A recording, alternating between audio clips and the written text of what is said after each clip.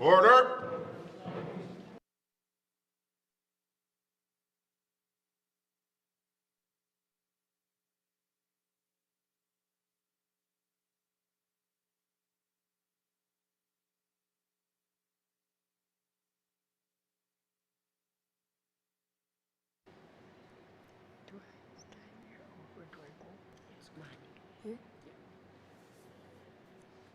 Goeienaand.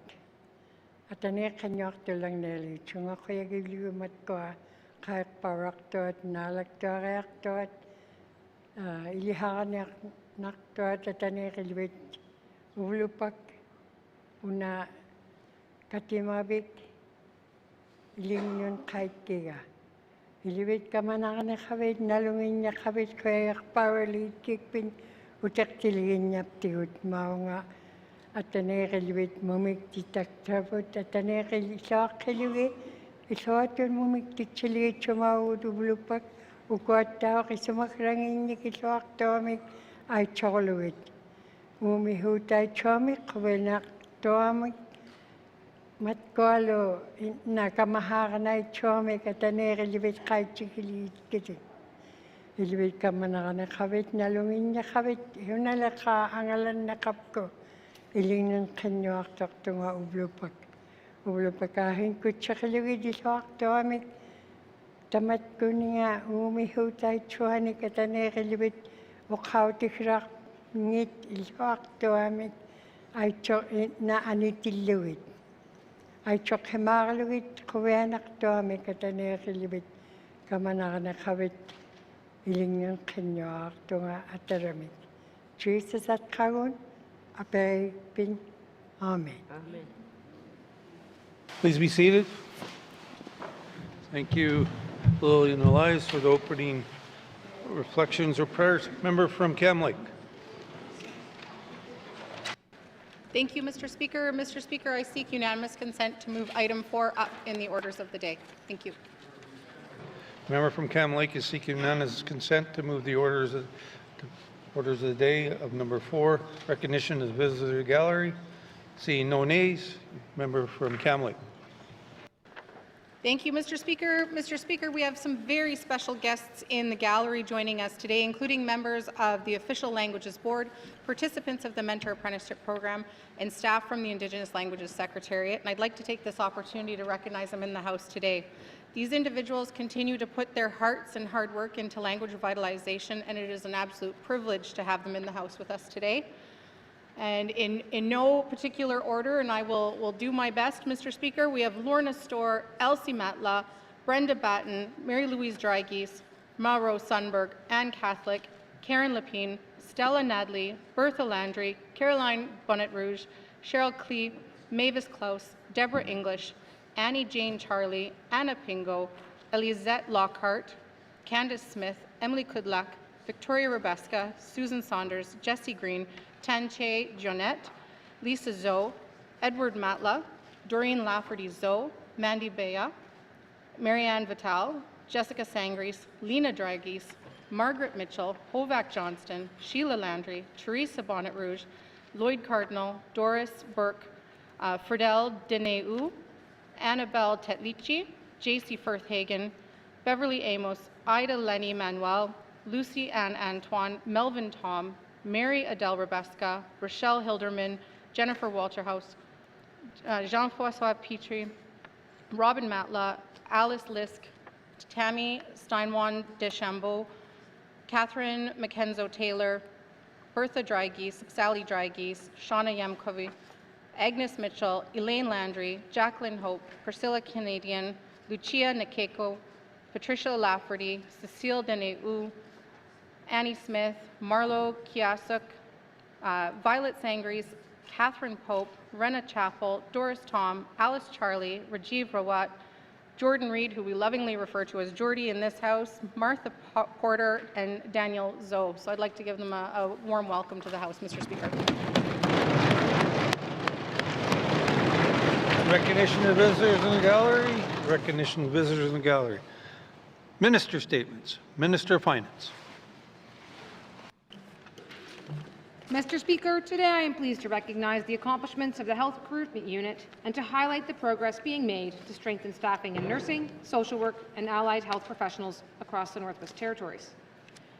The Health Recruitment Unit was established within the Management and Recruitment Services Division of the Human Resources Branch of the Department of Finance in partnership with the Northwest Territories Health and Social Services Authority and the Cleacho Community Services Agency. The purpose of this unit is to coordinate and streamline recruitment efforts across health and social services positions throughout the Northwest Territories by leading proactive and streamlined approaches to recruitment. Mr. Speaker, we know that there are persistent workforce challenges facing northern and remote jurisdictions. Across Canada, shortages of health and social services professionals continue to place pressure on health systems, driven by demographic change and increased service demand.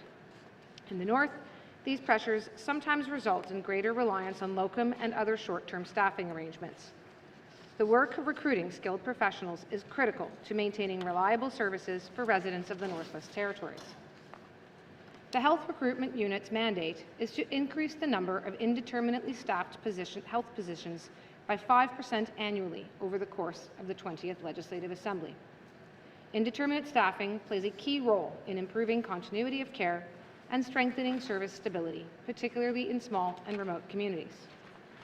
Since the creation of the unit on August 1, 2020, 728 indeterminate staff have been hired. These hires include 66 registered nurse graduates from the Aurora College Bachelor of Science in Nursing degree program in the last 5 years. A further 215 term employees were hired during this period as of December 31st, 2025. And Mr. Speaker, I am also pleased to report that as of December 31st, 2025, the Health Recruitment Unit has recruited 60 registered nurses and 3 nurse practitioners, 11 licensed practical nurses, 14 social service workers, and 16 allied health professionals. Allied health professionals, for example, can include audiologists, speech-language, occupational therapy, sonographers, medical lab technicians, and so on. The Health Recruitment Unit also manages a growing database of over 700 registered nurses interested in casual employment, and during this fiscal year has hired 239 casual nurses. Based on current projections, the unit anticipates a 12.1% increase in indeterminate staff this fiscal year alone, excluding turnover. This projected increase exceeds the unit's annual target and reflects progress towards the Legislative Assembly's priority of access to health care. Looking ahead, the Health Recruitment Unit will continue to work to refine recruitment strategies, strengthen coordination, and support government-wide efforts to build and maintain a skilled, stable, and sustainable health workforce for the Northwest Territories. Thank you, Mr. Speaker. Thank you, Minister of Finance. Minister of Statements. Minister of Municipal and Community Affairs. Mr. Speaker, later today I'll be tabling the first annual report on the Northwest Territories Emergency Management System covering the period of April 2024 to December 2025. This report gives residents, community governments, Indigenous governments, and members of this House clear, transparent account of how the emergency management system is functioning, what improvements have been made, and where further work is needed. By reporting on our progress, we are taking an important step towards demonstrating improvements to the Northwest Territories emergency management system. Mr. Speaker, Northerners have been clear about their expectations. They want a stronger emergency management system that is resilient, communicates clearly, and demonstrates accountability. The Government of Northwest Territories takes this priority seriously. Trust is built through consistent action and commitment to follow through. This annual report reflects on how commitment to transparent and timely reporting on the actions to improve the NWT emergency management system. The Northwest Territories continues to face significant risk. Floods and wildfires remain our highest risk hazard, and climate change is making these events more frequent and severe.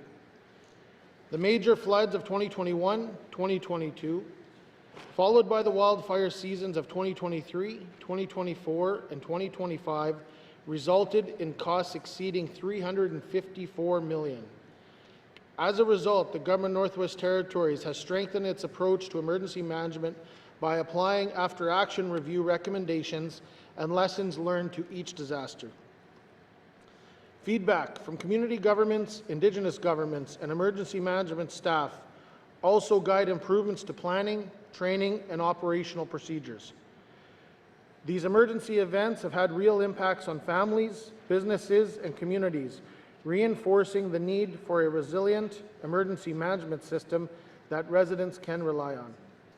Mr. Speaker, the Government of Northwest Territories has invested in staffing, creating a new dedicated training officer position, and these roles ensure consistent training, increased support for communities to develop and practice their emergency plans, and improved local readiness.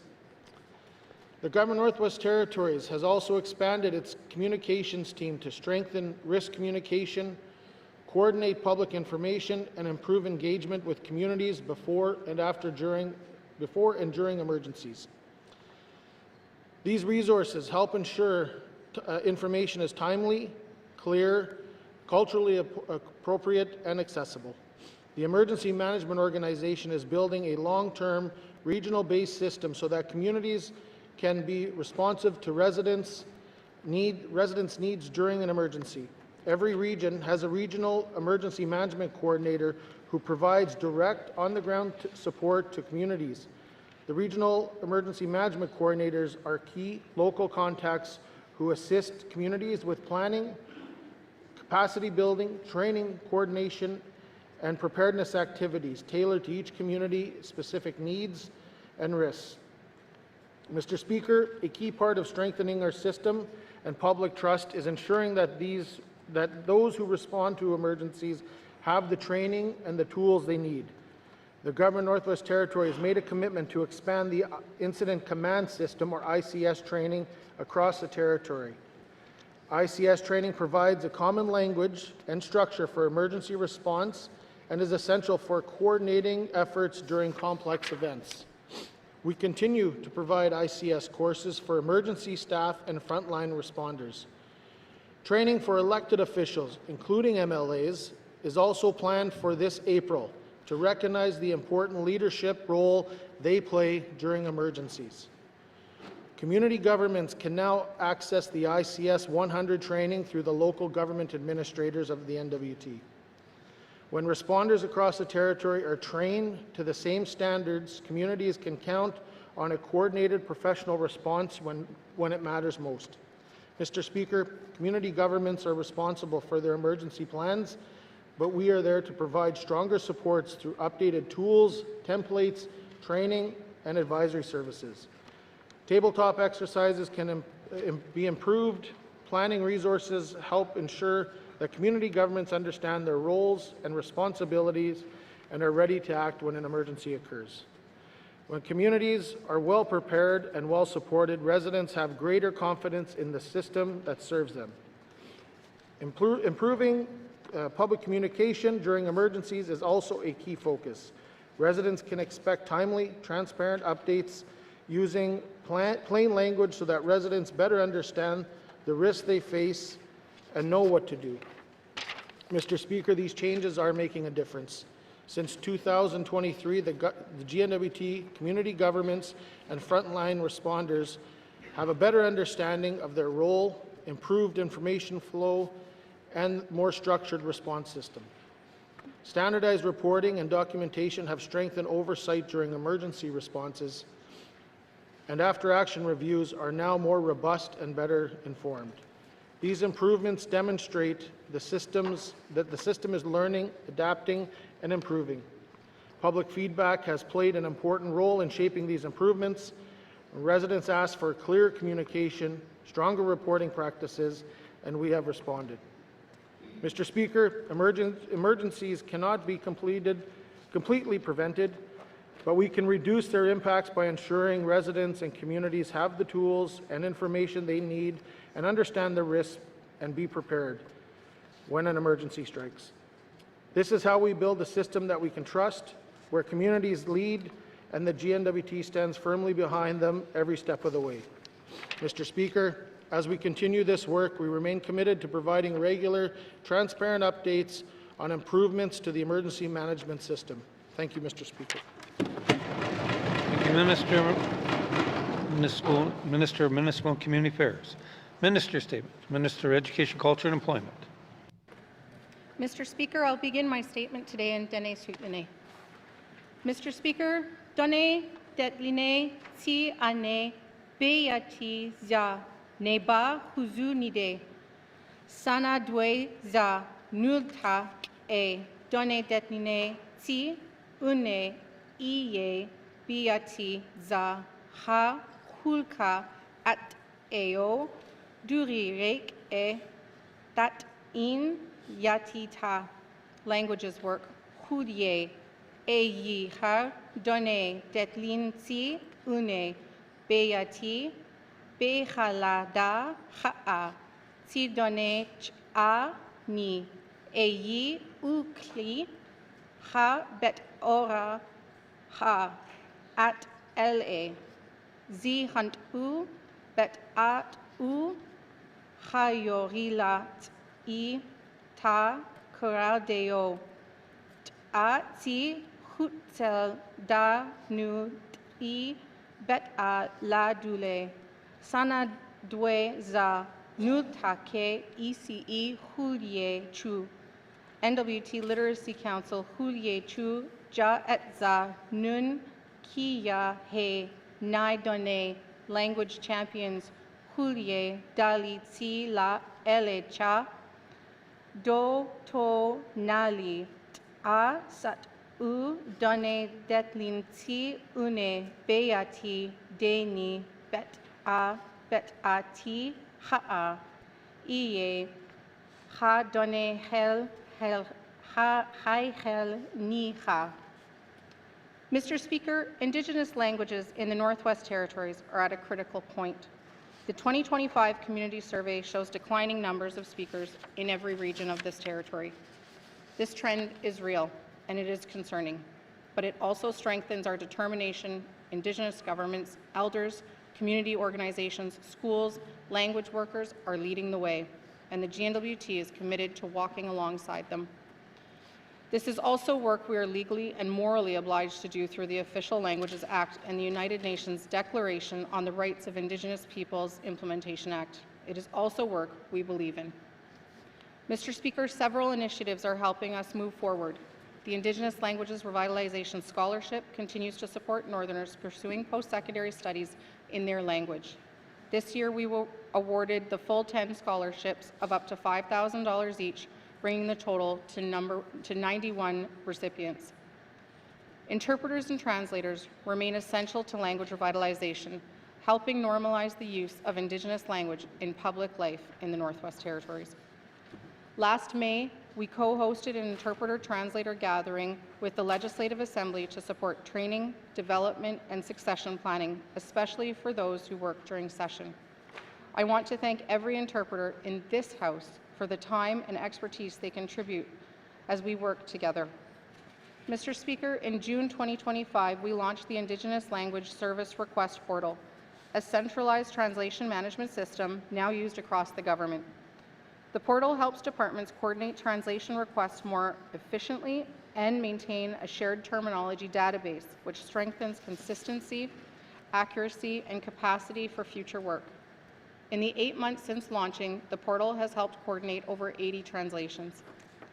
Mr. Speaker, 2026 marks the 7th year of the Mentor Apprenticeship Program. Over 180 apprentices have now completed their 200-hour immersion experience, and some have continued over multiple years.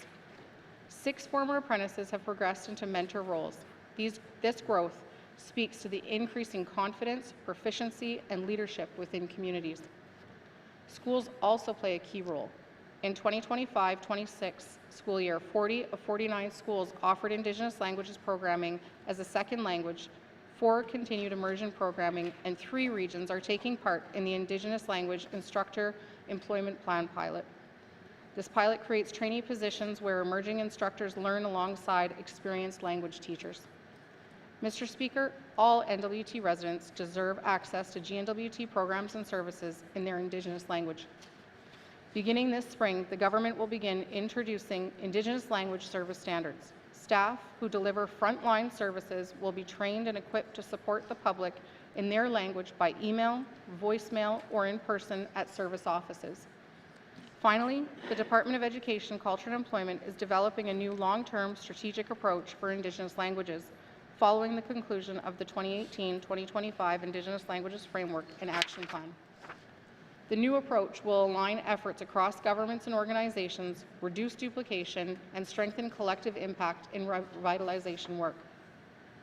This government is taking steps towards this collaborative, developed approach with Indigenous governments and will also collaborate with language authorities, the Official Languages Board, education partners, and community organizations.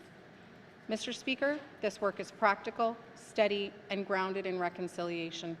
It also creates more opportunities to use, hear, and strengthen Indigenous languages and communities. Language is a source of strength, identity, and continuity. By continuing this language revitalization work together, we help ensure that future generations grow up with the languages that belong to this land and its people. Merci, Mr. Speaker.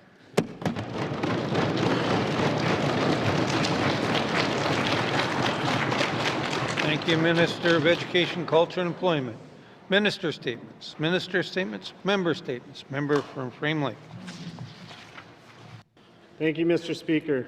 Mr. Speaker, adults with disabilities and their families face persistent barriers to access and accommodation when more than one GNWT program must work together. There is currently no single coordinated access and accommodation pathway across GNWT programs, resulting in delays, service gaps, and ineffective accommodation. This problem is systemic, not just case-specific. I have heard from multiple constituents about these issues. It was raised in the 2023 Supported Living Review, and it was raised by another MLA already this sitting. So I think it's clear these issues are affecting numerous people in the territory. Programs commonly involved in fragmented access are home and community-based care and personal support services, respite and short-term placement within long-term care facilities, GNWT-funded community and disability support programs requiring individualized accommodation, and GNWT-administered income and disability-related support programs. These programs operate across departments and service delivery streams without a unified access point.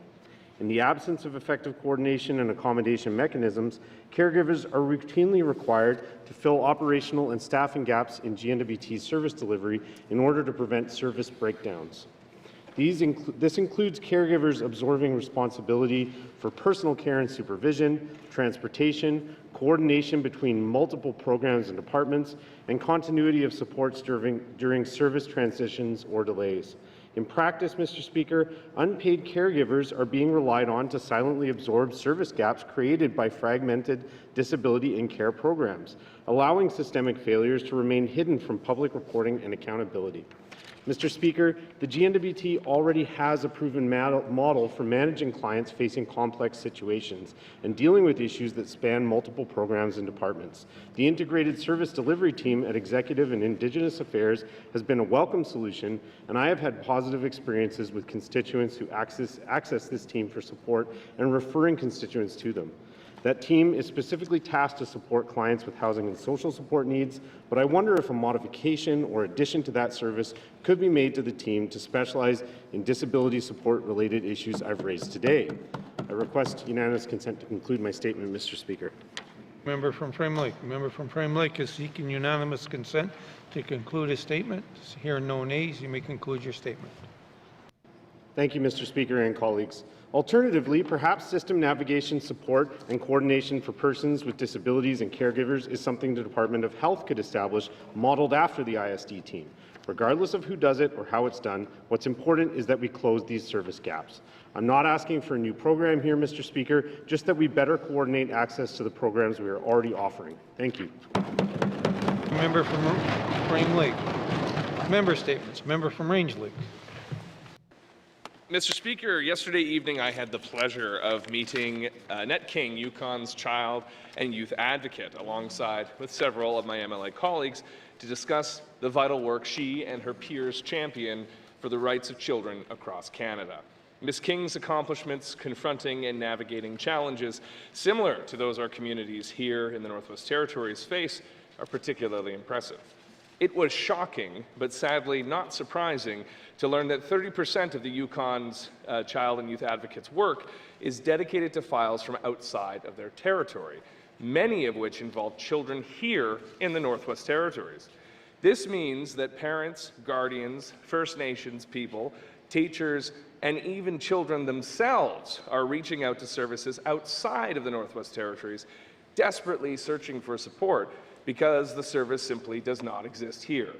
The minister can claim she can support these children with current policies, yet there is no solution for whose welfare could be compromised by the very service meant to protect them, especially when Child and Family Services is their legal guardian.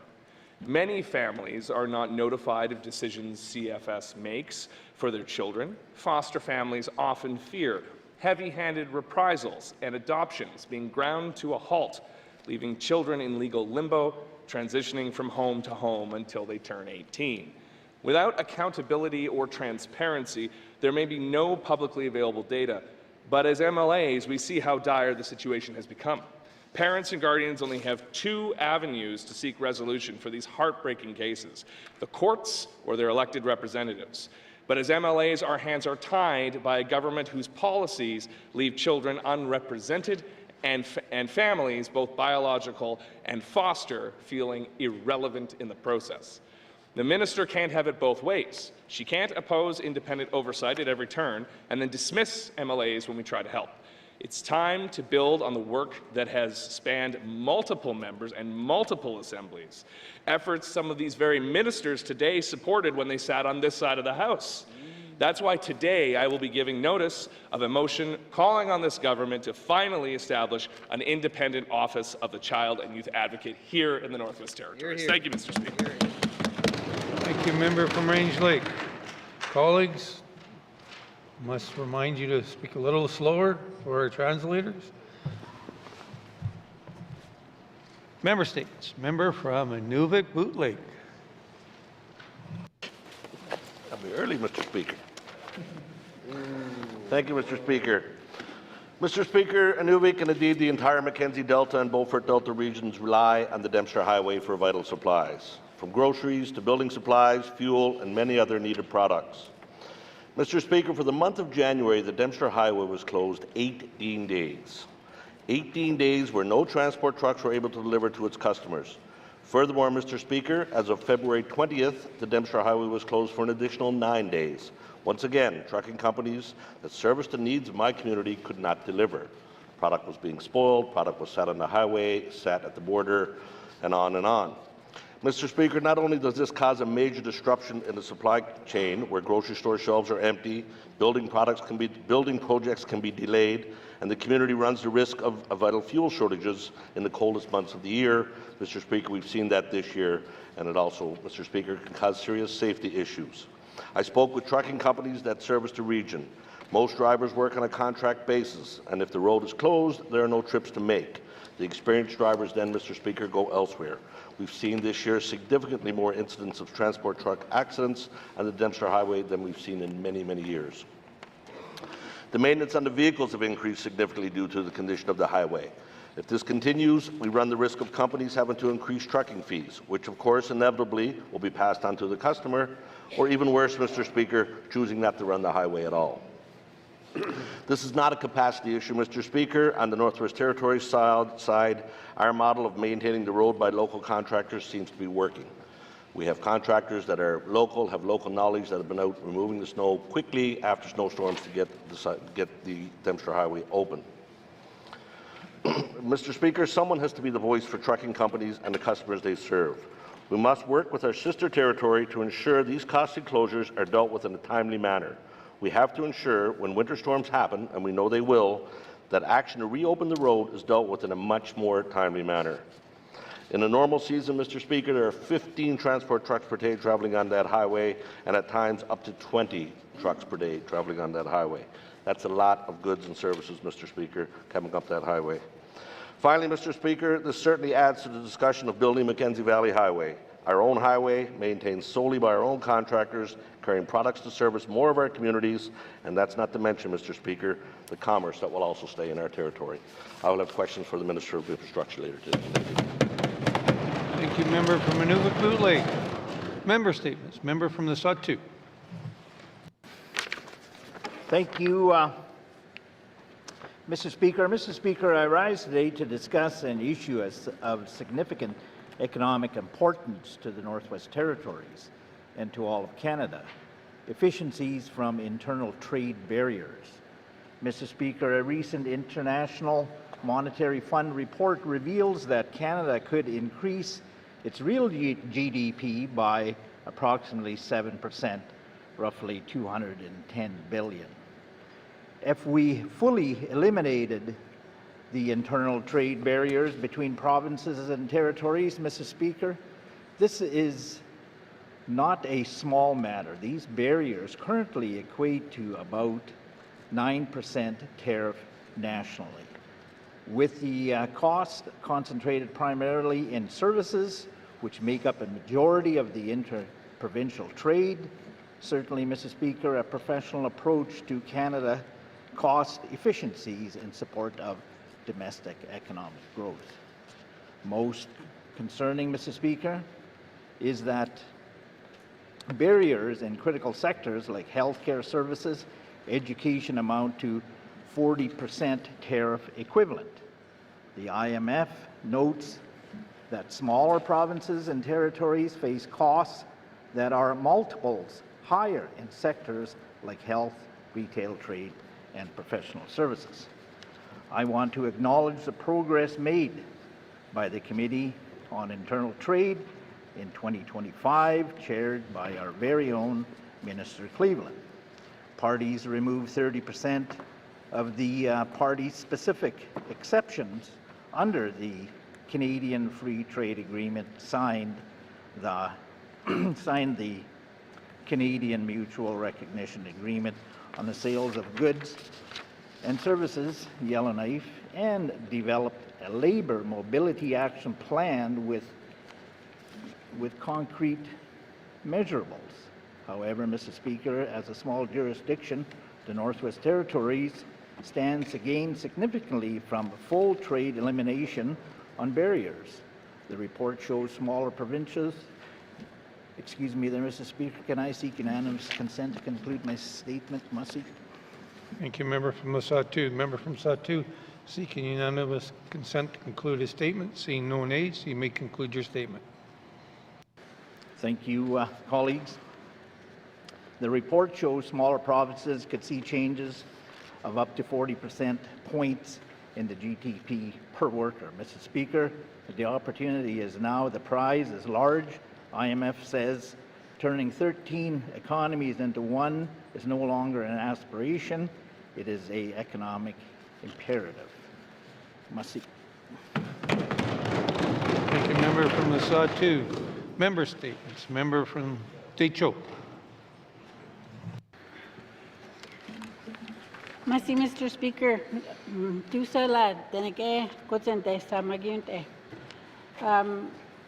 Thank you, Mr. Speaker. I just mentioned that this month is Languages Month. Mr. Speaker, today I want to address an issue that has significant implications for student success in the Northwest Territories: the practice of peer group placement in our education system. Peer group placement occurs when a student who has not met most grade level expectations is advanced to the next grade with their peers, supported by an education program plan designed to meet their learning needs. However, advancing students before they have developed essential foundational skills can create long-term challenges. Students who move ahead without the necessary competencies often begin the next school year at a disadvantage.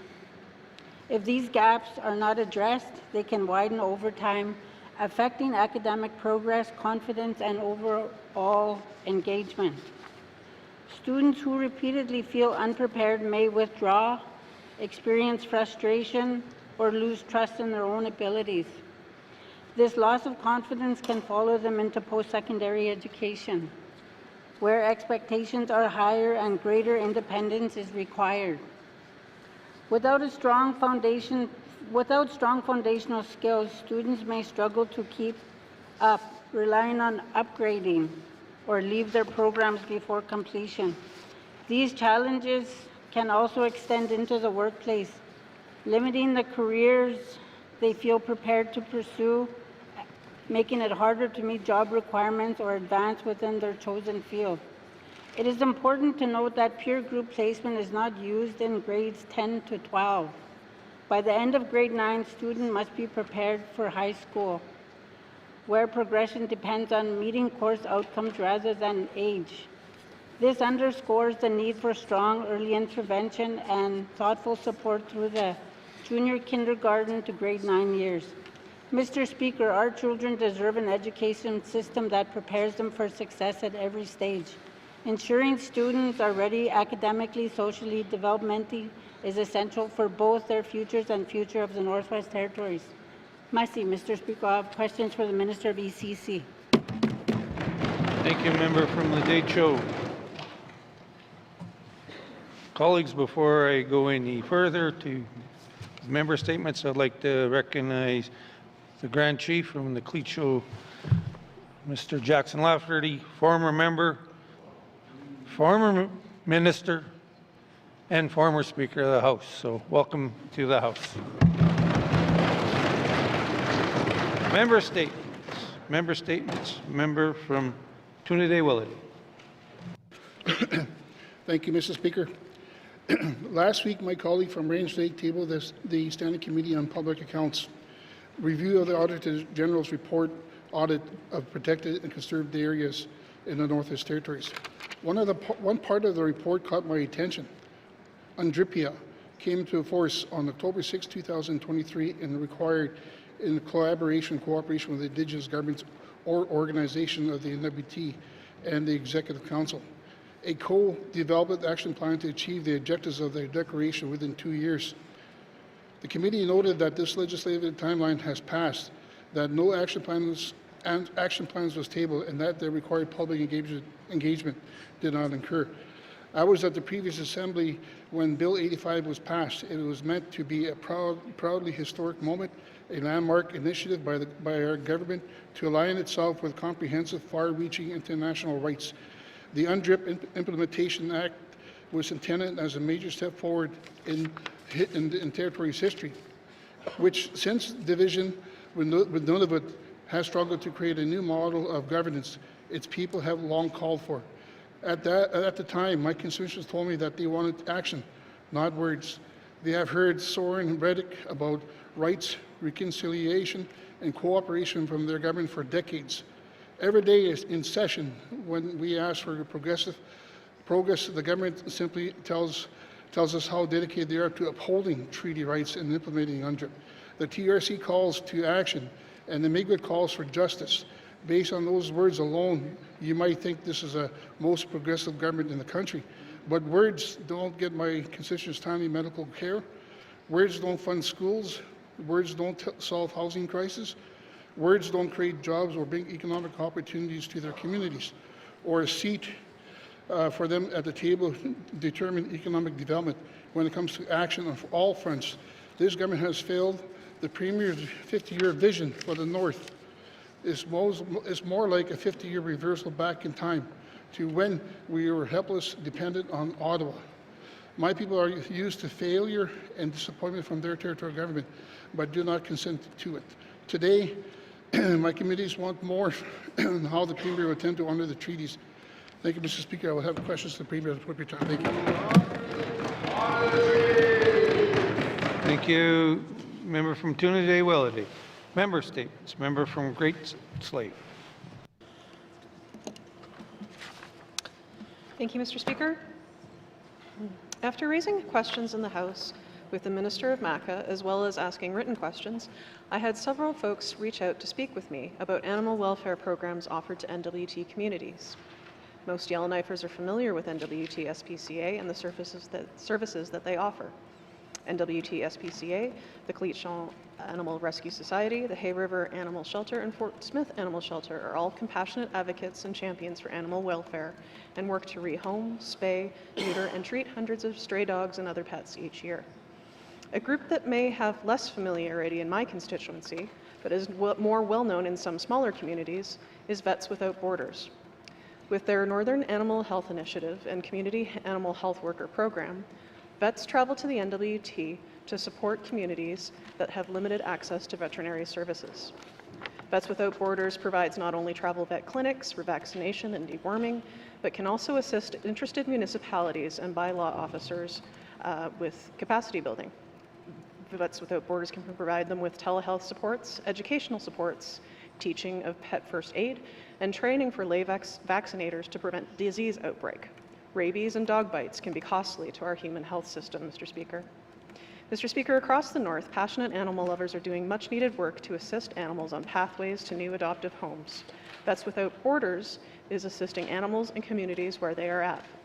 Animal welfare has many facets, and some facets could be supported with in-kind government work. With some targeted support for communities, we can lessen downstream impacts on our animal shelters. I'll have questions for the Minister of MACA at the appropriate time. Thank you. Thank you, member from Great Slave. Member statements. Member from Yellowknife North. Mr. Speaker, many things about healthcare keep me up at night. One concern I haven't spoken about yet is the department's growing focus on integrating private contracted paramedics into both small community health centres and our hospital emergency departments. To be clear, paramedics do difficult, important work. Their specialty is in responding to emergency events and stabilizing patients for transport, to take them to other medical professionals with broader scope. In the NWT, paramedics have mainly been working for either municipalities with ambulance services like Yellowknife, working for mines or with firefighting crews to support remote operations, or else working for private companies that run medevacs. Two things are new that concern me. The push to give paramedics new roles in order to plug nurse vacancies, and the shift towards privatization of our core healthcare functions. Now, one of this minister's top 3 priorities is to create the small community model of care, and this budget proposes adding a new full-time manager position devoted to that work. The problem is that model seems to revolve around expanding the role of private paramedics in primary care. Now, let's remember that paramedics specialize in acute care and transport, so why would we turn to them for the everyday care people need in small community health centres, everything from health promotion and screenings to pre- and postnatal care to chronic disease management? The explanation given is that right now we cannot recruit enough community health nurses or emergency room nurses to fill all the shifts. So we need to contract these paramedics for hire as helpers so the nurses don't burn out. Well, who could argue with that? Except why is the alternative to paramedics having nobody? Why aren't we focused on the need to hire more community health nurses when they're the ones with the skill sets we need most? We have a health recruitment unit. We heard today, reportedly it's doing great, smashing its targets in hiring both indeterminate and casual RNs and community health nurses. Are they all leaving so soon? The shift towards filling gaps with private paramedics seems more like a short-sighted move of desperation than a long-term strategy we should pour more resources into. Mr. Speaker, I ask for unanimous consent to conclude my statement. Member from Yellowknife North. The member from Yellowknife North is seeking unanimous consent to conclude her statement. Seeing no nays, you may conclude your statement. Thank you, Mr. Speaker. I'll simply conclude by saying I will have more to say in the coming days about my concerns with the increasing privatization of primary care through paramedics. Thank you, Mr. Speaker. Thank you, member from Yellowknife North. Member statements. Member from Moultrie. Thank you, Mr. Speaker. Mr. Speaker, di nawk egatasi adani late iyats ingli adani late isek edi adani late isahela da dani dun dulits et inawu. Mr. Speaker, inyi Nawisi, Gahiga Nawadi, Lena Gotrogi Nawahunt, and Iwahet, Nawu what lassi, good that what lassi, Gotrogi Nawisi, what a honey, Sakagi Helats, it down to illegate in here again. It a Nawuk Egatan Child Family Service and Mr. Speaker. Mr. Speaker, family unity, responsibility, respect, and care for one another are core principles that have sustained our people for generations. When we speak about children and family services, those values might guide us. No disputes that child safety must always come first. When a child is in danger, the government has a duty to act, but we must also look honestly at why so many families are reaching crisis in the first place. Too often, Mr. Speaker, housing shortages, overcrowding, poverty, trauma, and limited access to local supports are major contributing factors. Mr. Speaker, these are systemic challenges, not simply individual failures. When parents do not have stable housing or access to mental health, addictions, and family supports in their own communities, they are being asked to succeed without the tools they need. Mr. Speaker, when a child must be removed from their parents, that is already a serious and disruptive change. When that removal also means the child must leave their home communities because there is no local placement available, the impact is even greater. The separation from family is compounded by separation from culture, language, school, and community supports. If we are serious, Mr. Speaker, about reconciliation and about honoring Indigenous values, we must address both prevention and capacity. We must strengthen families before crisis occurs, and we must ensure that when children are in care, they can remain connected to their home communities. Mr. Speaker, our children deserve stability, protection, and the opportunity to grow up surrounded by their culture, their language, and their people. I will have a question for Minister of Health and Social Services. Thank you. Thank you, member from Wilkie. Member statements, member from Yellowknife North, or Centre. Sorry. Thank you, Mr. Speaker. For most Northerners, the cost of living isn't just a challenge, it's actually a crisis. It's a financial impossibility some days, from the grocery aisle to the heating bills. Mr. Speaker, Northerners clearly shoulder some of the heaviest burdens across Canada, and I think people are getting tired of the tried and true excuses of inaction when it comes to geography and climate change as the backstop of why inaction seems to happen. Mr. Speaker, since 2023, this government has talked extensively about its affordability challenges, and yet residents are still asking, show us some results, Mr. Speaker. Northerners deserve much more than rehearsed talking points and fingers pointing, Mr. Speaker. Well, the government will list endless amounts of subsidies and things they do, but the people on the ground don't see results. They see Band-Aids for just such a few. Mr. Speaker, the everyday person doesn't want incremental tweaks. They want to see something in their wallet. Insufficient or invisible rhetoric, Mr. Speaker, won't fill a belly, Mr. Speaker, and it definitely won't keep the lights on. Mr. Speaker, they deserve concrete action now to lower costs. And, Mr. Speaker, this crisis can't wait any longer.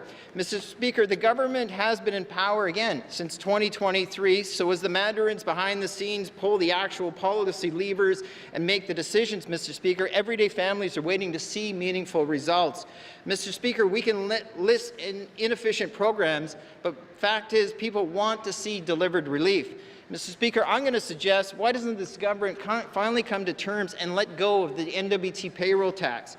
Mr. Speaker, that gluttony could end. Did you know if you made $35,000 a year, you pay $700 annually in payroll tax? Just imagine if you made as much as the NWT senior envoy. That'd be 10 times the amount of the everyday person. Mr. Speaker, at 2%, Mr. Speaker, that's a lot of local money, whether it's in Yellowknife, a regional centre, or a small community. That's disposable income for families going to stores, helping kids, etc. Mr. Speaker, like the old saying, if you build it, they will come. Mr. Mr. Speaker, the government's motto is, if you give us money, they'll find ways to spend it.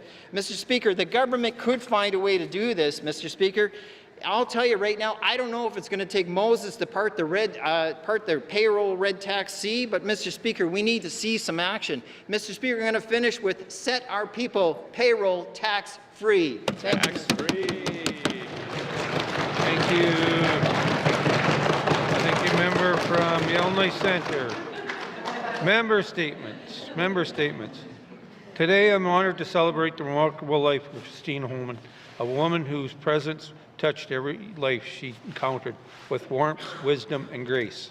Christine lived fully and loved deeply, leaving a legacy not only in the memory she created, but also in the kindness she shared so freely with others. Born with a generous spirit and a boundless curiosity, Christine approached life with a quiet but steady strength. She found joy in simple moments, a morning cup of coffee, a walk through the community, or a conversation that lingered longer after the day ended.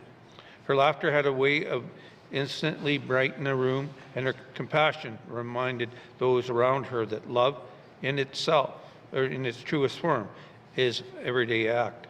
Christina dedicated herself to her family and friends, always leading with empathy and faith. She believed in the power of listening, of showing up, and finding beauty in the imperfection. Her home was a place of comfort, acceptance, where everyone felt welcome and valued. Beyond her kindness, Christine also embodied resilience. Through her life's challenges, she met hardship with courage and grace, showing us that strength, hope can coexist even in difficult times. She never stopped learning, growing, or inspiring others to do the same. I knew this amazing soul as a neighbor, a sounding board, and someone who was always willing to share her ideas in a meaningful way. When she said she wanted to chat with me, I knew I'd expect wisdom and insight. I will miss her deeply. Her family would often joke that Christina made it a point to support every community fundraiser, even if she didn't particularly enjoy playing bingo. She'd buy her card, dab away as the numbers were called, and laugh all the same. On a more serious note, she was very proud of her Métis heritage and serving as a Rangers, symbolized by the color of her coffin, Ranger Red. Remembrance Day was especially important to her. She took pride in participating in the parade and the laying of the wreaths. As we celebrate Christine's life, we remember her not with sorrow alone, but with gratitude for the love she gave, the lessons she shared, and the joy she left behind. May her memory remind us to cherish one another, live gently, and carry forward her remarkable lives in our lives. After a long battle with cancer, Christina passed away. Her sons and a partner would like to thank everybody for the well wishes and kind stories.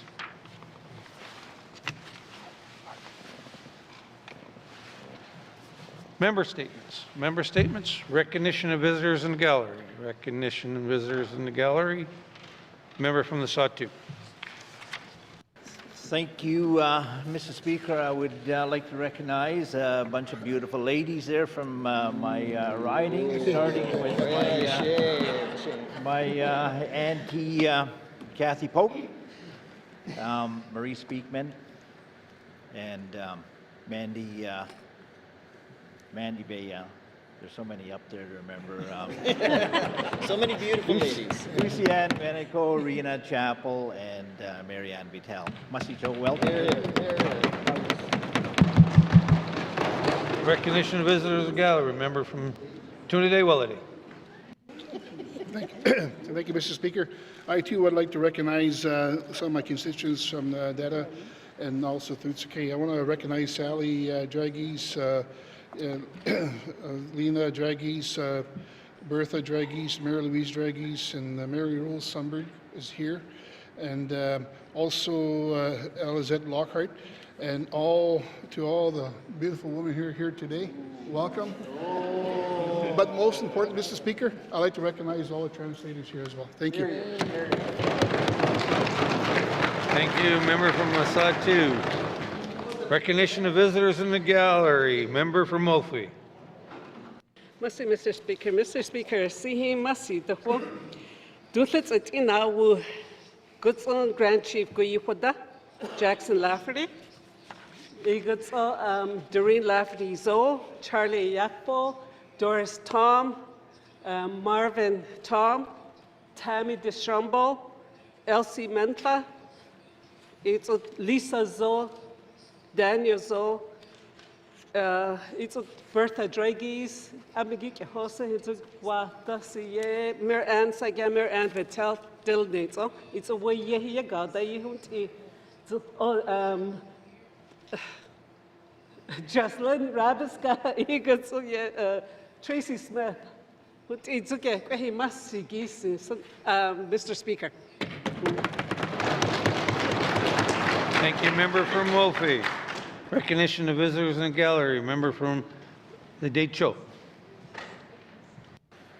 Merci, Mr. Speaker. I too would like to recognize our translators here, Sarah Gargan and Mary Jane Kazon, as well as the 7th year MAP participants and my constituents, Teresa Bonarouge, Stella Nadley, Bertha Landry, Elaine Landry, Sheila Landry, my mom, Caroline Bonarouge, my sisters, Jacqueline Hope and Cecile Denua, and my niece that was supposed to be here but isn't, Fidel Denua, and all the other beautiful ladies that are on the MAP program. Welcome to the Legislative Assembly.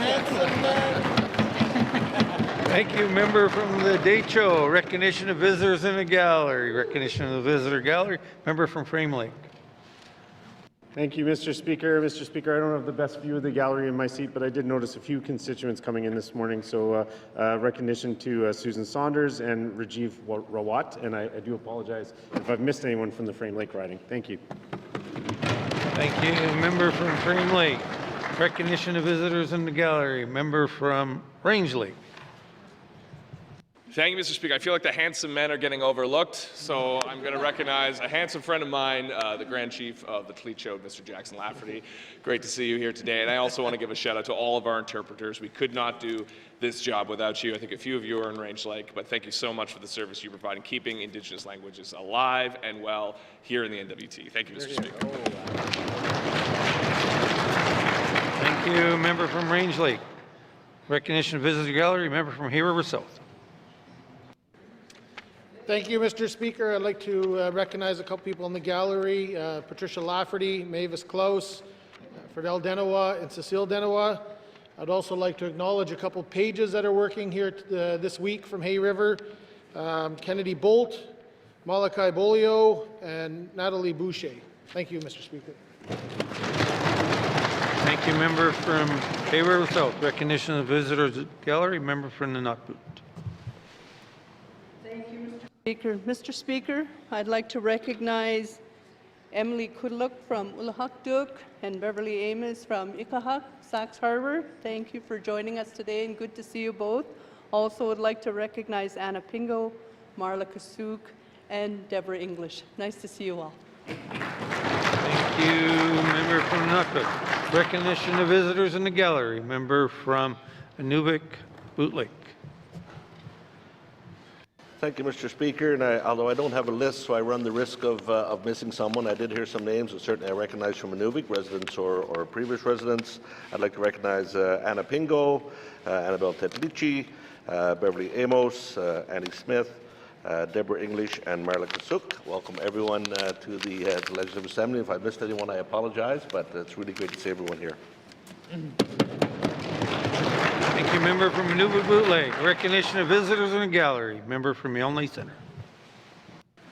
Thank you, Mr. Speaker. Just briefly, even with the benefit of spectacles, age is creeping up on me, and it's hard for me to make faces out in the gallery. But to that, I want to say to my friends up there, and the new ones and the old friends, my kindest regards. But, Mr. Speaker, I do know, recognizing Indigenous Language Month, that my favorite interpreter, Ms. Sarah Cleary, is here today, and I want to say a shout out to her. I always try to say hi to her because she's one of my fondest friends. Thank you much.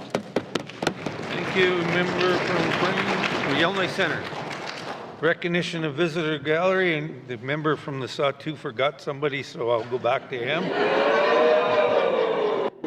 I'm privileged there, Mr. Speaker.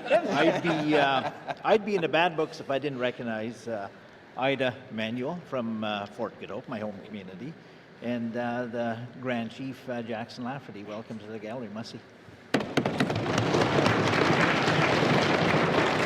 Recognition of visitors in the gallery. Somebody else forgot. Member from the Tune-Today-Willity. Well, thank you, Mr. Speaker. I also would like to recognize the Grand Chief, Jackson Lafferty here, and also the former president of the Ford Resolution Métis, Lloyd Cardinal. I believe he's up here. So welcome. Thank you, Mr. Speaker. Thank you. Member from Tune-Away. Member from recognition of visitors in the gallery. Member from Here River North. Thank you, Mr. Speaker. I'd like to recognize our former colleague and Clecho Grand Chief Jackson Lafferty. As well, I want to recognize the individuals that my colleague from Hay River South recognized, and all of the mentors, apprentices, and language champions that we're lucky enough to have with us in the gallery today. Thank you, Mr. Speaker. Thank you. Member from Hay River North. Recognition as visitors in the gallery. I have to recognize a constituent from the Henday, Cheryl Klee. Welcome to the Assembly as well. Tammy, sorry, I have to just say first name because I can't say her last name properly. So Steinwan was, but she's got this other part to it. So I turned her a nice color of red. So anyway, welcome to the Assembly. If we missed anyone in the gallery today, welcome to your Assembly. You put us in these seats. We appreciate the fact that you honored us with this opportunity to represent you for the 4 years, and we have 2 years left. So I hope you enjoy the proceedings. If there's, and it's so nice to see people in there. If we missed anybody, please, welcome to your Assembly.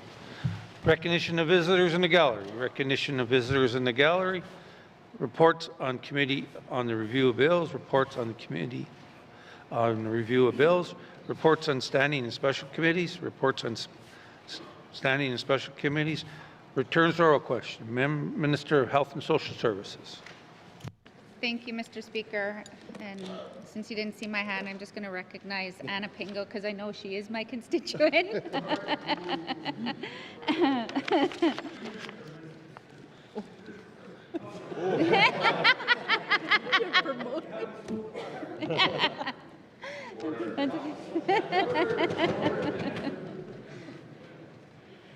All right, Mr. Speaker, I have a return oral question asked by member for Range Lake on February 9, 2026 regarding medical travel policy and ministerial exemption. Mr. Speaker, the medical travel policy is in place for residents who need support with travel to and from scheduled appointments for services not available in their home community, to ensure that residents have access to necessary health services. Mr. Speaker, the medical travel policy does not apply in circumstances where an individual is transported via ground or air ambulance and is receiving inpatient care from medical professionals.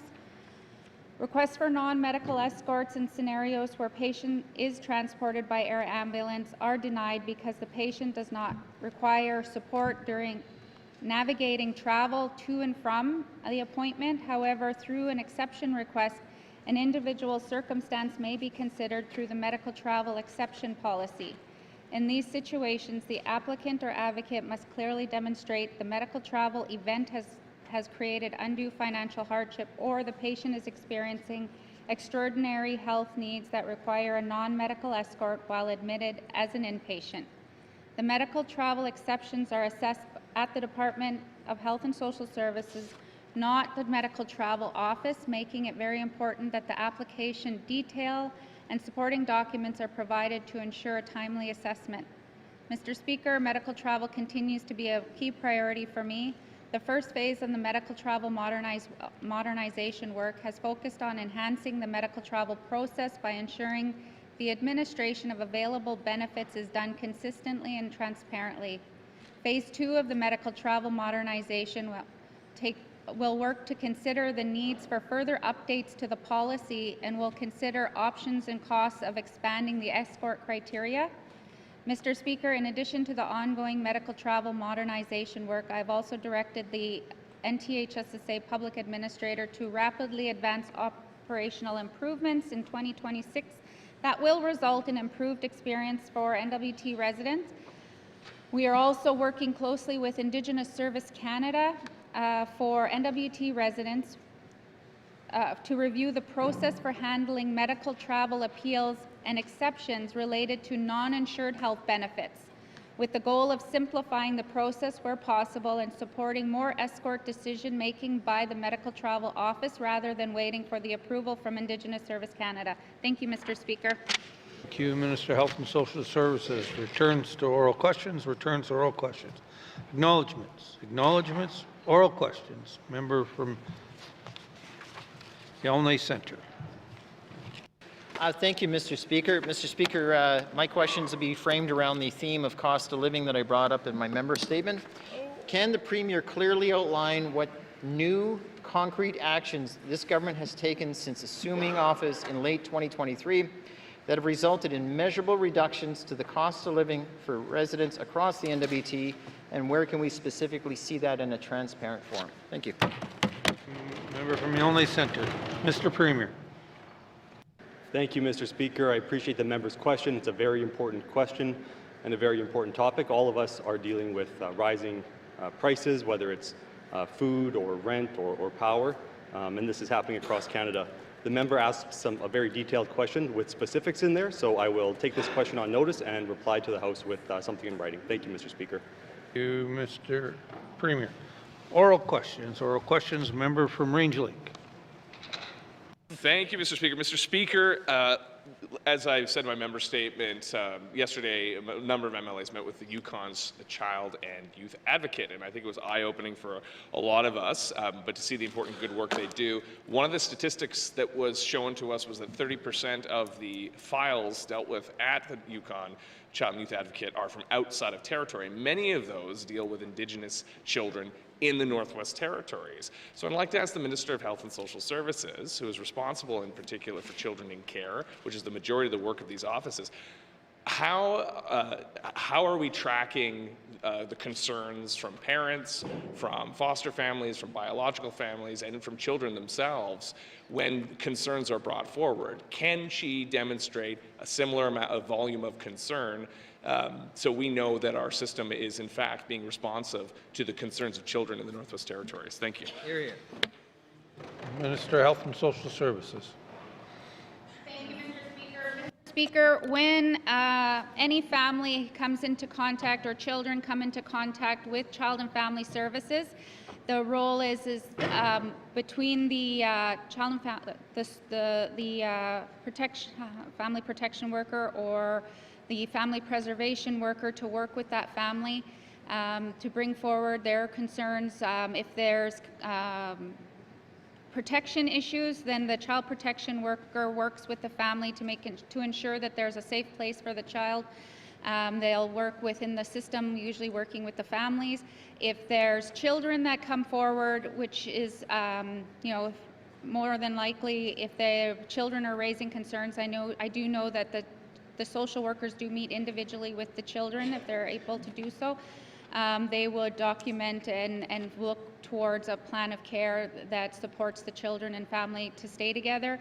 And then the other piece is with foster families. If there is no placement in the family, or if there's no support, immediate support that there could be for safety of the child, they'll usually look towards family members or other members within the community, and then foster families. Thank you, Mr. Speaker. Social Service. Member for Range Lake. Thank you, Mr. Speaker. That was a good summary of how our system works, how our child family services system works. But what I'm asking about is when people are raising concerns about the well-being of children in the system that aren't in custody or that are in custody, who's looking after the system? So if the very system is the problem, where do Northerners go to get assistance? Thank you, Mr. Speaker. Member from Range Lake. Minister of Health and Social Services. Thank you, Mr. Speaker. Mr. Speaker, the Director of Child and Family Services, which is not within the operations, the Director is within the department, investigates any complaints coming forward, works with the families, works with whomever the complaint is coming forward, and investigates that complaint. thoroughly and always puts the best interest of the child first and foremost. Thank you, Mr. Speaker. Health and Social Services. Final supplementary. Member from Range Lake. Thank you, Mr. Speaker. So once again, the director is part of the system. There needs to be independent oversight and an independent advocate as well. That's why MLA has been calling for to establish a child and youth advocate in the Northwest Territories. Will the minister establish that? If she does, I can get rid of this motion I'm going to give notice to later. But if she just says yes today, then we can all move forward and get a much-needed advocacy and support for children in the Northwest Territories. Thank you, Mr. Speaker. Member from Range Lake. Minister, Health and Social Services. Thank you, Mr. Speaker. Mr. Speaker, I'm only the Minister of Health and Social Services, so if I established it within the housing of Health and Social Services, that would defeat the member's concern. So this is a conversation I think that is beyond my role. I think so. You know, we've been having these conversations, and the member is correct. Like we've heard from members in the past government, and I was part of the other side of the House where these concerns come up. But what we need to do is we need to identify, is it where these concerns are coming? What is the actual concern? How is that going to be improved? And so I look forward to working with the regular members and my cabinet colleagues to resolve this issue. Thank you, Mr. Speaker. Minister, Health and Social Services. Oral questions. Member from Nuvik-Boot Lake. Thank you, Mr. Speaker. Following up on my member statement regarding the state of the Dempster Highway these past couple of months, my question is for the Minister of Infrastructure. I know he's aware, obviously, of these closures. He would get those reports through his department. Can the Minister tell me if he's met with his counterpart in the Yukon or whether or not that meeting is scheduled to discuss the ongoing issues with the Dempster Highway? Thank you. To member from Nuvik-Boot Lake, Minister of Infrastructure. Thank you, Mr. Speaker.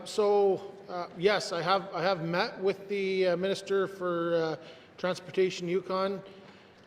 We were in contact over the holidays. In fact, Christmas Day we were in contact over the closures, trying to assist Inuvik with their propane shortage. So we've been in contact numerous times to support the opening and keeping open the Dempster Highway. Unfortunately, climate change has been an issue. We all know that, and it's impacted our side of the highway, the Dempster Highway, and also the Inuvik ITH. So it's no different on the Dempster Highway with all the mountains and everything else. So yes, I have been in contact with her, and we continue to work with the Yukon government on maintaining the highway and the open Dempster Highway. Thank you, Mr. Speaker. Minister of Infrastructure. Member from Nuvik-Boot Lake. Thank you, Mr. Speaker, and thank you for that. And yes, and I'm aware, I know the Minister was very helpful during the closer crisis we had during the fuel delivery issue we had on Inuvik when the highway was closed. And I understand, yes, climate change is real, it's happening on both sides of the border, but our contractors seem to be able to keep it open. I understand there's a little more mountainous areas on the other side, but 18 days is a long time. So does the Minister have any comments, or did he get any comments from his counterpart, the Minister of Transportation in the Yukon, is actually putting more capacity, more resources to ensure that we don't get a month where there's 18 days or a 20-day period where there's 9 days in February where it's closed? Has there been any commitment from the Yukon side? Thank you. Member from Nuvik-Boot Lake, Minister of Infrastructure. Thank you, Mr. Speaker. Just to add to what the member says, we have a lot of good contractors on both sides of the Yukon and NWT. Our contractors have been working hard to maintain the roads and keep them open. I know Yukon, our departments have been communicating, and they are doing a bunch of work to the Dempster Highway, and there's plans being developed on exactly what they're going to do. Unfortunately, I don't have details on what their action plans are for maintaining the road during winter events and when there is winter storms or anything like that on the Yukon side. So I will reach out to the government of Yukon to see if there's an opportunity on how we can work together and maybe some better communication on helping keep the Dempster Highway open for less impacts. Thank you, Mr. Speaker. To Minister of Infrastructure. Final supplementary. Member from Nuvik-Boot Lake. Thank you, Mr. Speaker. I appreciate that. I know there's funding to do some upgrades on that highway, and certainly appreciate that too in the summer. The minister mentioned that he will meet again and talk about doing some commitments. Will the minister include with that? And I know in speaking with our contractors on the NWT side, they've often went down and said, yeah, we could get that open, but yet a couple of days pass before it's actually done. Is there a potential that we could actually provide some of that service to the government of the Yukon? From Nunavut Lake, Minister of Infrastructure. Thank you, Mr. Speaker. Those discussions have never happened, or those discussions haven't happened that I'm aware of, and I don't know if that idea has ever been tabled. So it's something we could talk about and look at, and maybe work with the member on what exactly the idea looks like. But definitely, you know, always open for solutions of ways to keep the Dempster Highway open longer. I think it's important to get supplies and services to all the communities in the north. So thank you, Mr. Speaker. Oral questions. A member from Frame Lake. Thank you, Mr. Speaker. Mr. Speaker, following up on my statement earlier today, does the Department of Health, and these questions are for the Health Minister, does the Department of Health have a system navigation or cross-departmental service access function which could receive clients with disabilities or their families and help coordinate access to services across programs and departments for them? Thank you. Minister of Health and Social Services. Mr. Speaker, no. Persons with disability access supports like any other Northwest Territories resident based on what their assessed needs are. So within health, if they have certain needs, then health will look within their system to support those needs. Many GNWT departments provide supports, and so this is not just a health services area. Thank you, Mr. Speaker. Minister of Health and Social Services. Member from Frame Lake. Thank you, Mr. Speaker. Mr. Speaker, the 2023 Supported Living Review recommended wraparound case management as a key systemic change needed. Has the department made any progress enacting this recommendation? Thank you. Thank you, member from Frame Lake. Minister of Health and Social Services. Thank you, Mr. Speaker. Mr. Speaker, this is on the work plan, and however, as I said last week, the Healthcare Sustainability Unit is analyzing and looking at the supportive living program as it is. So we have paused any of this work until we get the outcomes of that, because we don't want to be investing into areas where there's a higher need through that may come through the analysis through the Healthcare System Sustainability Unit. Thank you, Mr. Speaker. For Health and Social Services. Final supplementary. Member from Frame Lake. Thank you, Mr. Speaker. Mr. Speaker, I consider this Health Sustainability Unit more of a fiscal responsibility exercise. I mean, the department has had a number of years with that review and the recommendations from it. Mr. Speaker, would the minister consider establishing a systemic support role similar to the Integrated Service Delivery Team at EIA for persons with disabilities and supported living clients, or working with the Premier to see if such a role could be added to the ISD team that exists? Thank you. Member from Frame Lake. Minister of Health and Social Services. Thank you, Mr. Speaker. Mr. Speaker, as per the comments about, yes, this is it's going to analyze. It's analyzing because of the overspend in the supportive living area. Every year we're spending, millions and millions of dollars on supportive living, and so when we got this report, it's also recommending to spend many, many more millions. So we have processes that we need to go through for that in order to implement all those recommendations. However, we have, within health, we have child and family services recommendations, we have healthcare, hospital service recommendations, we have primary care recommendations. So I'm trying to balance all of those recommendations as to implementing the highest needs.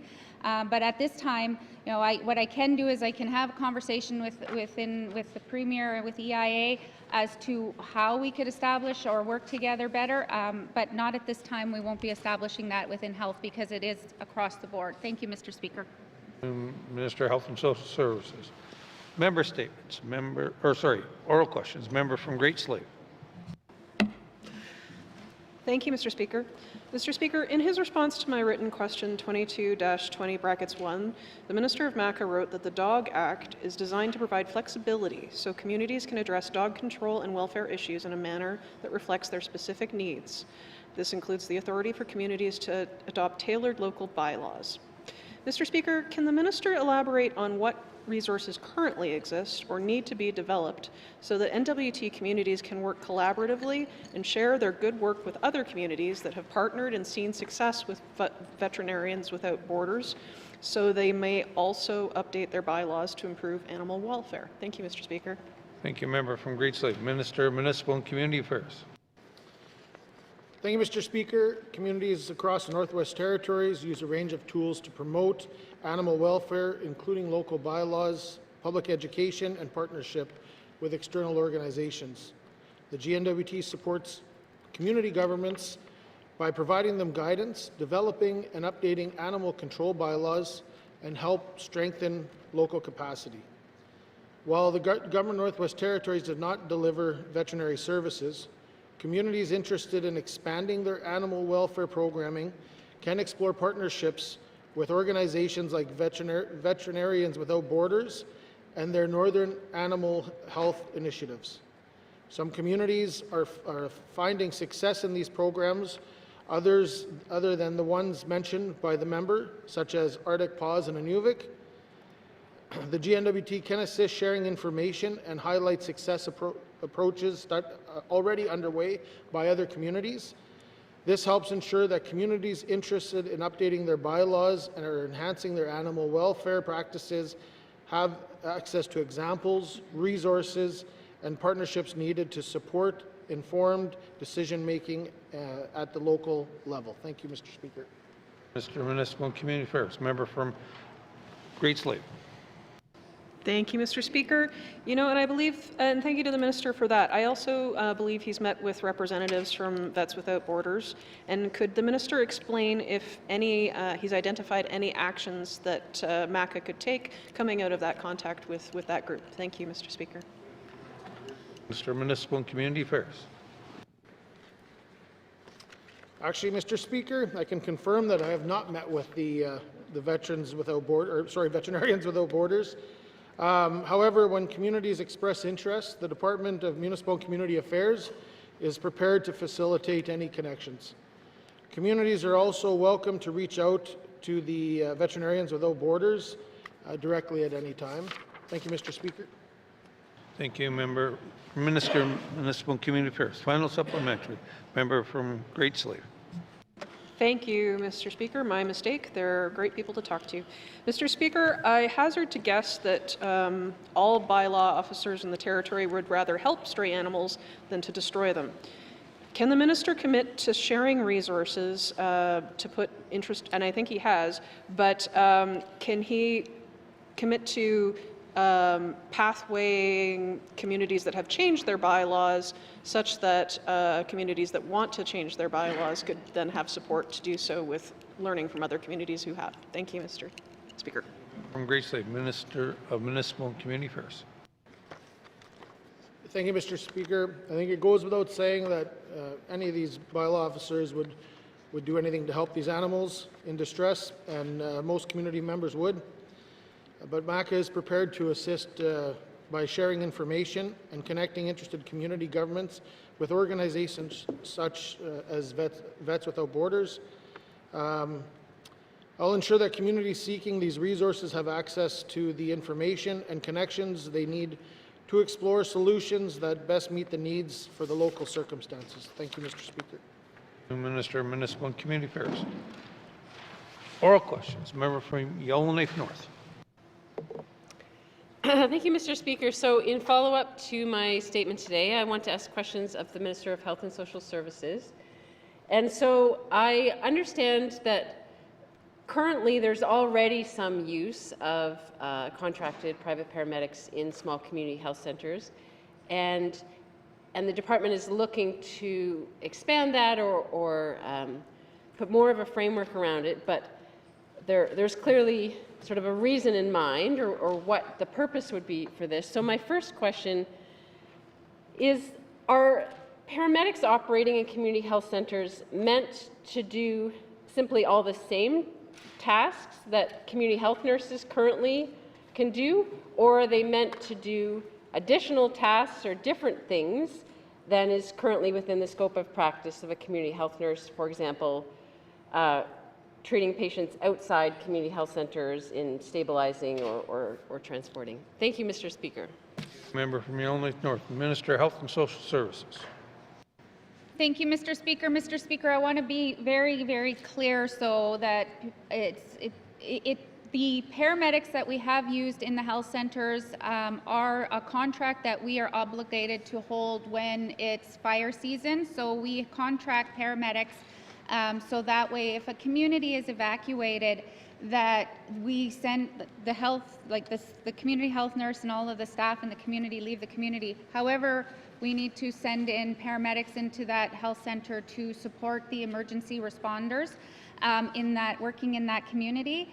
So what we have done is we've been paying for them, and so over the summer months is also a time when it's challenging to ensure that our community health centers remain open because nurses do work, we have casual nurses that are coming in and some are on their time off.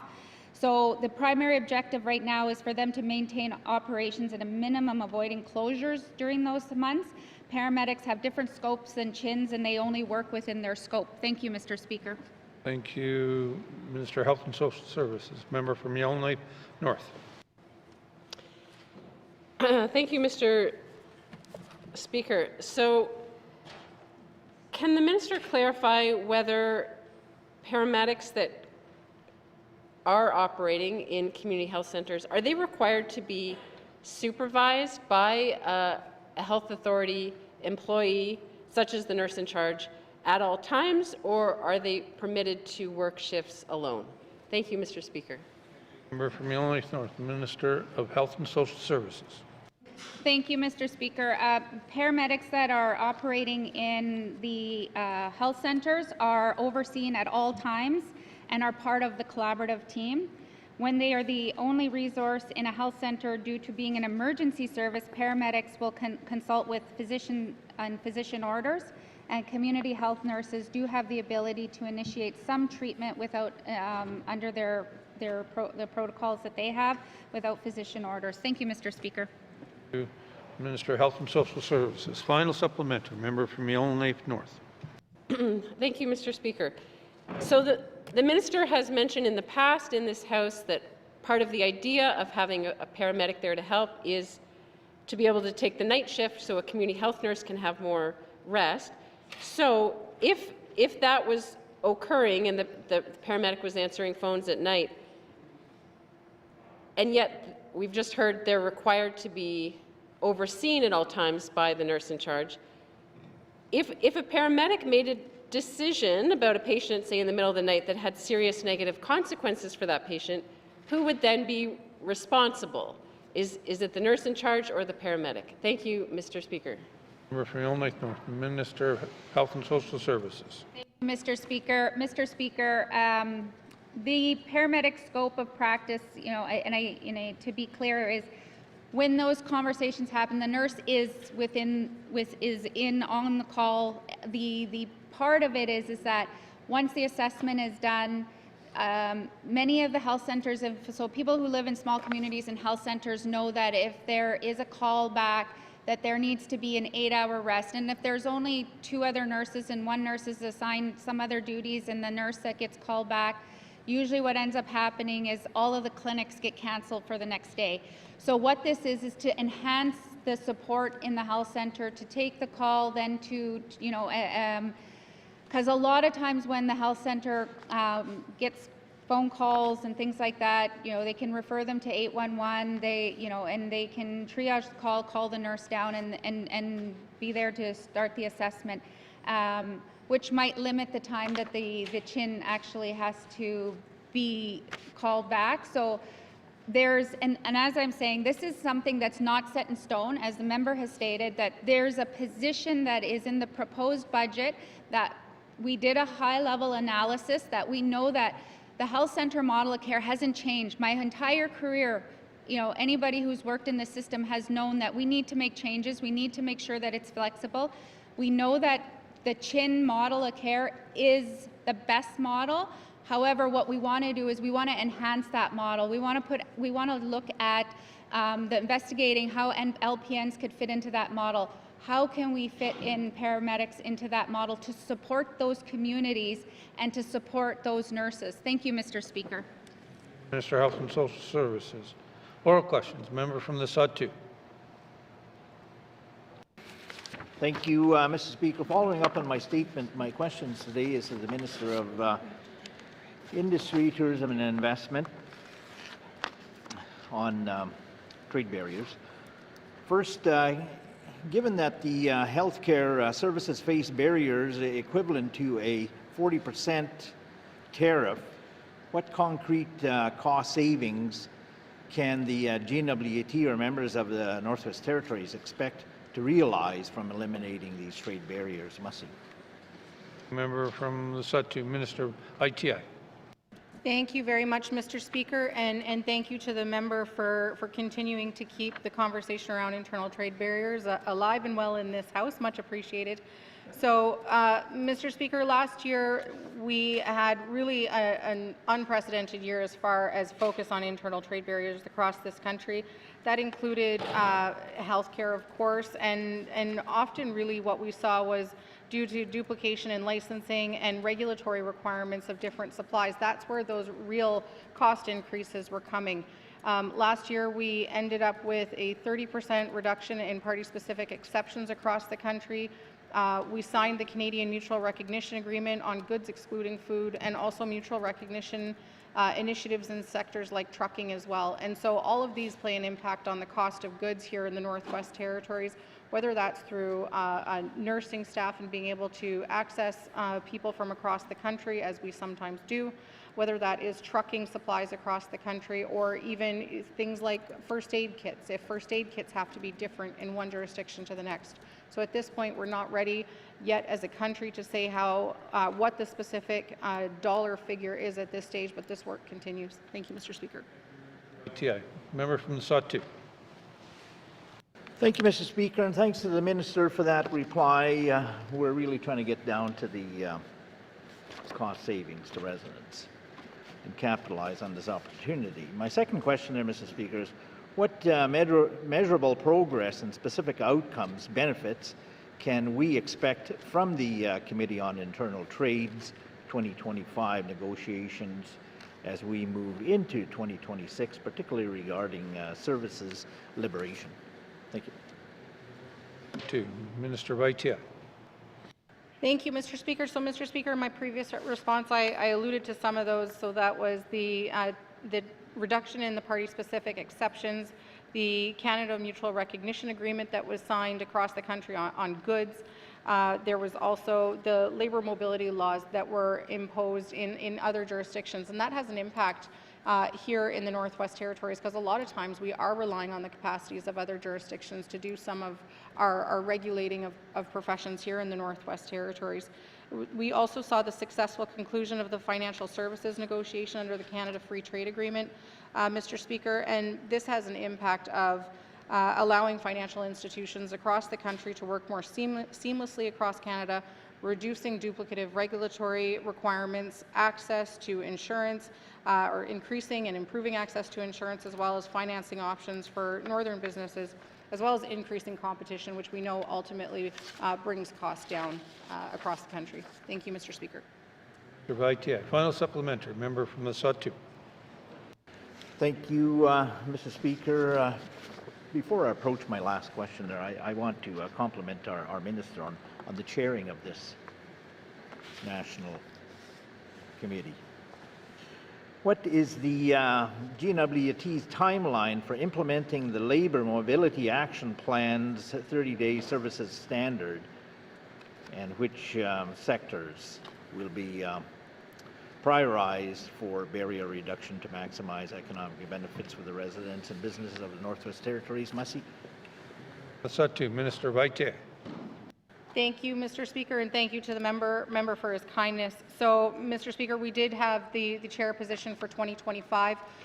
We have happily passed it along to Nunavut for 2026, but we are ensuring that momentum continues as a national team. We are going to see, as far as the 30-day service standard, work continue on that one here in the Northwest Territories, as I alluded to previously as well. we rely on other jurisdictions in order to see some of those realized, but we also do have some regulatory bodies here in the Northwest Territories. So we as a government are working closely with them, and that includes standardizing processes for applications, including standardized documentation requirement and faster verification tools as well, and making sure that we're aligning with the entire country on that through our regulatory bodies. In addition, our Federation of FMM. First Ministers meeting. Thank you very much, Mr. Premier. We speak a little bit sometimes too much in acronyms, and anyway, so we are still being directed by FMM, First Ministers, as far as maintaining the momentum at that table and ensuring that we're focused on things that do make a difference to Canadians. And with 2026, we're focusing and narrowing in on what services we can provide some consistency and standardization to across the country. Thank you. Yeah. Oral questions. Member from the Decho. Mr. Speaker. Mr. Speaker, my questions are for the Minister of ECE. Given that peer group placement is used only from junior kindergarten to grade 9, what steps is the department taking to ensure that students who are advanced with an education program plan are actually developing the foundational skills they need before entering grade 10, where peer group placement is no longer an option? Thank you, Mr. Speaker. Decho, Minister of Education, Culture and Employment. Thank you very much, Mr. Speaker. Mr. Speaker, over the course of this term and the previous term, this was an issue and a concern that members have consistently raised, and so I want to thank members of the 19th and 20th Assembly for continuing to raise this concern. We've introduced a standardized grade transition process. It's territory-wide, so that there is a standard process that's followed with teachers across the territory in how grade transitions occur. And this is critical in ensuring that we're also not only treating those grade transitions the same way, but also making sure that we're providing supports in the same way to the students that need them. So that's number one. Number two is ensuring that the teachers and school-based support team are working with parents. And then the third one I would say is that review on inclusive schooling that we're doing right now, because that is ultimately where the rubber hits the road, is those supports that our students need in the classroom to ensure that their individualized education plan can be followed. Thank you. Culture and Employment. Member from Decho. Mr. Speaker, when students do not meet the most grade level expectations, a school-based support team must review evidence of learning and identify supports. What additional interventions or instructional strategies is the department putting in place to ensure these supports are delivered consistently across the territory so learning gaps do not follow students from grade to grade? And thank you, Mr. Speaker. From Decho, Minister of Education, Culture and Employment. Thank you very much, Mr. Speaker. So, Mr. Speaker, ensuring that we have a standard process across the territory so that we can support teachers in this work as well as supporting students. So, step one is that standardized process that I was talking about for teachers, and then step two is adjusting our inclusive schooling directive to really meet students with where they're at right now. We know that that directive is a decade old, and our students have changed tremendously in the last decade, including the supports that they need across the Northwest Territories. And making sure that that directive is current and that the supports that go along with it are properly funded is going to be key for ensuring that students have the supports they need in our classrooms. Thank you. Culture and Employment. Final supplementary. Member from the Decho. Mr. Speaker, the peer group placement process requires families to be informed and involved in decisions about their child's learning needs. How is the department improving communication with parents and guardians to ensure they fully understand the implications of peer group placement and the programming their child will receive in the next grade? Thank you.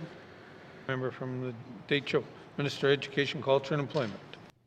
Thank you, Mr. Speaker. So, Mr. Speaker, the member is right. In the previous assembly, there was a change made in regulation that made it a requirement that parents were involved in this decision making. And that's a relationship and a conversation that happens right from the child's school to the family. And so it's the teacher and the school-based support team that participate together with the family to ensure that they have all of the decisions and all of the options in front of them, as well as the details of the child's individualized education plan, so that together those decisions can be made. But it's critically important that families are involved in that decision making and can continue to support their child at home as well. Thank you. Education, Culture, and Employment. Oral questions. Member from Toonaday-Willety. Thank you, Mr. Speaker. Mr. Speaker, in my member statement, I talked about the Auditor General's report and audit. Also talked about UNDRIPIA, and also the council is supposed to work in collaboration with Indigenous governments to create an action plan. Mr. Speaker, my question to the Premier is who in this government is responsible for the failure to implement UNDRIPIA action plan, and where is the accountability within this government for missing this obligation, and what are the consequences? Thank you, Mr. Speaker. Member from Toonaday-Willety. Mr. Premier. Thank you, Mr. Speaker. It's a good question, and all of those answers are actually found in the legislation. So the United Nations Declaration on the Rights of Indigenous Peoples Implementation Act was passed at the end of the last government. It may have been our last sitting, actually, because there was a no coming into force clause. The legislation actually came into force immediately, which I believe was last October 6th, perhaps, 2023. I'm looking at the clerks to see if they're nodding their heads, but they're stone-faced, so no support there. Which meant the clock started ticking during the election period, really. And so it wasn't until April of the following year that the Action Plan Committee got together. And then I was, just like everyone else, I was expecting that report 2 years after the law came into force in last October. I wrote to the Action Plan Committee, noting to them that I expected to receive the report as required by the legislation. But as it goes, when you collaborate, and as I've said since day one, it takes longer to do things when you do things together, but we have to do things together. And this is an area where we are actually mandated to do this together. And it's a requirement that the Government of the Northwest Territories and Indigenous governments collectively work on this action plan. The Action Plan Committee let me know that they are still continuing their work. They're not prepared to put something forward. And so that is the way things are going. I'm not the boss of the Action Plan Committee. I'm not the boss of the Indigenous governments who are on the Action Plan Committee. And so I don't have the ability to compel them to bring it forward. In the Act, there are no provisions for violations of the Act. There's no fines. There's no imprisonment specified. And so, like much of our legislation, it's essentially the honor system, and it is members standing up in the House and bringing this to our attention and holding us accountable is how accountability works. Thank you, Mr. Speaker. Premier. Member from Toonaday-Willety. Thank you, Mr. Speaker. Mr. Speaker, in the 19th Assembly, I was part of Bill 85 when we created that document. But, Mr. Speaker, my question is that a lot of the resources and time went into this, and energy went into this bill. My question again is to the Premier. What did this government allow the legislative timeline under UNDRIP to pass without tabling the required action plan? Thank you, Mr. Speaker. Toonaday-Willety. Mr. Premier. Thank you, Mr. Speaker. I am required as the minister under the legislation to table the action plan in the House, and I failed to do that. It's because I didn't have an action plan to table. And so, once again, the Action Plan Committee is comprised of officials from the Government of the Northwest Territories, as well as a number of Indigenous governments. I was not in a position to go to one of their meetings and take the papers off the desk and say, this is what you have at this date, this is what I'm tabling. And so I am still waiting for the Action Plan Committee to submit an action plan, and once that's done, I will happily table it in the House, and there will be the public comment period as prescribed by the legislation. Thank you, Mr. Speaker. Member from Toonaday-Willety. Mr. Speaker, we already are going to our third year of our mandate. My question is to the Premier. How does the Premier intend to honour treaty and Métis rights when his government has failed to honour its own UNDRIP legislation? So what insurances can the Premier do to get this action plan started and done? Thank you, Mr. Speaker. Member from Trinidad-Welleday. Mr. Premier. Thank you, Mr. Speaker. I'm a little confused. I think I heard two questions. One was about Métis rights, which is maybe from a different statement, I'm not sure. But the other is what we're going to do to get the action plan going. There's an action plan committee. They first met in April of 2024, I believe. They have been working on the action plan for a number of years since then. I have written to them. I said I expect it to be presented by the date as required under the legislation. I was informed that they were not in a position to share that. We are continuing to press to have it completed. We're doing our part, and I know the Indigenous governments are doing their part as well. And so we look forward to receiving that when we receive it and tabling it in this House sometime later this year. Thank you, Mr. Speaker. Premier, oral questions. Member from Mofi. Thank you, Mr. Speaker. Mr. Speaker, my questions are for the Minister of Health and Social Services. Mr. Speaker, can the Minister explain what steps the department is taking to ensure children who enter care are able to remain in their home communities whenever possible? Thank you. Thank you, member from Mofi. Minister of Health and Social Services. Thank you, Mr. Speaker. Mr. Speaker, as per the process for when children, are accessing Child and Family Services, when families come into contact with Child and Family Services, it's when there is either a child protection issue or the family themselves are coming and requesting assistance to support them. When there is a child protection issue, the child protection issue is investigated, and the child protection worker, Child and Family Services, does everything in their power to try to work with the family to provide supports for the child to stay within their family, or to stay within their community if there is supports in the community to support that family or that child. And the next best thing is to remain with a Indigenous family within that community, and then the last would be in a foster family. Thank you, Mr. Speaker. Minister of Health and Social Services. Member from Mofi. Thank you, Mr. Speaker. I asked for what steps. So, Mr. Speaker, what is the department doing to strengthen prevention supports for families so that fewer children need to be removed from their parents in the first place? Thank you. Minister of Health and Social Services. Thank you, Mr. Speaker. Mr. Speaker, within Child and Family Services, there has been a bigger shift in foster care placement. I believe that there's around 1,000 kids that are actually utilizing families that are utilizing the service of Child and Family Services. However, I believe there's only 154 at this time that are in placements. Out of that, many of them, 75% of them, I believe, are remaining in their home.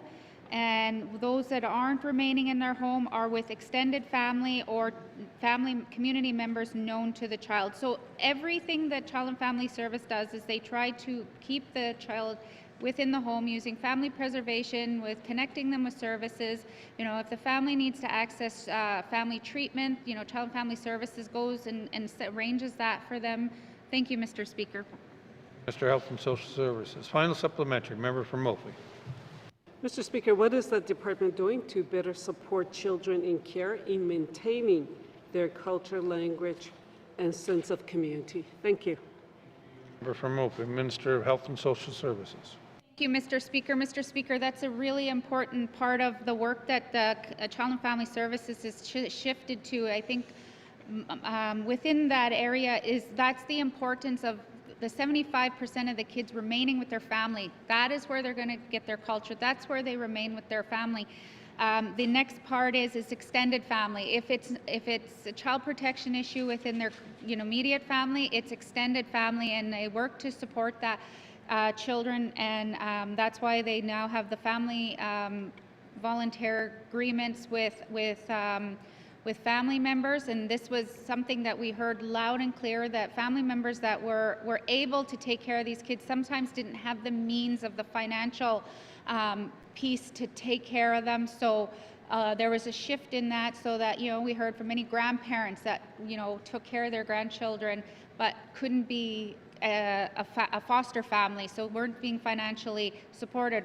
These things are now happening, and so, as I said before, everything that they try to do is keep the child with the family, with extended family, and within the community before ever going outside of that. Thank you, Mr. Speaker. Minister of Health and Social Services. Oral questions. Member from Yonley Centre. Thank you, Mr. Speaker. Mr. Speaker, continuing on the cost of living theme on Northerners and certainly steps the government could do, my questions are now targeted to the Minister of Justice. Mr. Speaker, is the Minister familiar with the study and assessment that has been done at the Department of Justice with respect to territorial judges being elevated to the Supreme Court bench, which would be a direct cost savings to the territorial taxpayer, where the federal government would pick up that cost? In other words, eliminate territorial judges and make them all Supreme Court judges. Thank you. Member from Yonley Centre. Minister of Justice. Thank you, Mr. Speaker. No, I'm not. Thank you, Mr. Speaker. Minister of Justice. Member from Yonley Centre. As I'm sure the Minister is aware, Supreme Court judges can hear all matters, but territorial judges must stay in their lane, Mr. Speaker. This is an expense save on the Nunavut taxpayer, which is a direct comparison. Mr. Speaker, will the Minister investigate this potential huge financial savings on the territorial taxpayer? Thank you. Member from Yonley Centre. Minister of Justice. Thank you, Mr. Speaker. Mr. Speaker, I will take the member's suggestion away. Thank you, Mr. Speaker. Minister of Justice. Final supplementary. Member from Yonley Centre. He's quickly becoming my favorite Justice Minister. Thank you, Mr. Speaker. If I recall, just to be clear, the last time this was reviewed or kicked around, it was about a $5 million savings to the territorial taxpayer. So my question now is, would the minister agree to consider the opportunity to implement this approach if it boils down to administrative process and minor tweaks to territorial legislation to accommodate this necessity, an opportunity to save money on the territorial taxpayer? Thank you. Member from Yonley Centre. Minister of Justice. Thank you, Mr. Speaker. Mr. Speaker, you know, as the minister, always looking for opportunities to, reduce budget across our department. I think that the member has brought forward something that I was unfamiliar with, and I'm happy to consider his suggestions as we move forward. Thank you, Mr. Speaker. Justice. Oral questions. Member from Yonley North. Thank you, Mr. Speaker. So following up with further questions for the Minister of Health and Social Services, and picking up on some of the things I mentioned in my member statement. So my first question is, do paramedics have adequate training to engage in the common primary care activities that are needed in small community health centres, such as pre- and postnatal care, chronic disease management, or, for example, recognizing when the symptoms in a stable patient might lead soon to a serious decline? Do paramedics have the right training to address those things? Thank you, Mr. Speaker. From Yonley North. Minister of Health and Social Services. Thank you, Mr. Speaker. Mr. Speaker, paramedics are pretty great. They are very versatile. They have different levels, and depending on the levels that they have educated and they're certified through their regulatory body in another jurisdiction, they can do many things. However, within the review that has happened and highlighting that paramedics could be implemented, that work is ongoing, and where the member talks about all of the primary care services, that is the area that the nurses would be focused on. That is in their scope of practice. So whatever the scope of practice that they are able to do under the training that they have, that is what will be reviewed and analyzed, whether it's a good fit into implementing that type of a service and how well it could fit into the small communities. So that work is ongoing. Thank you, Mr. Speaker. Minister of Health and Social Services. Member from Elm Lake North. Thank you, Mr. Speaker. And so the minister has referred a couple times to the scope of practice of paramedics versus community health nurses. However, my question is there any recognized scope of practice for particular levels of paramedics in the NWT, given that we don't have a regulatory body and these paramedics may have been trained in any number of different provinces with different scopes of practice? Thank you, Mr. Speaker. Member from Elm Lake North. Minister of Health and Social Services. Mr. Speaker, when hiring certified paramedics into the past work and the ongoing work, we have many services that we provide in the Northwest Territories that do not currently have a regulatory body, like respiratory therapists who manage patient airways in the Northwest Territories, lab technologists, occupational therapists, physiotherapists, imaging techs, x-ray techs. There's many mental health addiction, like counselors. They work within what their jurisdiction of their licensing is, and so within the as long as they're in good standing, then we can we write the job description, or the what is it, the employer has a scope of practice that they are eligible to work on under their current whatever level of certification that they do have through a licensing body in another jurisdiction. Thank you, Mr. Speaker. For Health and Social Services. Final supplementary. Member from Elm Lake North. Thank you, Mr. Speaker. So in terms of the need for paramedics, we heard earlier today about some of the successes of the health recruitment unit. Does the minister believe that the health recruitment efforts will allow us to close the gap in terms of recruitment of community health nurses to be able to fill the current vacancies? Thank you, Mr. Speaker. Elm Lake North. Minister of Health and Social Services. Thank you, Mr. Speaker. Mr. Speaker, I could only hope that we'd have tons of nurses that are going to go out, that are going to go and take expanded scope and want to work in a health center and live there. Yes, I wish that would happen. However, I think the change in our workforce is different. We used to be able to even do job shares for 6 and 12 weeks, up to 12-week job shares in some of our communities, and now with the level of that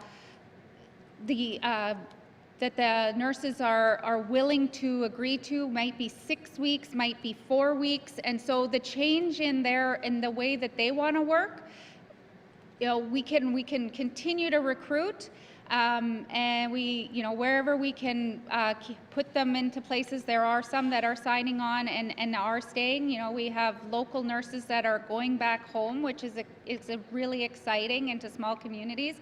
However, we still have a lot of work to do, and we know what we've heard from them is that they need more supports. They need to be able to focus on some of the things that, to do their expanded scope, whereas that's why we're looking at implementing other, like LPNs, into the smaller communities so that they can pick up a lot of the other and work at their scope of practice. Thank you, Mr. Speaker. Social Services. Oral questions. Member from Framework.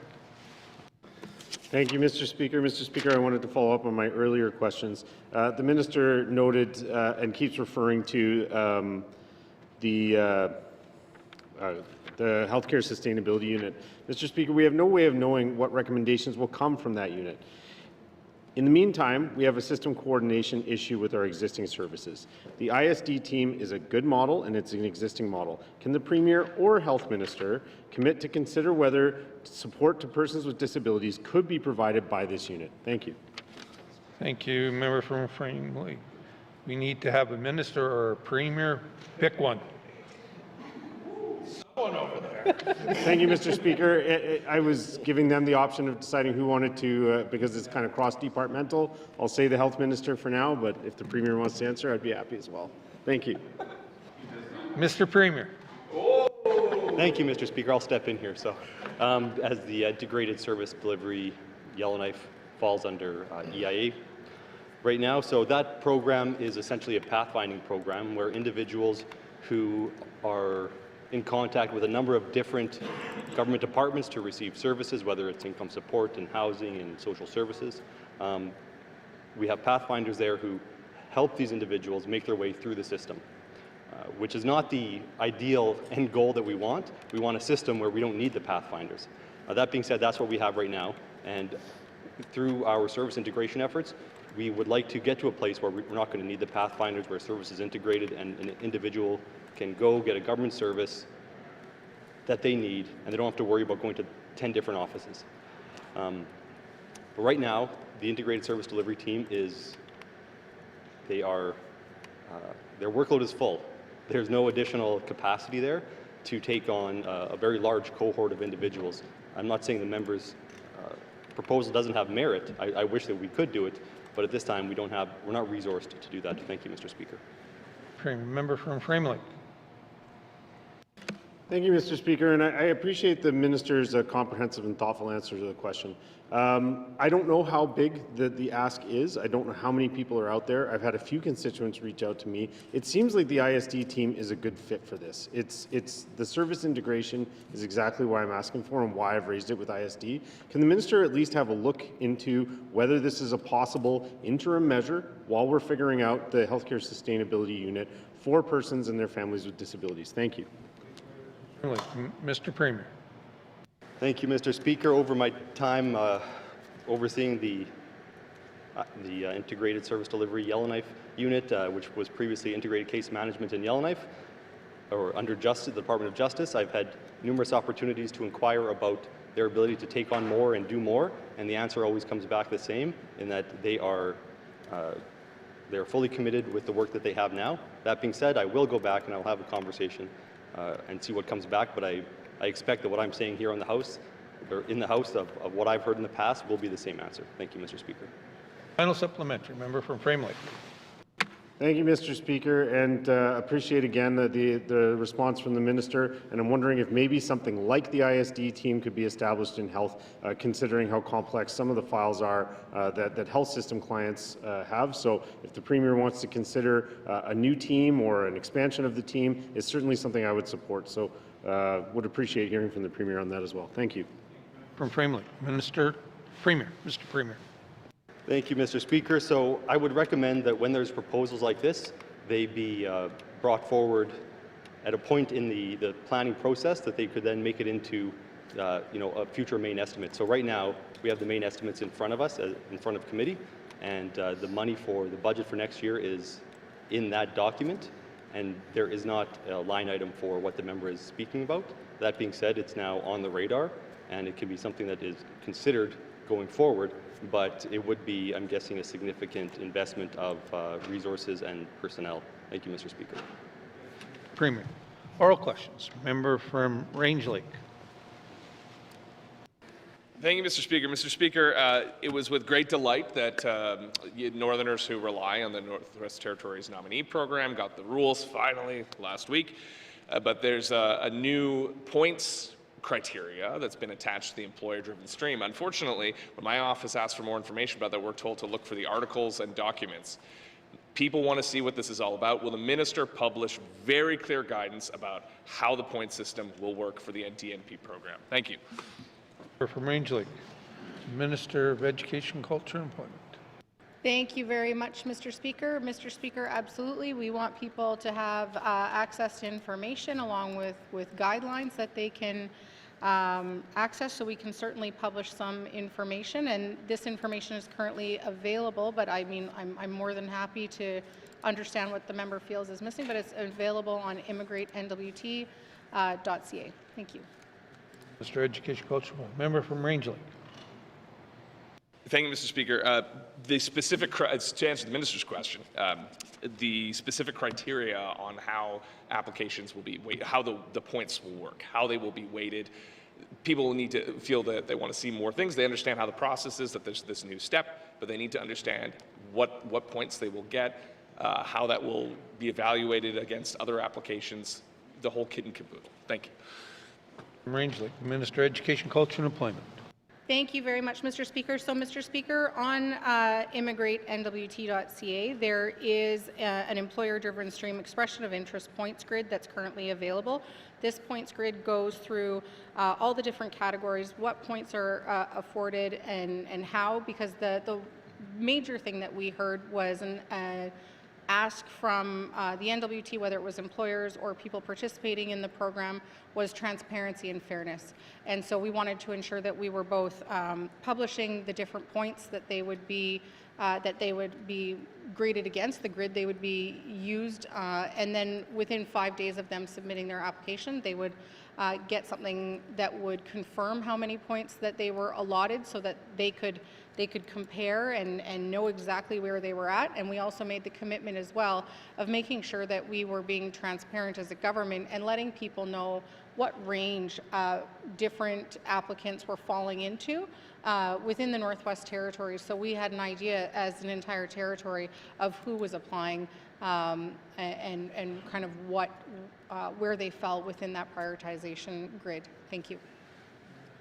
Employment. Final supplementary. Member from Range Lake.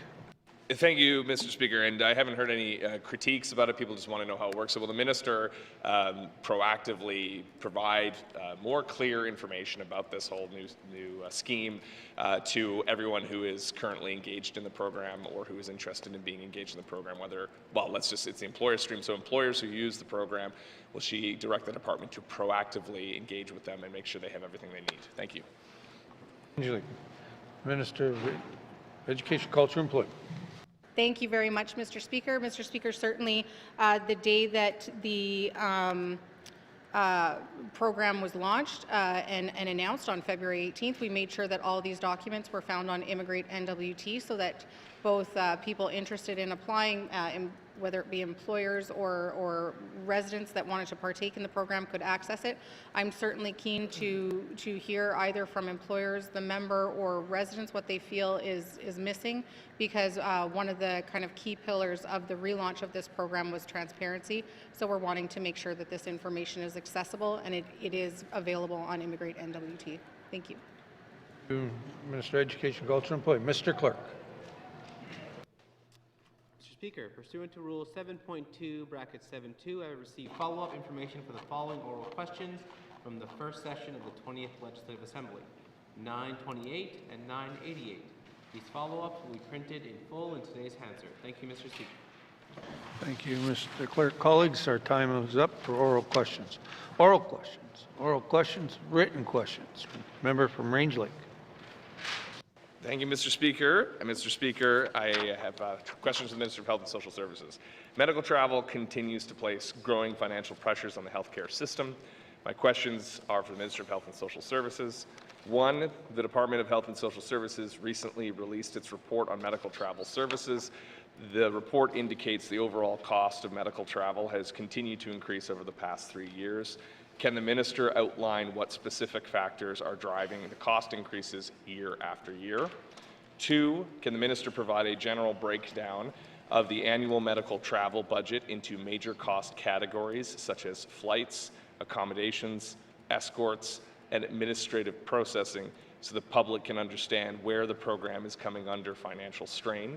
Three, does the department track cases where residents travel for medical purposes without prior approval, and if so, how many such cases occurred in the last fiscal year? Four, how many medical travel requests, both scheduled and emergency, were submitted in the last fiscal year, and how does that compare to the average volume over the previous 5 years? Five, can the minister provide the number and percentage of medical travel requests denied last fiscal year, along with the top categories of reasons for denial? Thank you, Mr. Speaker. Member from Range Lake. Written questions. Written questions. Member from Range Lake. Thank you, Mr. Speaker. Improving the overall reliability of the medical travel system requires addressing delays, strengthening coordination, ensuring clear communication standards, and reducing avoidable repeat travel. My questions are for the Minister of Health and Social Services. One, can the minister provide the average and maximum wait times for medical travel approvals over the past fiscal year and explain what actions are being taken to reduce delays for patients who need to travel urgently.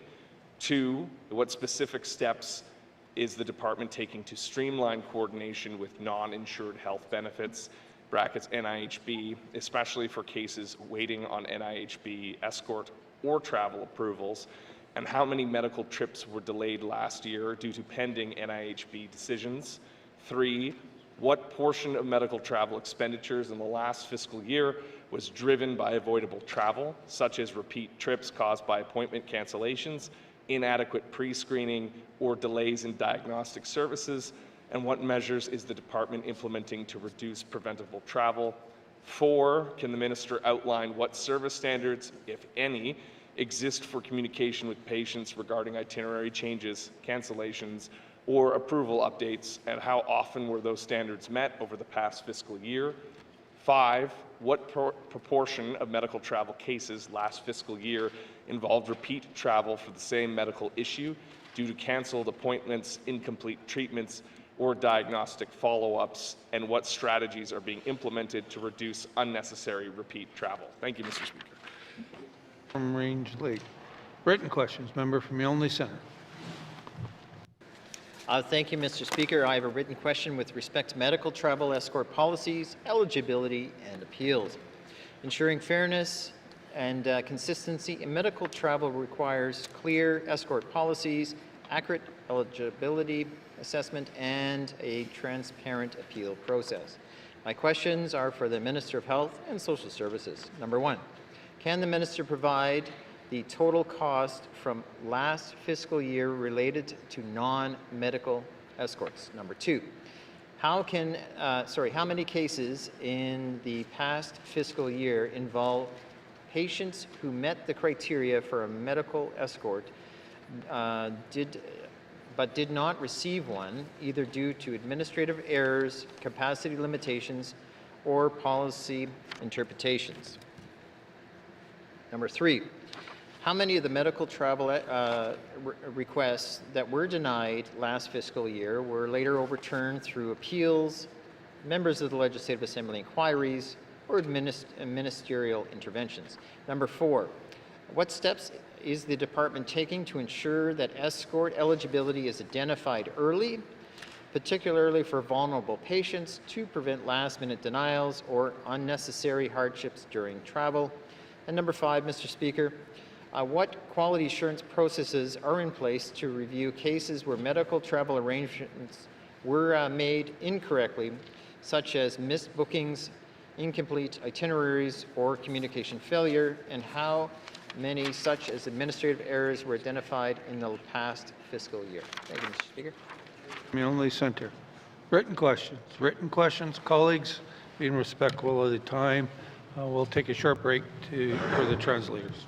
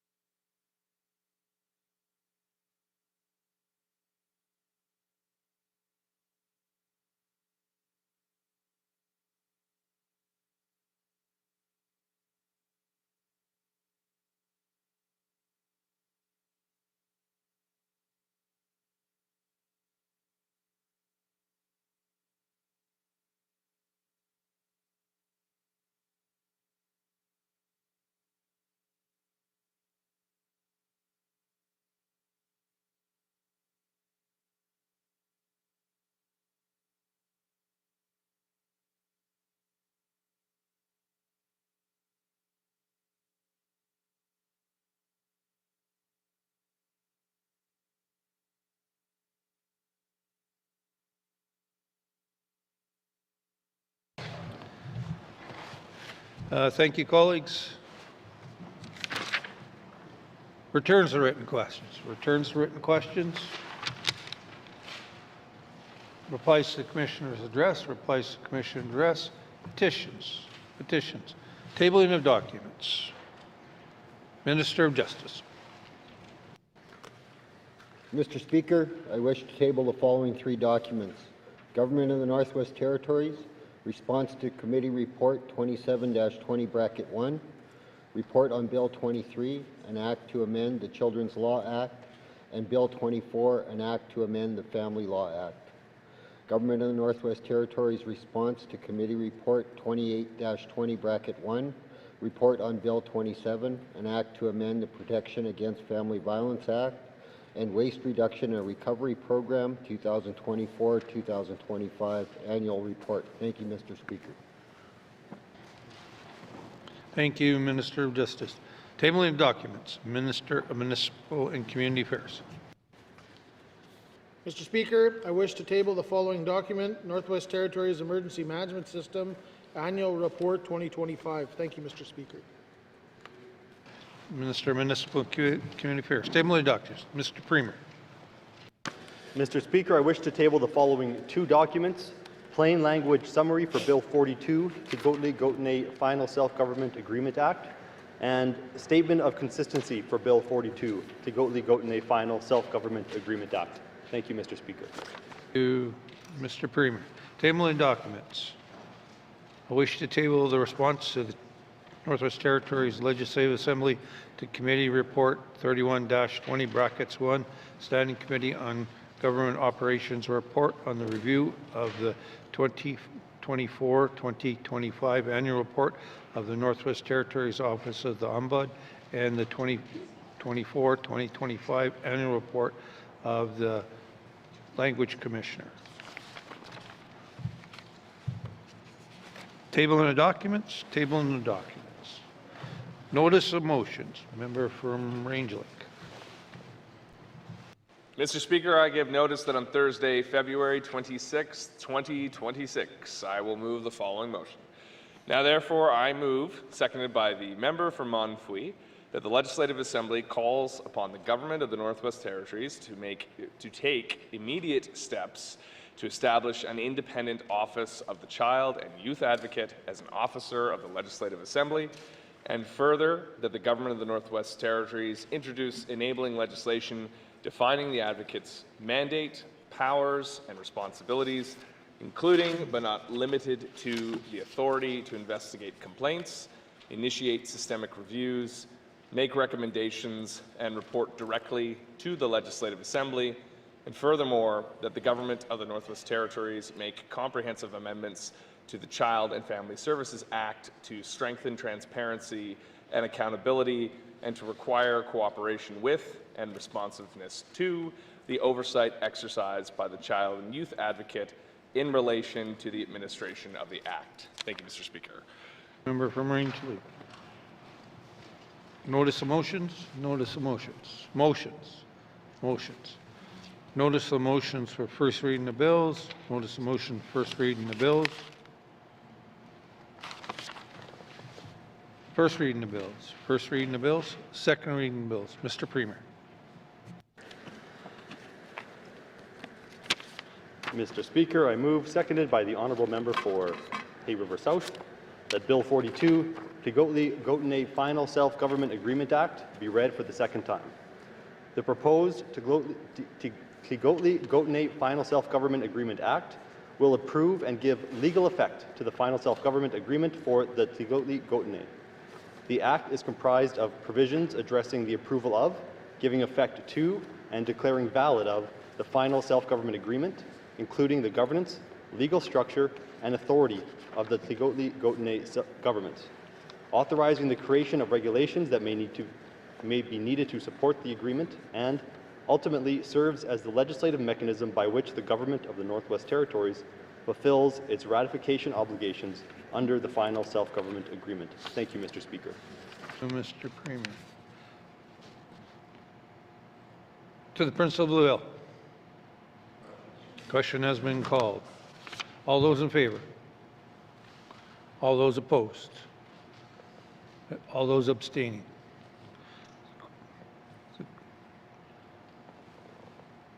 The question is, sorry. Motion is carried. Bill 42 has been read for a second time and is referred to the Standing Committee on the Assembly sorry, Mr. Premier. Mr. Speaker, I seek unanimous consent to waive Rule 8.2, bracket 7, and have Bill 42 deemed ready for third reading. Thank you, Mr. Speaker. Member is seeking unanimous consent to waive, what's that? 8.2. Seeing no nays, member from Bill 42 will be read for the second time, and third reading will be on Wednesday, February 24th, 2026. Second reading of bills. Second reading of bills. Consideration in the Committee of the Whole of bills and other matters with the member from Toonadee-Willity in the chair.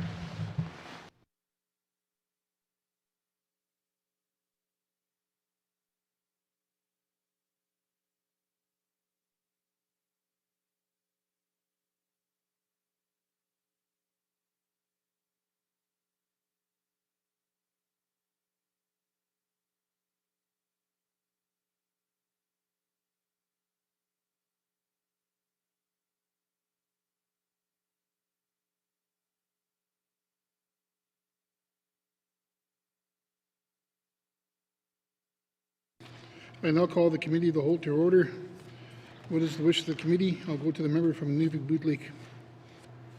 Thank you, Mr. Chair. Mr. Chair, committee wishes to consider Bill 33, Technical Safety Statutes Amendment Act, Bill 35, Miscellaneous Statute Law Amendment Act 2026, and table document 448-20, brackets 1, 2026-2027, main estimates, Department of Industry, Tourism, and Investment. Thank you, Mr. Chair. Thank you. Does committee agree? Thank you. Committee, we have agreed to consider Bill 33, Technical Safety Statute Amendment Act. I will ask the Minister of Infrastructure to introduce the bill.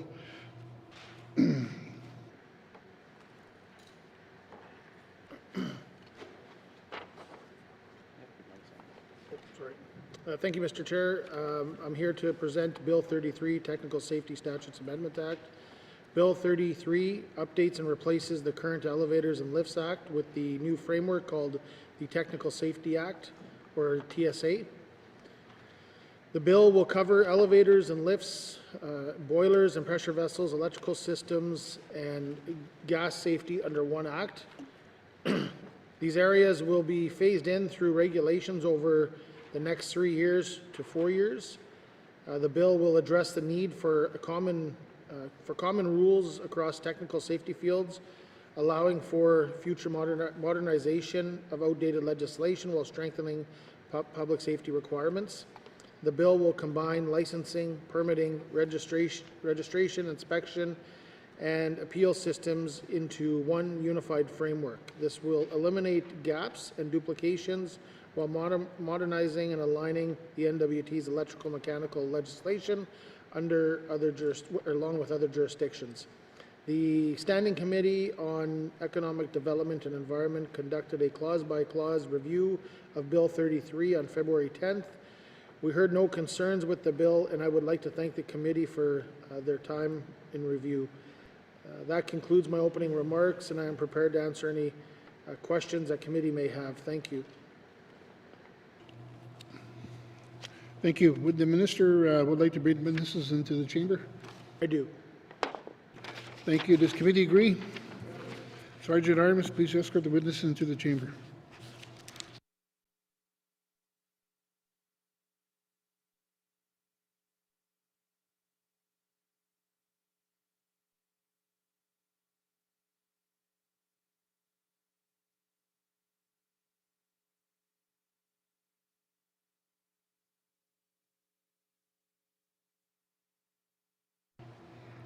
Thank you. Would the minister introduce the witnesses?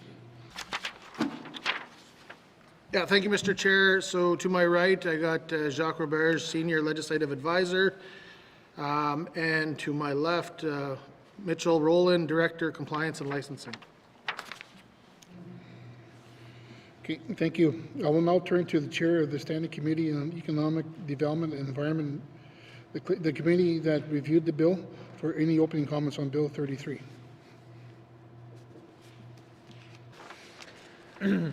Thank you, Mr. Chairman. Bill 33, a Technical Safety Statutes Amendment Act, received second reading in the Legislative Assembly on October 30, 2025, and was referred to the Standing Committee on Economic Development and Environment for its thorough review. Mr. Chairman, on February 10th, 2026, the Standing Committee held a public hearing with the Minister of Infrastructure and completed its clause-by-clause review of the bill. The committee received no submissions on the bill from the public or thereabouts. Mr. Chairman, in closing, I want to thank the committee members for their robust and detailed efforts in reviewing this legislation, and individual members may have their individual comments at this time, but that summarizes committee's perspective. Thank you, Mr. Chairman. Okay, thank you. I will now open the floor to general comments on Bill 33. Any members?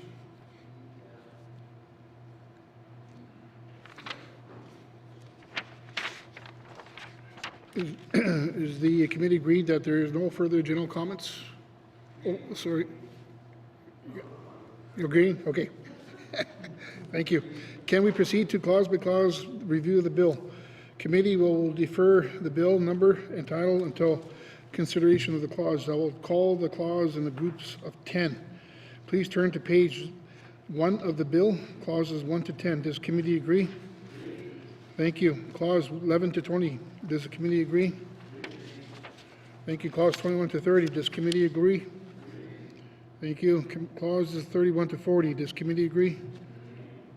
Thank you. Clauses 41 to 50. Does committee agree? Thank you. Clauses 51 to 60. Does committee agree? Clauses 61 to 70. Does committee agree? Thank you. Clause 71 to 80. Does committee agree? Clauses 81 to 89. Does committee agree? Bill 33, Technical Safety Statute Amendment Act. Does the committee agree? To the bill as a whole, does the committee agree? Does the committee agree that Bill 33, Technical Safety Statutes Amendment Act is now ready for third reading? Committee? Okay, thank you. Does the committee agree that this concludes our consideration of Bill 33, Technical Safety Statutes Amendment Act? Committee agree? Thank you. Minister? I'm going to go to the member from Yonge Lake Centre. Yeah, thank you, Mr. Chairman. I think for those that do pay attention to this, they should I wanted to provide a quick comment, although it was, in my view, it wasn't quite mentioned by the minister. It was in some ways, but it's just a molding of multiple acts problems together, and it's not a technical change in the context of anything really changes in the system, and hence this is just bringing it together in a consistent form. So, in other words, even though technically Bill 3 is a new law, but there's no new law or new grounds being broken, and I think that's probably a narrative that's missing from the conversation we're having here today. So there's no questions, but the point is I just want to make sure that the public knows that it's just bringing together two pieces, separate pieces into one. That's all. Thank you. Okay, thank you. If there are no further questions, I want to say thank you to the minister and thank you to your witnesses. Sergeant at Arms, please escort the witnesses from the chamber.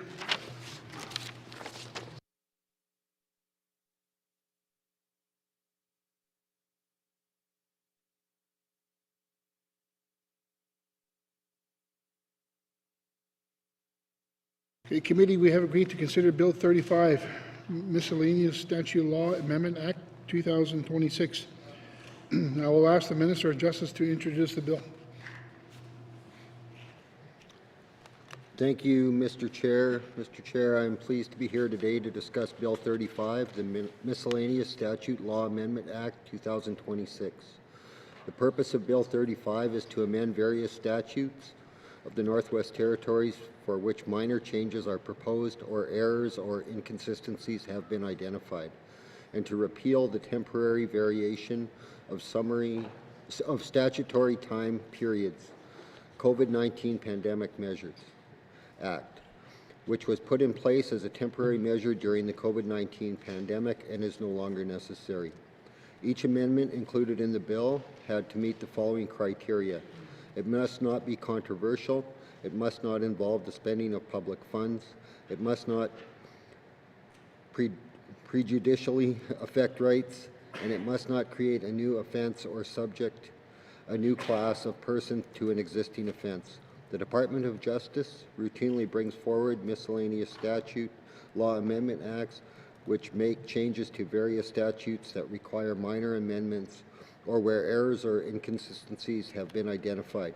The department responsible for the statutes for which provisions are included in the bill have reviewed and approved the applicable provisions. This concludes my opening remarks, and I would be pleased to answer any questions that members have regarding Bill 35. Thank you, Mr. Chair. Okay, thank you. Minister, would you like to bring witnesses into the chambers? Yes, Mr. Chair. Thank you. Does committee agree? Thank you. Sergeant at Arms, please escort the witnesses into the chambers.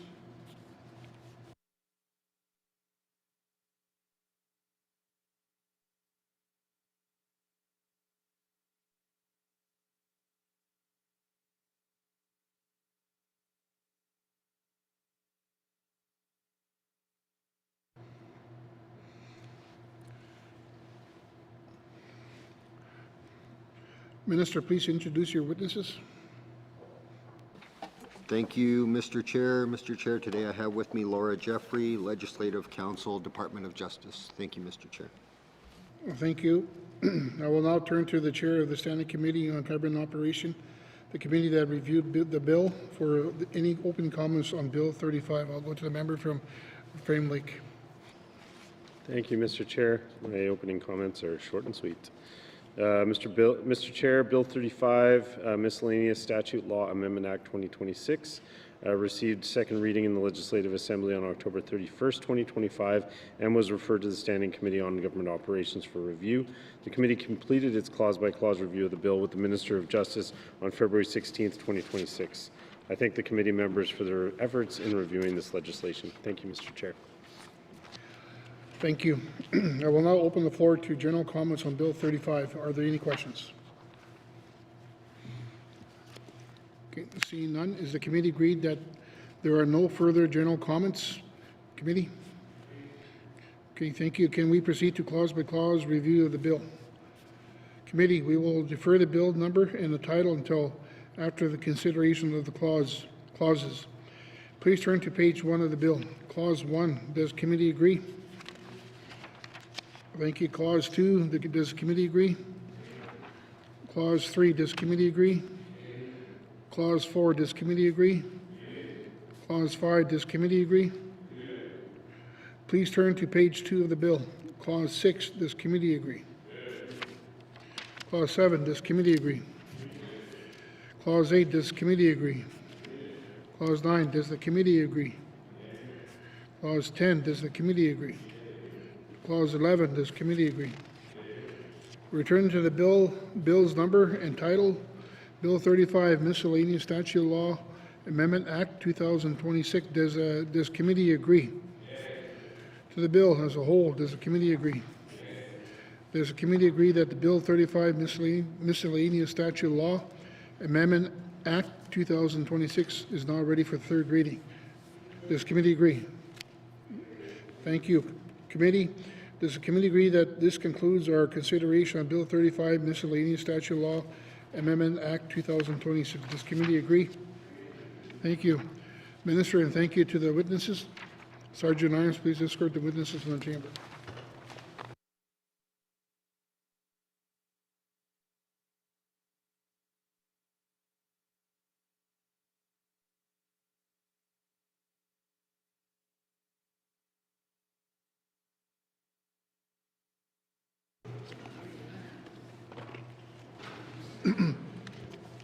Committee, we have agreed to consider table documents 448-20 brackets 1, 2026-2027 main estimates. We will not consider the Department of Industry and Tourism and Investment Does the Minister of Industry and Tourism and Investment wish to bring witnesses into the House? Yes, please.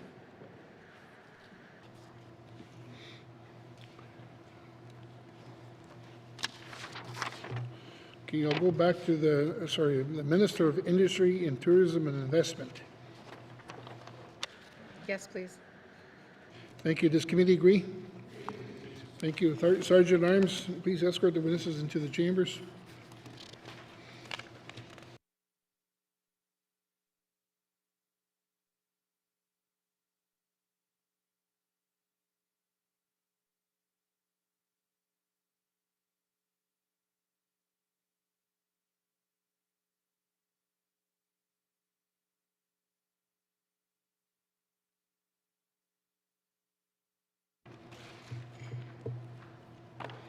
Okay, would the minister please introduce her witnesses? Thank you, Mr. Chair. Mr. Chair, on my left, I have Pamela Strand, who's the Deputy Minister of Industry, Tourism and Investment. And on my right, I have Nina Salvador, who is the Director of Corporate Services and Administration for Industry, Tourism and Investment. Okay, thank you. The committee has agreed to forego general comments. Does the committee agree to proceed to the details contained in the table documents? Committee? Thank you. Committee, we will defer to the department summary and review the estimates by activity summary. Beginning with corporate management, starting on page 232, with information items on page 234. Are there any questions? I'll go to the member from Great Sleeve. Thank you, Mr. Chair. Some very basic questions for the Minister today. In the business plan, it says that the SEED program review and evaluation is due in February 2026. Could the Minister provide an update on when committee will see this work? Thank you. Thank you. Thank you. I'll go to the Minister. Thank you very much, Mr. Chair. Mr. Chair, there's a slight delay on getting this work back. We had a couple of amendments that we wanted the evaluator to make in terms of essentially the fullness of the review that we wanted. So we've gone back to the reviewer and asked them to make some amendments, and then once we get that back, we'd be happy to share the findings with committee. Thank you. Thank you. I'll go to the member from Great Slave. Thank you, Mr. Chair. Does the Minister have an estimate of how many weeks or months that might be? Thank you. Thank you. I'll go to the Minister. Thank you very much, Mr. Chair. Mr. Chair, we are looking at within like this, I would say this spring. Thank you, Mr. Speaker. Thank you. I'll go to the member from Great Slave. Thank you, Mr. Chair.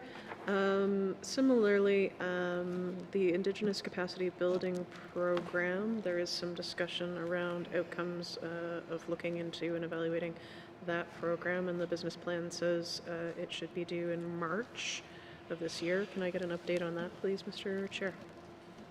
Thank you. I'll go to the Minister. Thank you very much, Mr. Chair. So, Mr. Chair, that will be available mid-summer. Thank you.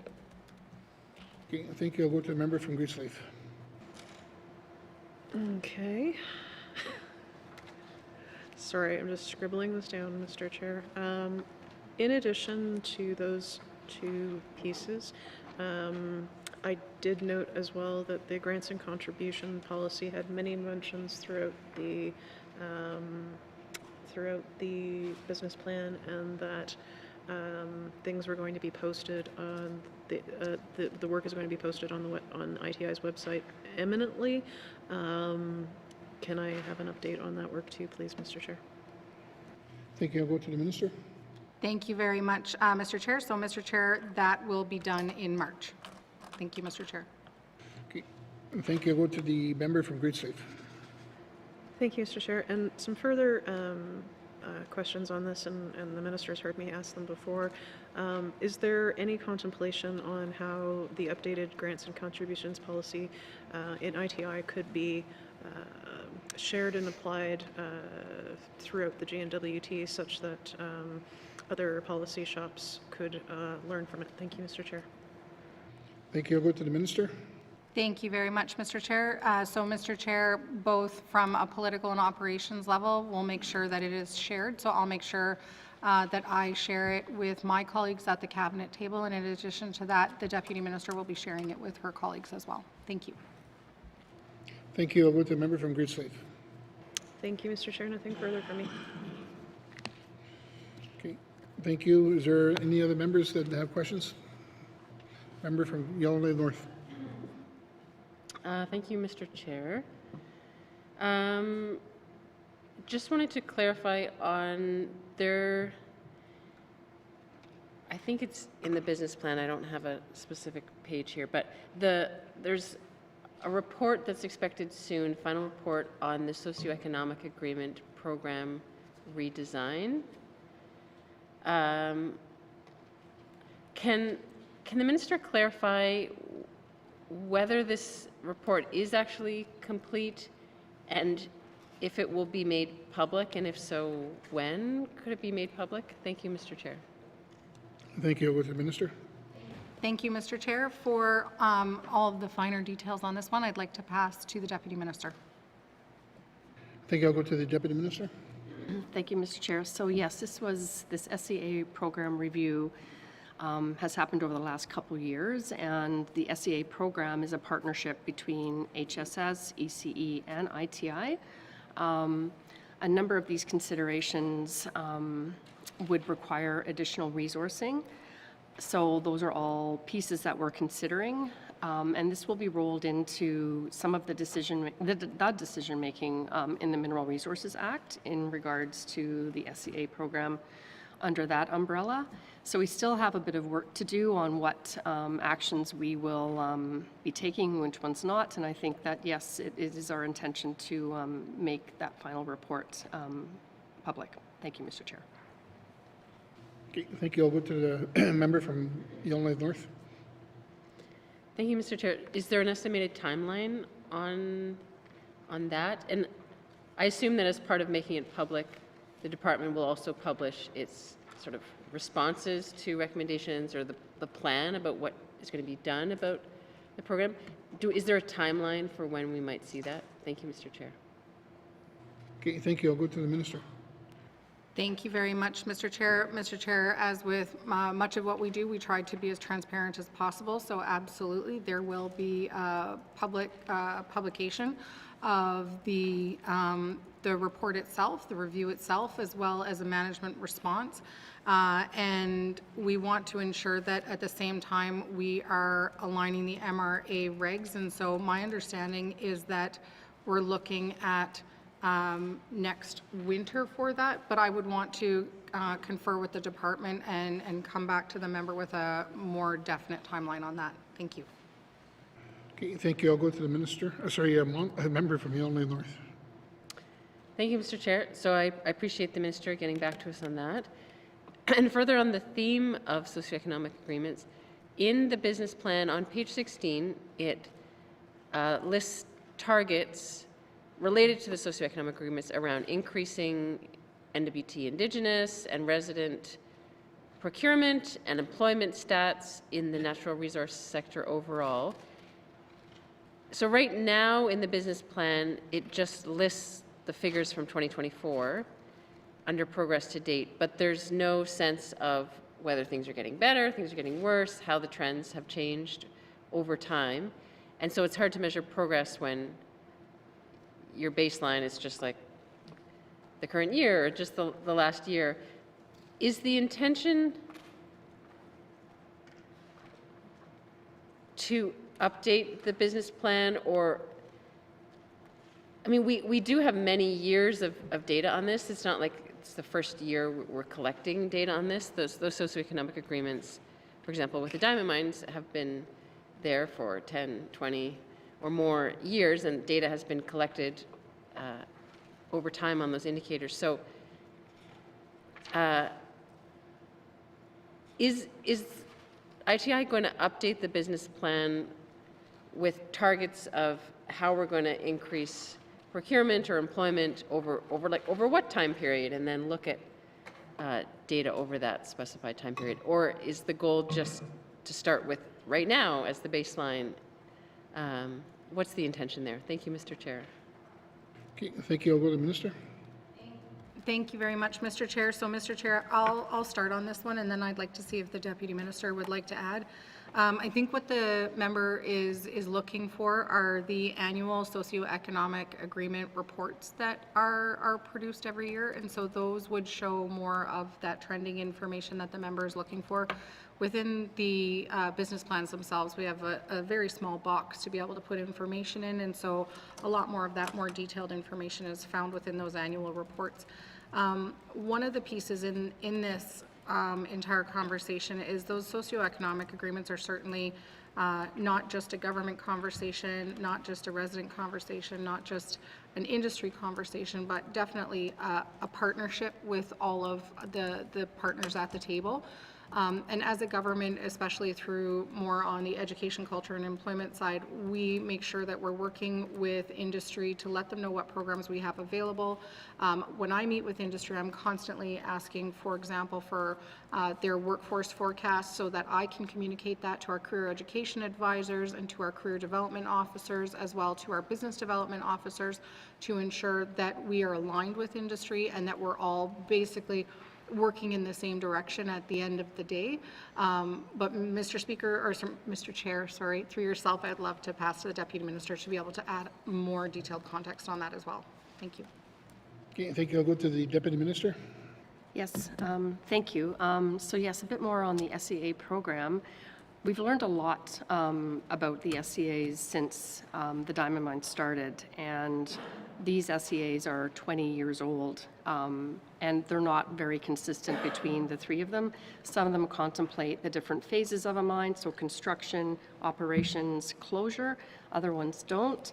Some have Indigenous targets for employment, others don't. Our hope is that with the Mineral Resources Act, there will be some standardization where we can actually consider what is appropriate for targets through the different mine phases, because we always know, for example, in construction, we'll have a surge and we can't, bring all that capacity in.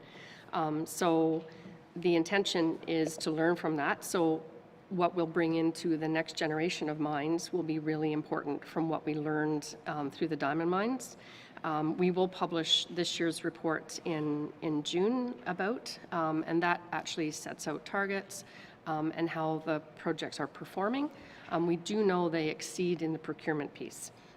So we know where the work is needed in that partnership approach is on the employment side. As the Minister said, getting communities ready, knowing what their workforce needs are through the different phases of mining is all part of making that a successful outcome for both of us. Thank you, Mr. Chair. Okay, thank you. I'll go to the member from Yellowknife North. Thank you, Mr. Chair. I understand that, and I am aware that the data is listed in reports over the years. My concern was that we haven't put a meaningful goal in our business plan, because there's a target there to increase these things, but we haven't said, like, starting when. Are we going to increase from now and into the future? Are we going to increase, say, employment stats from 5 years ago to, anyway. So in order for us to make a meaningful goal for ourselves, we have to sort of set out in more detail what the goal is. And so I would hope that we can. I know it's challenging when we don't have complete control over this. We're one partner, but that is part of the overall challenge of these socioeconomic agreements, is that it's a number of partners coming together to commit to something that no one is truly accountable for at the end of the day. Everyone commits to it, but then there's no mechanism to enforce it or say whose fault it was or who didn't try hard enough at the end of the day. Everyone can just say, well, we tried, and if we didn't achieve it, we didn't achieve it. It was a partnership. And anyway, so I would love for us going forward to find ways to hold ourselves more accountable for our part in the bargain and set clear targets and hold ourselves to them, as opposed to saying, well, we set a target, but we had no control and we didn't meet it, and outside our control. So I'll leave it there on that one. I do have a couple more questions, and maybe there'll be another chance, but to finish it off here, on page 17 in the business plan, it talks about an action around growing the workforce that says promote and support mentorship and capacity building programs in all non-extractive sectors, and then it lists for each region, I guess, the number of participants. There's no detail provided there. Can the minister or staff provide examples or details of what kinds of mentorship and capacity building programs we're talking about here? What do those numbers represent? 42, 85, 29, what is going on there? Thank you, Mr. Chair. Thank you. I'll go to the minister. Thank you very much, Mr. Chair. So, Mr. Chair, and I'll come back to this, but I wanted to first speak on what the member was referencing in regards to clear kind of targets within the diamond mine sector, within the socioeconomic agreements.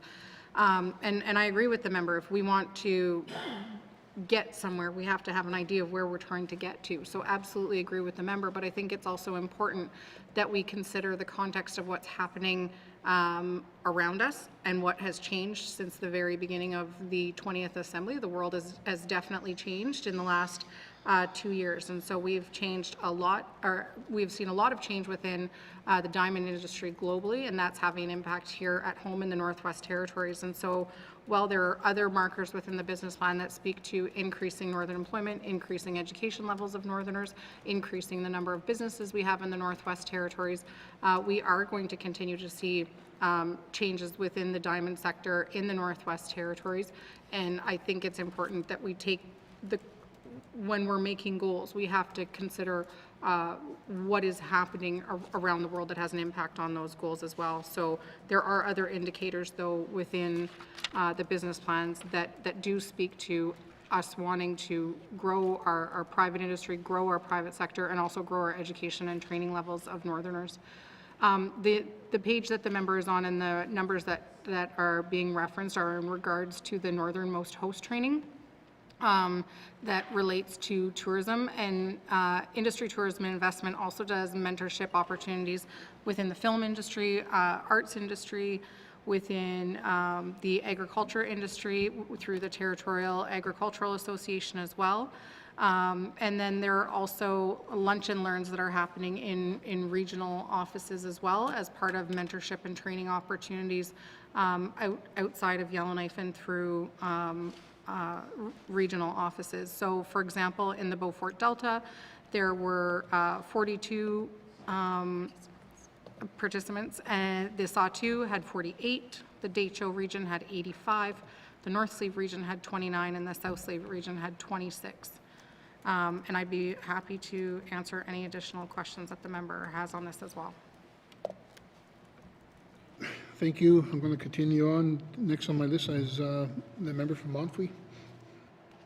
Okay. Thank you.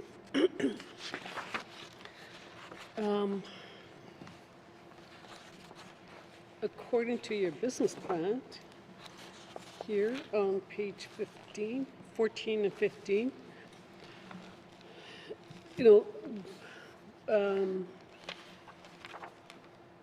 the mine are going to be closing. We know that, and then there's 3 mines that's going to be closing.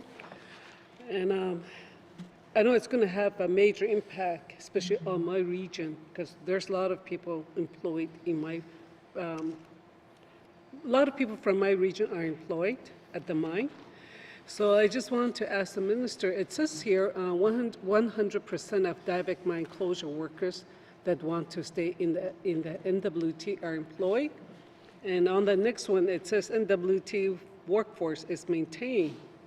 So I just want to ask the minister, okay, 100% of the diamond closure, is it all of the NWT, northern NWT workers that we're talking about? Or does that number represent the NWT workers? Or is it does that include the southern workers too as well? Thank you. Thank you. I'll go to the minister. Thank you very much, Mr. Chair. Mr. Chair, we're talking about the NWT resident workers in there. Thank you. Okay. Thank you. I'll go to the member from Montfrey. Now with the mine closure, like I said, my region is going to be impacted more. So now with the mine closure, are we still going to employ people from the south, knowing that we need, the family needs to survive, or that rely on the mine? Are we still going to keep those southern workers, have them working here rather than using 100% of northern resident workers? It doesn't say here about the progress. Thank you. Thank you. Go to the Minister. Thank you very much, Mr. Chair. So, Mr. Chair, this is in regards to the staff of Diavik Diamond Mine that are employed by the mine.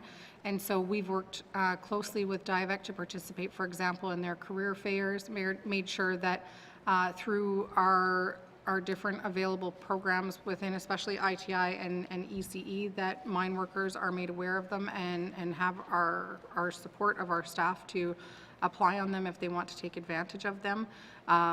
Every time I do sit down with all of the diamond mines and speak with them, we talk about the importance of maintaining NWT residents as much as possible, and this is a commitment that they continuously make, is doing their best to maintain their northern workforce. But at the end of the day, I don't have control over who they keep on their mine site and what staff they require at the end of the day. It might be an issue of, for example, if they have 5 heavy equipment operators, they're supposed to and have committed to maintaining the NWT resident heavy equipment operators and letting go of the southern ones. But if some of the workers are of, I don't know, whatever position, and there's only a southern worker in it and they're not a northern one, then they would have to maintain that person in that position for the safe operation of the mine. Thank you. Okay, thank you. I'll go to the member from Monfrey. Thank you. I've heard, and I'm sure there must be some other members too that heard from their constituents saying that, the older workers, they've said it many times, that they train. They don't mind training their own Indigenous, but not others, because then they take over the jobs, and then our young people lose out. So that's why some of them had an issue with it. So that's why I'm asking, if it's 100% northern residents that were employed. And I know a lot of them had issue with that. And I thought I mentioned that in here. Another one too, because here you have a number here, northern employment at the 3 diamond mines was 32.1 in 2024, and at the same time 16% was Indigenous worker. So does this 32% includes the Indigenous, or is that a number by itself? Thank you. Thank you. I'll go to the Minister.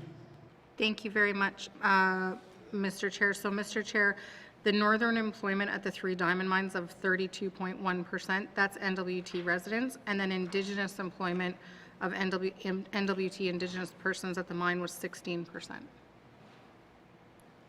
Okay, thank you. I'll go to the member from Monfrey. Okay. Thank you.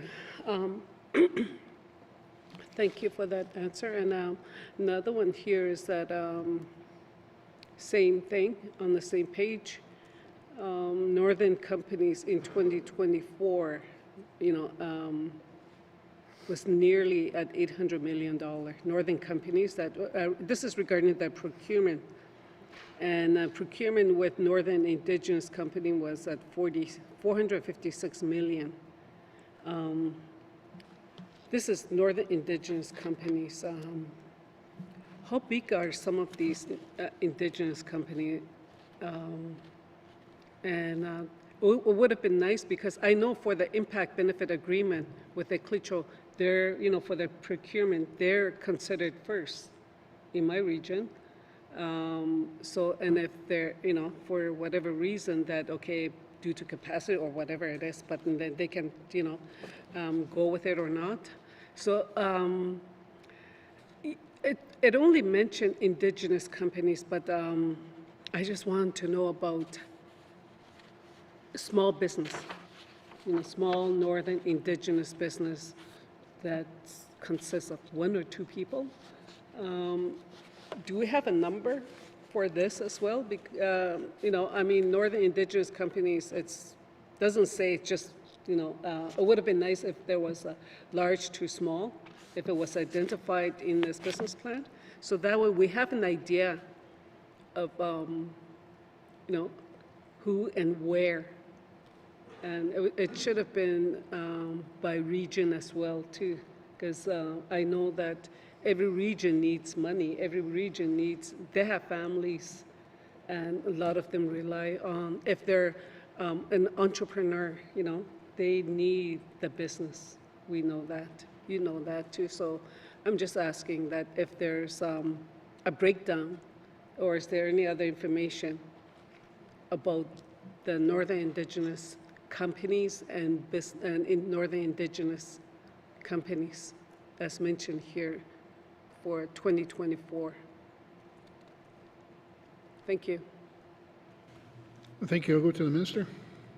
Thank you very much, Mr. Chair. Mr. Chair, I don't have that level of detail from the diamond mines, but this would be everything, for example, from a one-person business operation to something as big as Clecho Investment Corporation and beyond, who has hundreds of employees.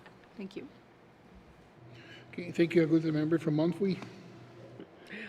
What I meant to say here is that from 2024 to date, I would like to get that information, but if you can provide us with that information, that would be good, so that we can share with our members.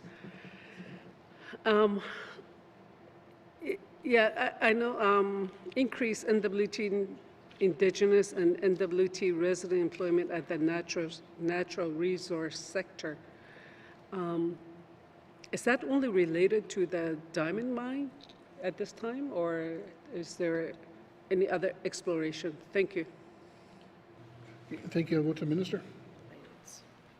Thank you very much, Mr. Speaker. Mr. Speaker, there is other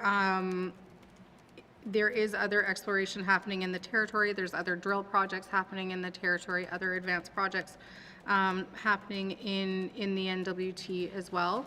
But the only mines who report to us for these types of statistics at this point, because they have their IBAs, are the diamond mines. And as far as the member's first question in regards to providing information on procurement, I'd be happy to provide the member with the information that we do receive from the diamond mines, and definitely happy to share that. Thank you. Okay, I'll go back to the member from Monthwy. Thank you. I think we're out of time, but yeah, that's it for now. Okay, thank you. Next on my list I got is a member from Frame Lake. Thank you, Mr. Chair. I want to ask some business planning questions that aren't 100% clear exactly where they land in the budget. So the first one I wanted to ask, or first series, I guess, are just the risks and mitigations activities page. Over the last 2 business planning cycles, ITI has noted that no changes were required to its risk profile or mitigations. Maybe I'm misunderstanding what that page is for, but does ITI have internal triggers or external indicators that they use to decide when a risk or mitigation must be updated? Are those triggers documented and time-bound? It just seems, I'll just leave that as my first question.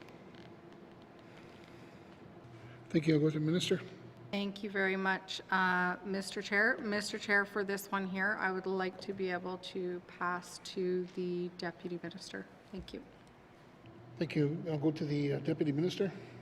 Yes, so the risk matrix for ITI is all very low risk. There's pieces in there, for example, royalties, which we know were very low, but we can't really mitigate that. Another risk area would be what we've already been addressing with parks and evacuations. And so, yes, this is just done through regular business, and we haven't had to make any changes. But we do keep an eye on the risk matrix on an annual basis. Thank you, Mr. Chair. Okay, thank you. I'll go to the member from Great Slave. Oh, sorry. Thank you, Mr. Chair. Okay, I mean, I guess this is where we get into the difficult area of, you know, is ITI the department that's responsible for the economy or not? I recognize that we want to have a cross-departmental, government-wide approach to these economic risks that we're facing, but I mean, it's just strange to me that, like, ITI, I mean, I'll just get right to the nose of it. I mean, what evidence did ITI review in 2024 to 2026 to conclude that existing risk and mitigations remain fit for purpose, despite significant shifts in the NWT economy and operating context? For example, the shifts that we've been seeing in the diamond industry, which forms the backbone of our economy. That seems to me like a massive economic risk. So that's not considered a risk that we would need to mitigate with our department that is responsible for economic development and diversification. Thank you. Okay, thank you. I'll go to the minister. Thank you very much, Mr. Chair. Mr. Chair, I would say that's not a new risk for the NWT at all. It's definitely a risk that this government and this territory has been addressing since you can go back and find documents from 2003 that say, hey, our entire GDP is now coming from pretty much diamond mines, and we need to plan for the next piece so we don't end up in a constant boom and bust cycle, which is what we went from gold. We had a massive bust, and then we went to diamonds, and we have still not diversified our GDP. So this is absolutely a risk that continues within the Northwest Territories. But our controls do lie within how we ensure that we are supporting industry, supporting diversification of our GDP, how we are doing things like reviewing our royalties, how we collect royalties, how we are reviewing our Mineral Resources Act. And so that is all information that is captured within the business plan already. And to the member's question about, is ITI responsible for economy, I would say that this cabinet has invested a tremendous amount in our economy, but that our investments have found their way into places like healthcare investment and housing investment. And I know the member and I have had conversations to quite a large extent about how we capture that as a government, and that is something that I'd still like to pursue, because saying that our economy is isolated to the Department of Industry, Tourism and Investment is absolutely not true, nor should it be. And making sure that we have a diversified GDP means that we have to look at this from an all of NWT perspective, and therefore an all of government perspective. Thank you. I'll go to the member from Frame Lake. Okay, thank you, Mr. Chair. I think, I mean, if I could communicate back what I'm feeling when I review our business plan, and particularly ITI's consideration of risk. I mean, I think that risks to the NWT economy have increased significantly in the past few years, or at least become more acute, and some significant changes occurred that were unexpected. I agree with the minister's point that we knew that the diamond mine closures were coming. I've made lots of statements about that, and I think lots of members have noted it. However, there have been some changes to diamond markets over the past few years that have significantly accelerated the problem. And so I think when I look to risk mitigation, particularly with the Department of ITI, I think that acceleration is something that should be acknowledged. And I think people in the NWT would take probably a fair bit of comfort knowing that the government is pulling out all the stops, is recognizing the increased risk that changes in the diamond market have created for our economy, and are looking to this department and the GNWT as a whole to respond to those risks and challenges. So it's just a piece of feedback in terms of seeing that in the business plan, and that piece missing there feels to me like an oversight. I know that I mean, I do want to pause here and just note that the general public probably doesn't read the business plans generally. I certainly didn't when I was a member of the public. But I want to be clear that what goes into the business plans and what comes out of the business plans does matter to the public. And so, yeah, I guess I'm just making a point here, but I am curious to hear the minister's feedback on that. Thanks. Thank you. I'll go to the minister. Thank you, Mr. Chair. I definitely appreciate the member's point. All that to say that, well, that page specifically has not been used to capture the extent of risks as far as the economy is concerned. I'm happy to take away the member's feedback and to kind of have a conversation around the department about, or sorry, have a conversation with the department around how we're interpreting what needs to land on that page. So I can definitely take that away and revisit as well kind of how other departments are using it to make sure that there is alignment between each of them and bring that back. Thank you. Okay, thank you. I'll go to the member from Frame Lake. Thank you, Mr. Chair. And just to kind of close out my comments on the risk that don't relate to economic development and diversification, which I'll ask at a later page. I would just note that I think taking a risk-based approach to our economic planning and response may be a change that we could look into. I think, you know, as risk increases or as the greatest risks that we're facing, I just think it would be helpful to look at it in that sense and think about mitigations that we could be putting in place and think about changes that could be, because it's very easy to get locked into, we've got these programs, these are what we're delivering. Yeah, the economy is facing some major challenges, but we're working away at it. I think it's helpful to revisit things that we're doing, to consider whether we're doing enough or whether we're doing the right things. And so thinking of it in the sense of risk mitigation may be helpful. Just putting a plug in for that. The next one I wanted to get to in this section, just because it's not very clear to me in the department summaries where this actually lands, is the work that's being done to grow and enhance the northern workforce, the various skill development and employment transition efforts that are going on. Maybe the minister first could just clarify where that takes place, because it's not clear that it's in ECDEV and diversification or where it lands. Thanks. Thank you. I'll go to the minister. Thank you very much, Mr. Chair. Mr. Chair, it is because a lot of that work happens over in ECE, so same minister, different hat. Thank you.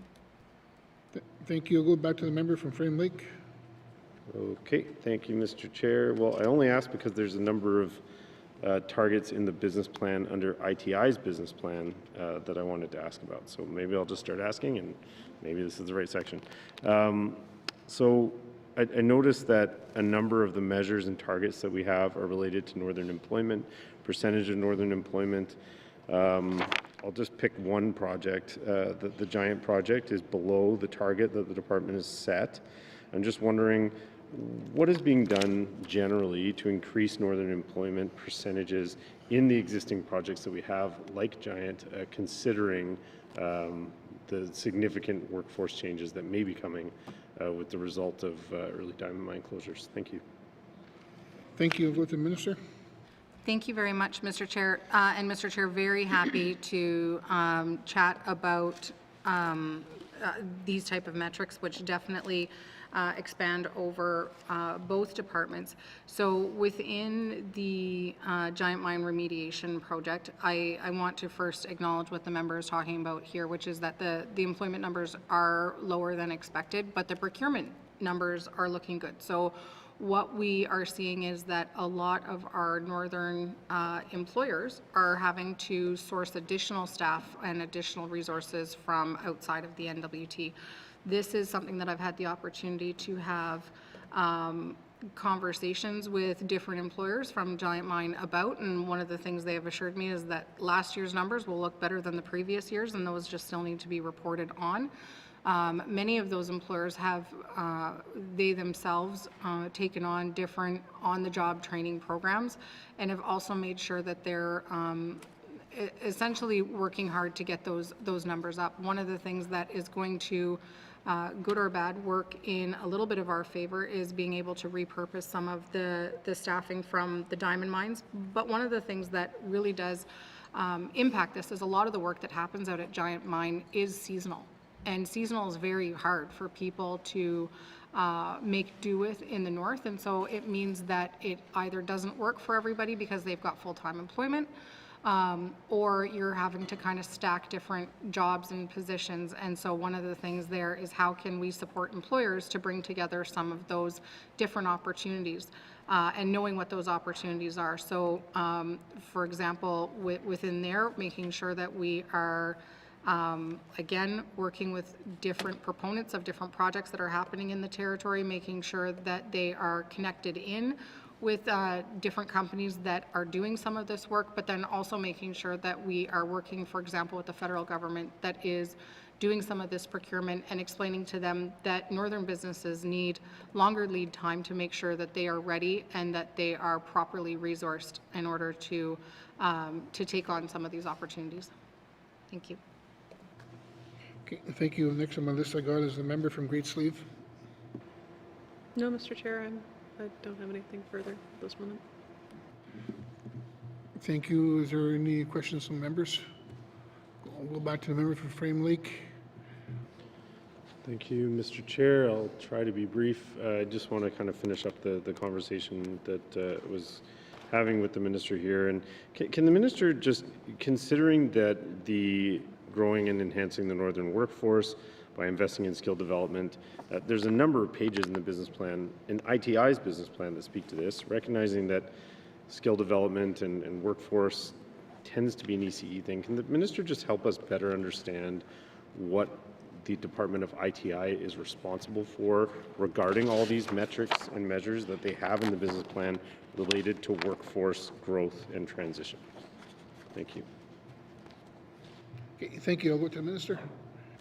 Thank you very much, Mr. Chair. So, Mr. Chair, certainly workforce development and training doesn't happen in a vacuum, and a lot of the training opportunities that we see in the Northwest Territories really do rely on partnerships with industry in order to do them. We're seeing a lot of need for trades. That requires a partnership with an employer. We're seeing a lot of need for on-the-job opportunities where people can still put food on the table, make a living, not have to leave an employer they may have been with for a long period of time and still be able to fill a new role and evolve with their business. And this is incredibly relevant when we're talking about evolutions of businesses that have traditionally served diamond mines. We work quite closely with education, culture, and employment, with health and social services, and with industry as well. And a lot of what we're seeing for asks, especially in regional centers, is for mentorships and for relationships with somebody who has established and kind of gone through the hours and the labor of love to figure out what works and what doesn't work for them, or what works in a region, and being able to pair up with somebody who wants to start afresh. So there's definitely a synergy there between departments, but ITI definitely has to be at the table given the relationship with the workforce, and also making sure that ITI and ECE and Prosper NWT are working together to also understand what industry is saying they need. So it's important that that training also doesn't happen in a vacuum. And through yourself, Mr. Chair, I'd like to see if the Deputy Minister has anything that she would like to add. Thank you. I'll go to the Deputy Minister. So I think, thank you, Mr. Chair, where ITI plays a role is really specifically targeted in the diversified sectors. So our tourism mentorship program, seed is available for any businesses or residents to come, businesses to come and access funding that they can use for whatever mentorship programs that they think would best suit their business.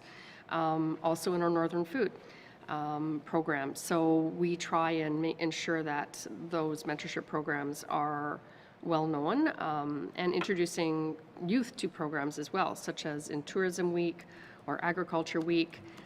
We also have the Arts to Market program, where artists get to go and learn the business of doing arts by being mentored through a process to become self-sufficient. So Those are direct programs that ITI administers, and I can say that a lot of the numbers on those are making good progress. Thank you, Mr. Chair. Okay, thank you. I'll go to the member from Frame Lake. Okay. Thank you, Mr. Chair. And the Minister, in response on Giant, you know, I don't want to just focus on that project, but I mean, it's a project that is going to be ongoing for a while. There's also talk of airport development and military investment. What I'm wondering is, what is the department actually doing to ensure, to address the issues with these new kinds of development that are going to be, that are where our employment numbers aren't being met, and yet we have the risk that we're facing of losing employment through the diamond mines? What is the department doing to try and mitigate that risk and work with projects like Giant, work with DND, whoever is building projects in the NWT, to try and structure the contracts in ways, structure the work in ways that respond to people's needs for employment, so that we are not as reliant on Southern employment to get these projects done? Thank you. Okay, thank you. I'll go to the Minister. Thank you very much, Mr. Chair. Mr. Chair, we all have things that keep us up at night, and this is one of mine. Mr. Chair, we are at an exciting crossroads as far as the Northwest Territories is concerned. We are definitely at as the member reflected on earlier, seeing diamond mines close at a different pace than what we had anticipated. We are also acknowledging that we need to maintain that workforce of northern workers in order to be able to capture the opportunity that we see coming toward us. And so that is making sure that people have employment to go straight into so that we don't lose anybody, but also at the same time making sure that we are doing the training and workforce development that we need at the same time. To the member's question of what am I doing, I am constantly talking to industry about what their needs are, and constantly, because part of this is not just, you know, the D&D opportunities the member is talking about, or the infrastructure development, but there's also still major advancements in critical mineral mines that are happening in this territory, and we still want to see the fruition of those opportunities come to the north and come to northerners. And so still working hard alongside those proponents. And so I am constantly asking them for their workforce development plans and timelines, because I want to be able to provide that to regional high schools, career education advisors, and to the career development officers and the business development officers that are in those regions, so that they can speak to people very specifically about what opportunities are coming and when.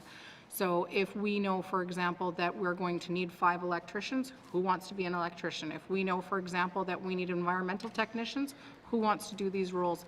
Because when I talk to kids these days, they want to have meaningful employment, but might not necessarily know exactly what they want to do. They might know they want to be involved in an arts, they might know they want to run their own business, they might know they want to work at the mines, but they want to know what those opportunities look like, and this is how we tell them that. The other side of this, Mr. Chair, is having conversations with the federal government around the procurement needs of this territory. So the federal government put out a web page advising people to kind of get their criminal record checks done or their security clearances done in anticipation for some of this work. And just an example of that, of something that I've communicated to some of our federal partners, is that we need to ensure that all northerners have space for employment in these opportunities. Some northerners are ready, and some northerners are ready but need training opportunities that are very specific to certain roles. And some northerners have training but might also be carrying with them a minor infraction from 30 years ago that landed them a criminal record. And that might mean that, for example, they won't get a security clearance to clear brush on a site that is being prepared for a D&D project. And we need to make sure that there are tiered levels of security that make these projects accessible to all northerners, because we want to make sure that from one NWT border to the other, that if somebody wants access to an opportunity we're working together to create it for them. Thank you.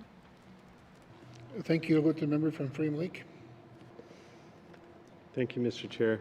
No, the minister shared a lot of information there. I think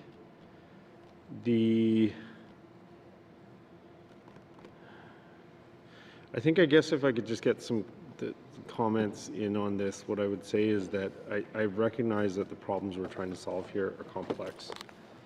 And it's not easy to just answer on the fly and on the floor. And I don't expect necessarily answers on the fly and on the floor to these kinds of questions. But my point is that I want the department, because I can't see where else this could land. It could be ECE, could be ITI, but we need to be thinking about how to deal with this workforce transition that I think is about to hit us like a wave. And I want to be really clear about that on the floor and be eyes wide open about it. I keep using that phrase, but it was a good one. And I can't think about who would be the coordinating force here if not the GNWT.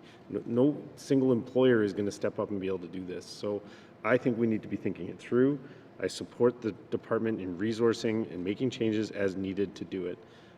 But I think we've got to come up with solid plans and changes to how we're doing things to improve these employment numbers, considering what we're facing. I'll leave my comments at that, Mr. Chair. Yeah, okay, I'm going to go to the minister.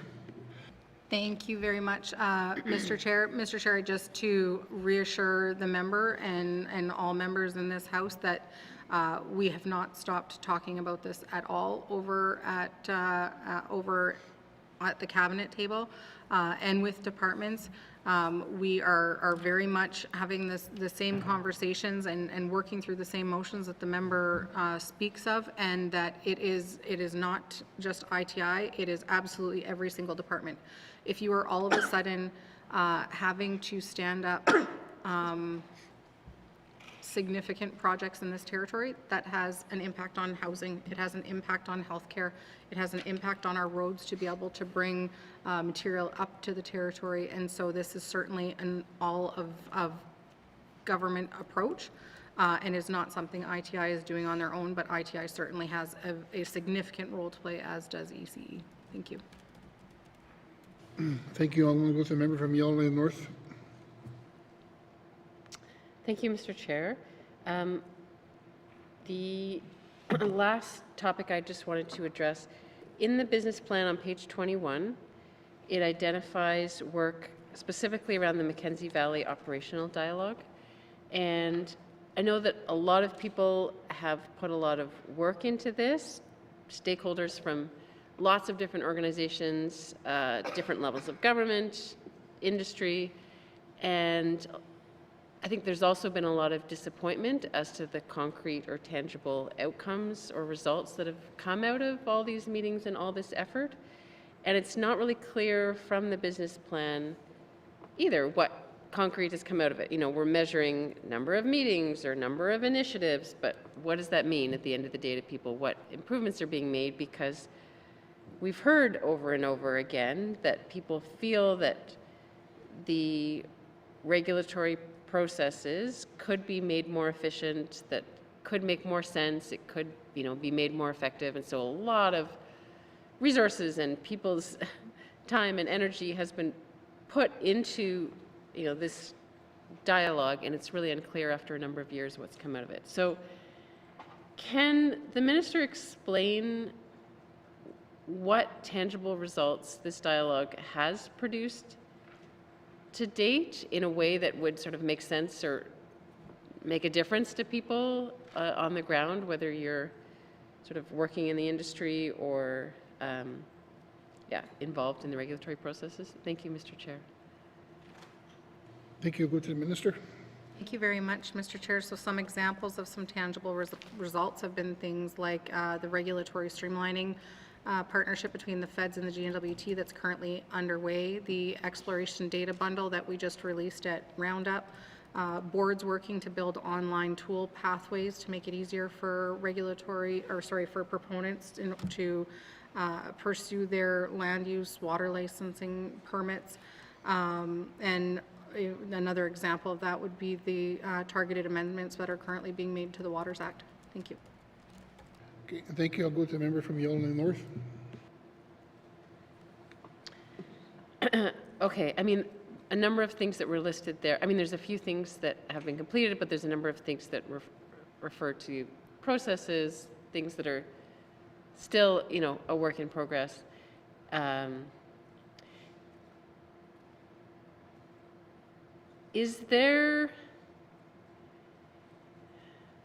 there been any like analysis within the dialogue itself or discussion as to, hey, is there something we can do to improve our own process to, you know, achieve things more quickly or, you know, communicate better what difference this is all making? Has there been anything identified by the dialogue itself in terms of improving its own process, or is the impression of the minister that anyone who's working within the dialogue is sort of A-okay with the processes in place? Thank you, Mr. Chair. Okay, thank you. I'll go to the minister. Thank you very much, Mr. Chair. Mr. Chair, I think everything we do in the world has room for improvement, and that we always need to be asking ourselves how we can do and work better together. And so one example of a change that has occurred was the group felt that working on everything as a conglomerate was too much, and you know, how do you kind of make, as the member referred to, timely change or timely decision making? And so one of the things that happened was smaller carve-off groups with more focused mandates. Thank you. Okay, and thank you. I'll go to the member from Yellowknife North. Okay, thank you, Mr. Chair. Does the GNWT produce any reports identifying like what commitments the GNWT is making as part of this dialogue? I know, again, this is a partnership where you can't control what all the partners do, and you can't control all of the outcomes of the work, but you can identify what you as one partner can do and hold yourself accountable to that. So is there any records or reports of what the GNWT itself has committed to do in these dialogue meetings, and then sort of tracking of whether we've done it or not? How long did it take us to do it? Is that available publicly somewhere? Thank you, Mr. Chair. Thank you. I'll go to the minister. Thank you very much, Mr. Chair. Mr. Chair, the member is right to allude to the fact that the federal government is ultimately responsible for the reporting on that tracking, and that is currently behind. This is one of the items that would be captured under our MOU with the federal government, because I absolutely agree with the member that we need to make sure that we're seeing traction at these tables and that traction is publicly reported. Thank you. Thank you. I'll go to the member from Yellowknife North. Okay, and so can we assume then from that answer that currently there is not public reporting as to the outcomes of those meetings and initiatives, or is there public reports available somewhere online? Thank you, Mr. Chair. Thank you. I'll go to the minister. Thank you very much, Mr. Chair. So there is publicly available reports that are available online, but the reporting is currently behind. So the reports that are currently online are dated. Thank you. Okay, thank you. I'll go to the member from Yellowknife North. Okay.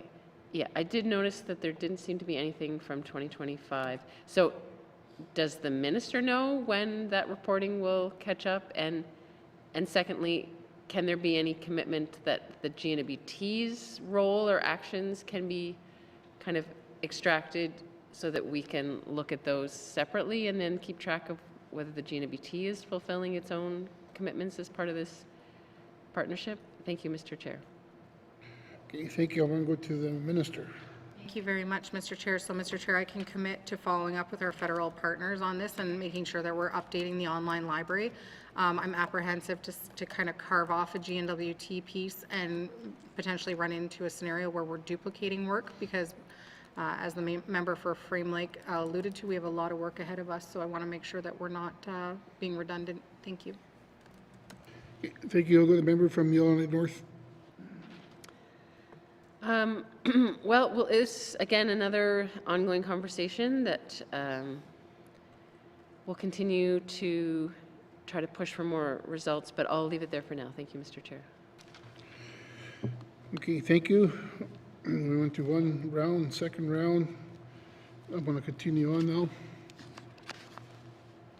Member for Montfrey. In your business plan, tourism operator licenses, you know, now that with mine closure, there's going to be a lot of people that's going to be looking for jobs or to start their own business. So 90% of tourism operators license maintain. That's what, you know, the target, and it's maintained. So, and then, and here you identify progress to date. You know, there's 159 approved, 8 pending. Can you give me an update or a report or something that shows how many of this are in Cleacho region?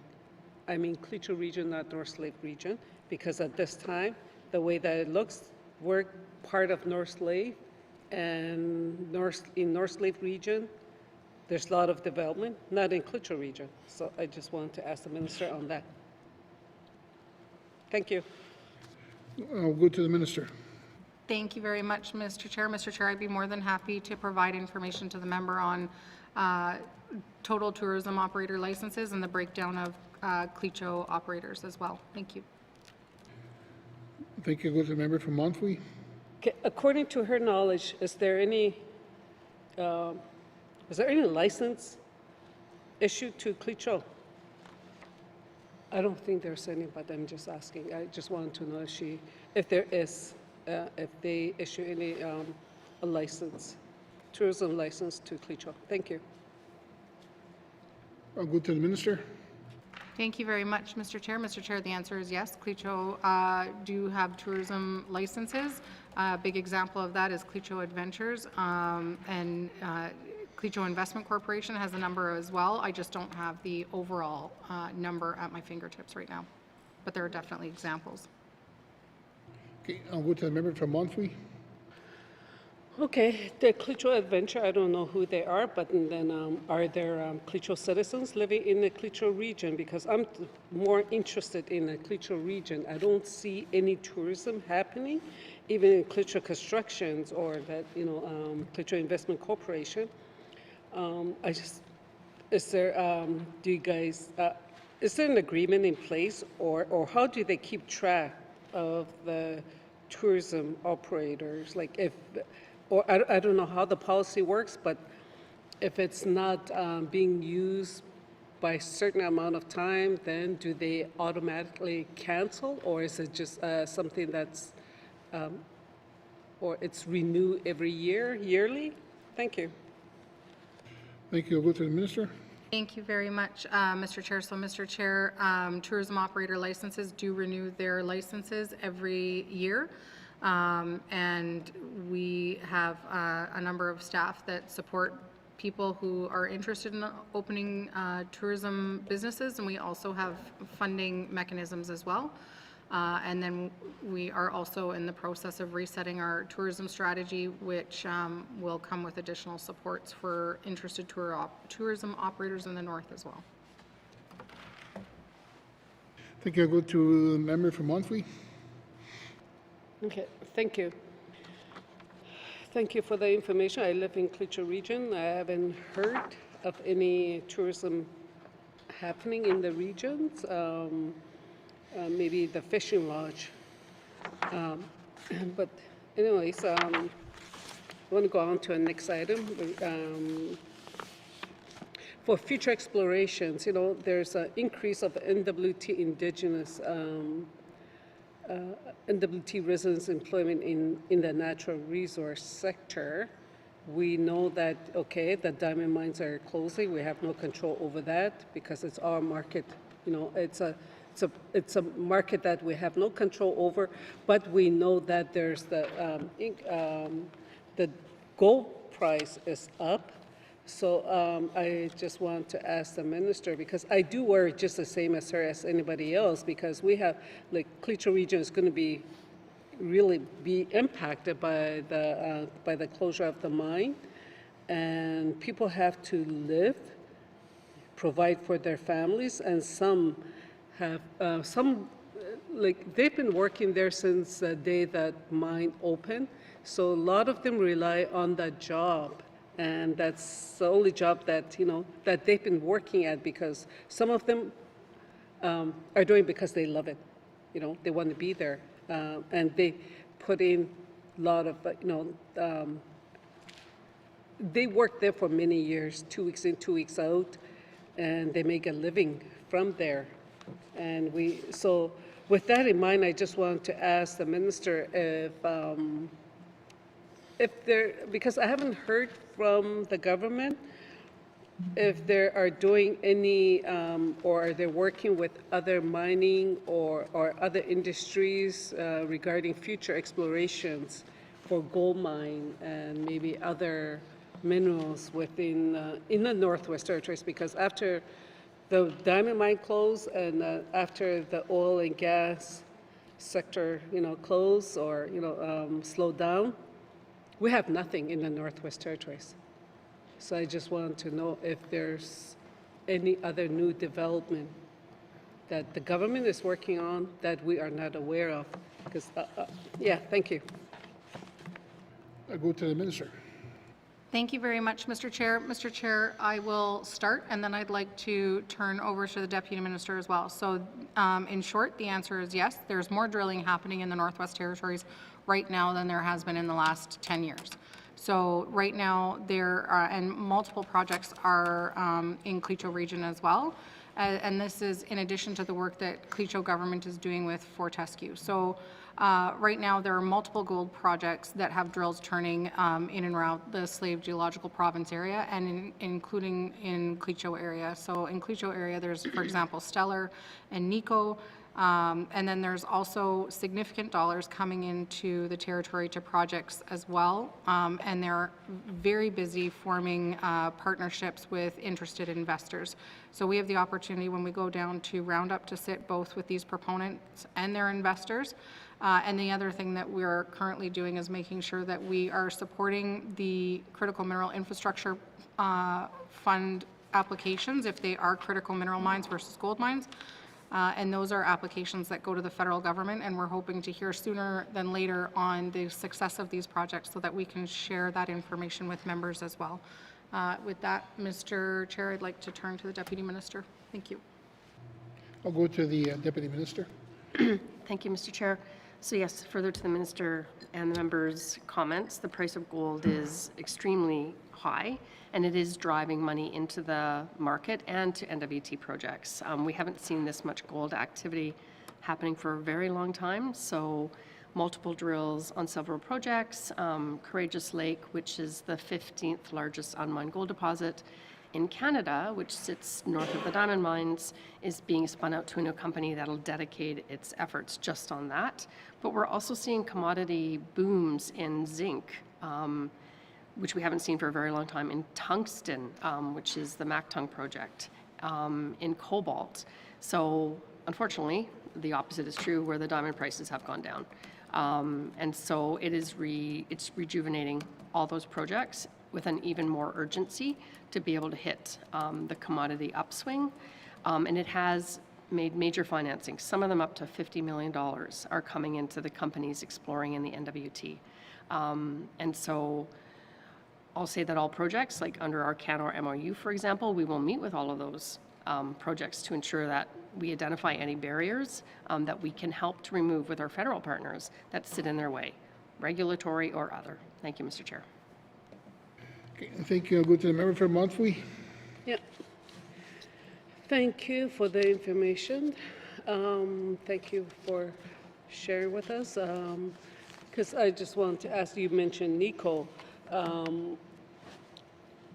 Does the minister have an idea of why or why Nico is not progressing forward? Nico is it's also a mine that could happen tomorrow, but I just want to know why, if the minister has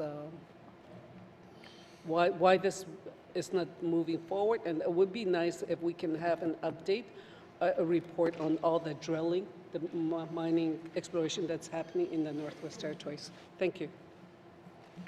Okay, I think I'll go to the minister. Thank you very much, Mr. Chair. So, Mr. Chair, the member is right. Would love to see Nico move forward and progress. They are a fully permitted mine that has gold, cobalt, and bismuth. And they just recently purchased a refinery in Alberta, and so they're in the process of also making sure that they're putting their downstream pieces together at the same time. They also still do need an access road as well into the mine, and that's one of the pieces that they are currently trying to pull funding together for, in addition to their full feasibility. And we can certainly provide a list as well of the active exploration projects that are happening in the Northwest Territories to committee. Thank you.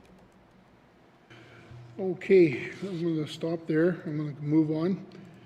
I'm going to move on to page 233, Industry, Tourism and Investment, Corporate Management, $10,471,000. Does committee agree? Thank you. Moving on to economic diversification and business support, beginning on page 235, with information items on page 237. Are there any questions? Member from Great Slave. Thank you, Mr. Chair. Mr. Chair, also in the business plan, I noted that there's mention of, and I'll read it so you don't have to reference the page number, improving accessibility of NWT arts program streams, and the business plan noted that the measure was for fewer points of entry within the GMWT. Happily, yes, we've moved everything over from ECE into ITI, and now one department rules them all. So I am curious about the ways that arts overlap with the other functions of the department, as the minister knows. So I guess my first question would be, are there ways that the minister can identify that connects funding of the arts with tourism?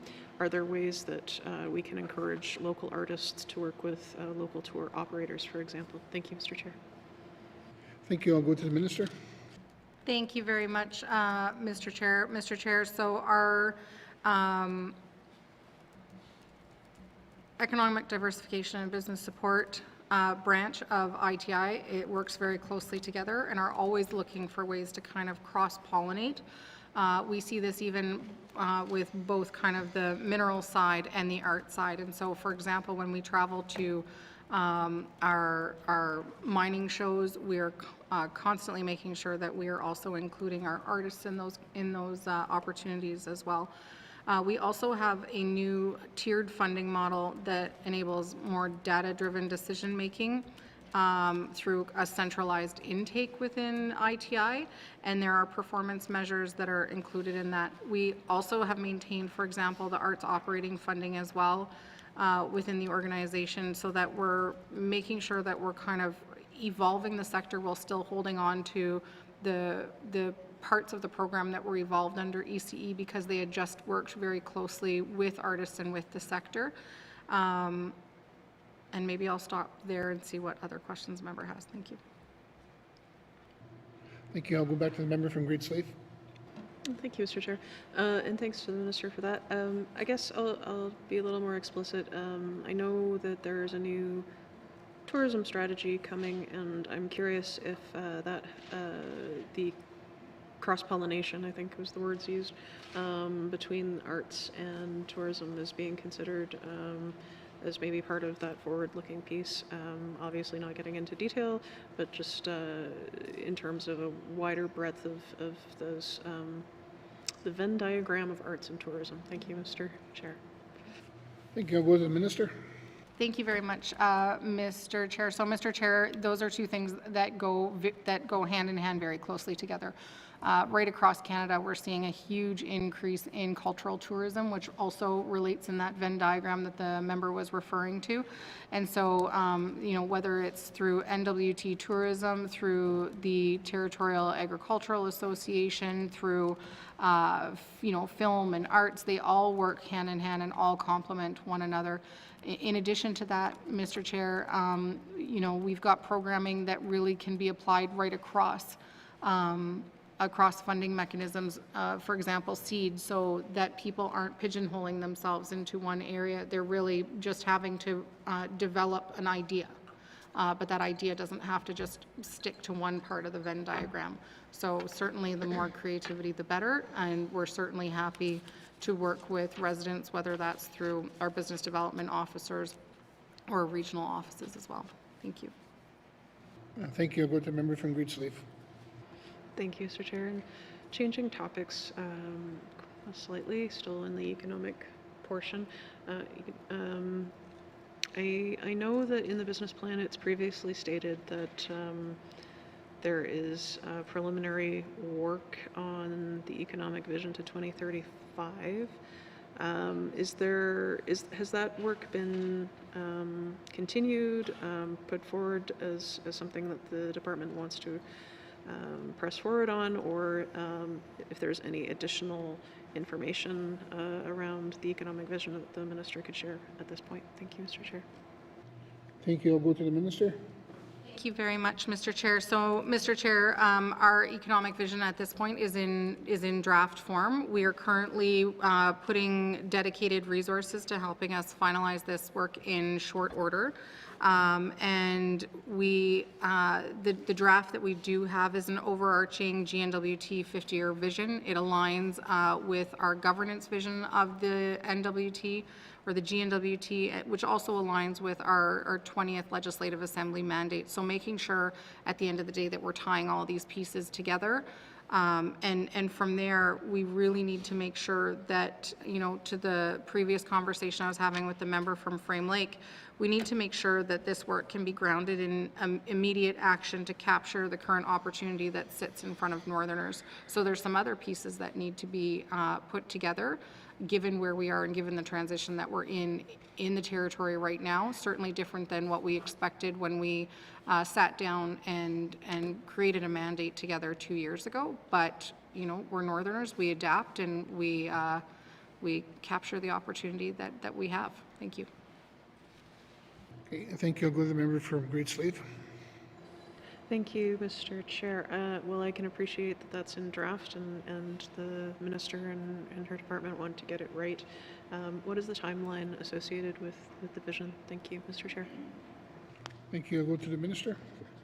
Thank you very much, Mr. Speaker. Mr. Speaker, recognizing that we're certainly in a shifting geopolitical world that's really, it's reshaping everything from our diamond mines to our critical mineral opportunities, and also the opportunities with Arctic security and sovereignty investments that sit in front of us. We need to make sure that we're working with the federal government in this as well. And so when the member asks for specifics on timing, I want to ensure that first and foremost, we're putting together something that is a quality document rather than working towards a specific timeline, but recognizing that the clock is ticking because these opportunities are sitting in front of us. So I would say very soon, Mr. Speaker, but I don't want to put an exact month on it because I would like to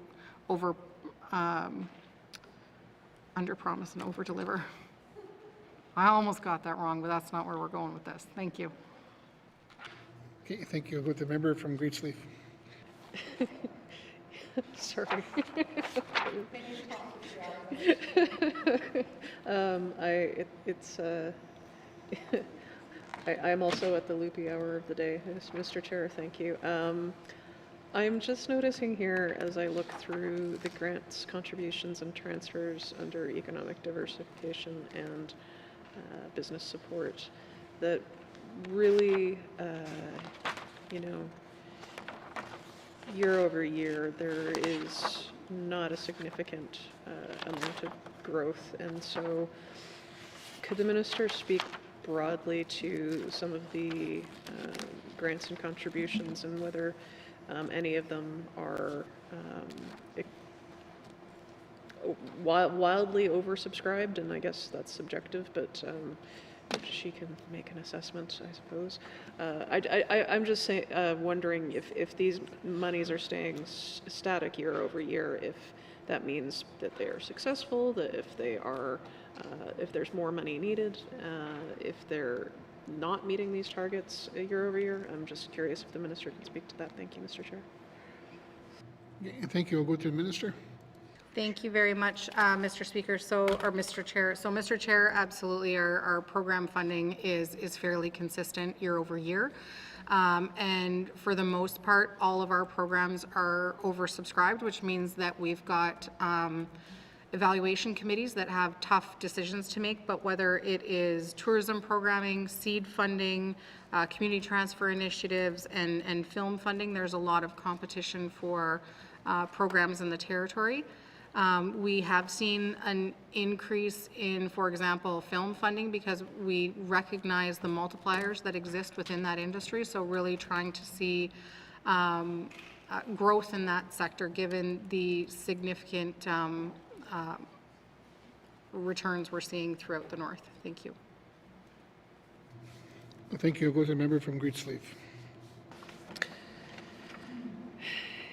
Yeah, same problem we always have. Too many good things going on, not enough money for it. More of a comment than a question, Mr. Chair. I think I'm done for now. Thank you. Is there any further questions to members on this section? Member from Yellowknife North. Thank you, Mr. Chair. So I first wanted to, I think it's part of this section, I always get confused. The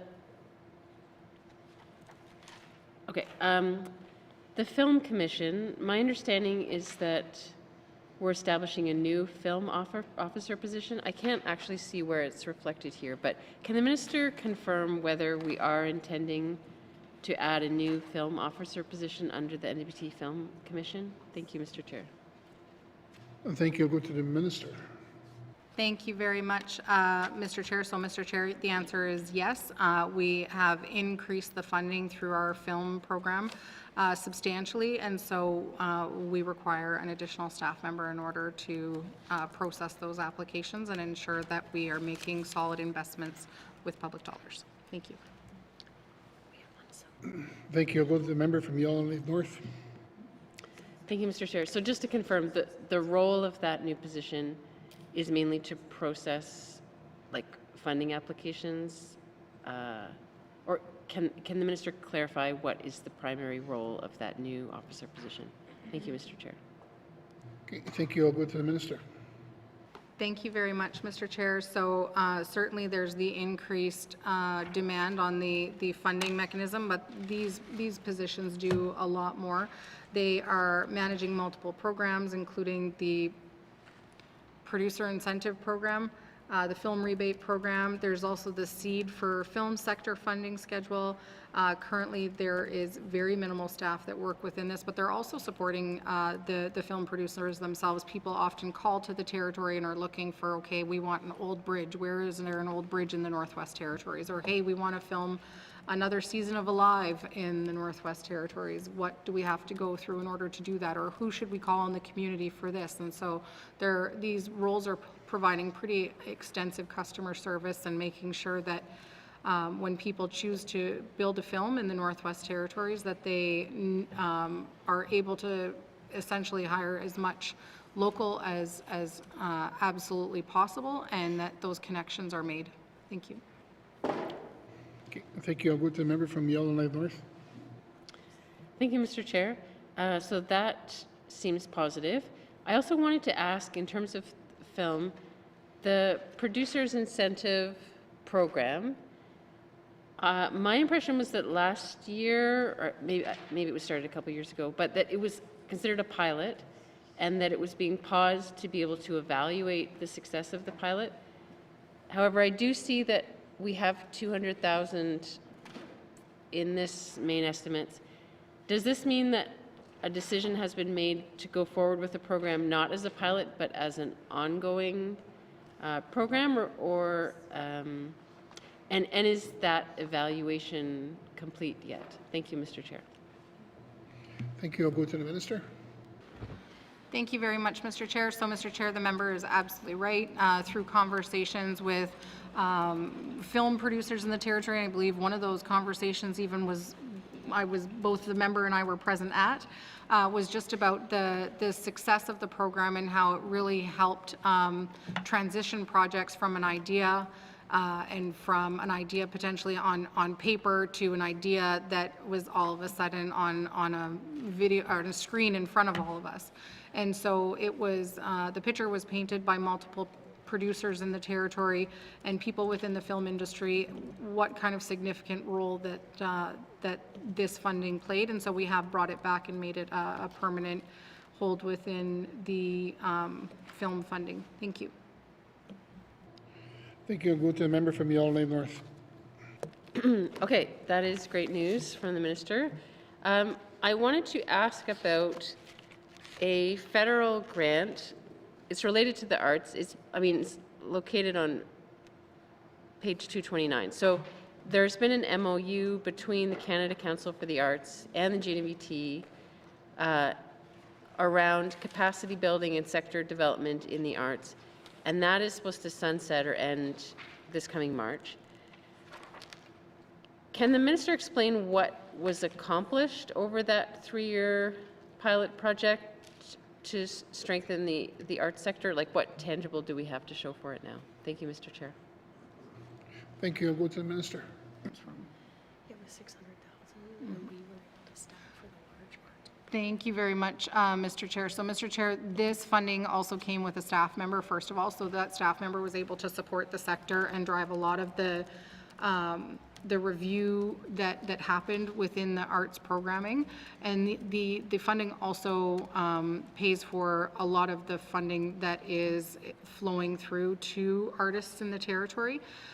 So we're in the process of renegotiating this funding right now with the federal government as well, with the Canada Council for the Arts. Sorry. Okay, thank you. I'll go back to the member from Yellowknife North. Thank you, Mr. Chair. Okay, so that is good to know that there's an intention to try to continue that.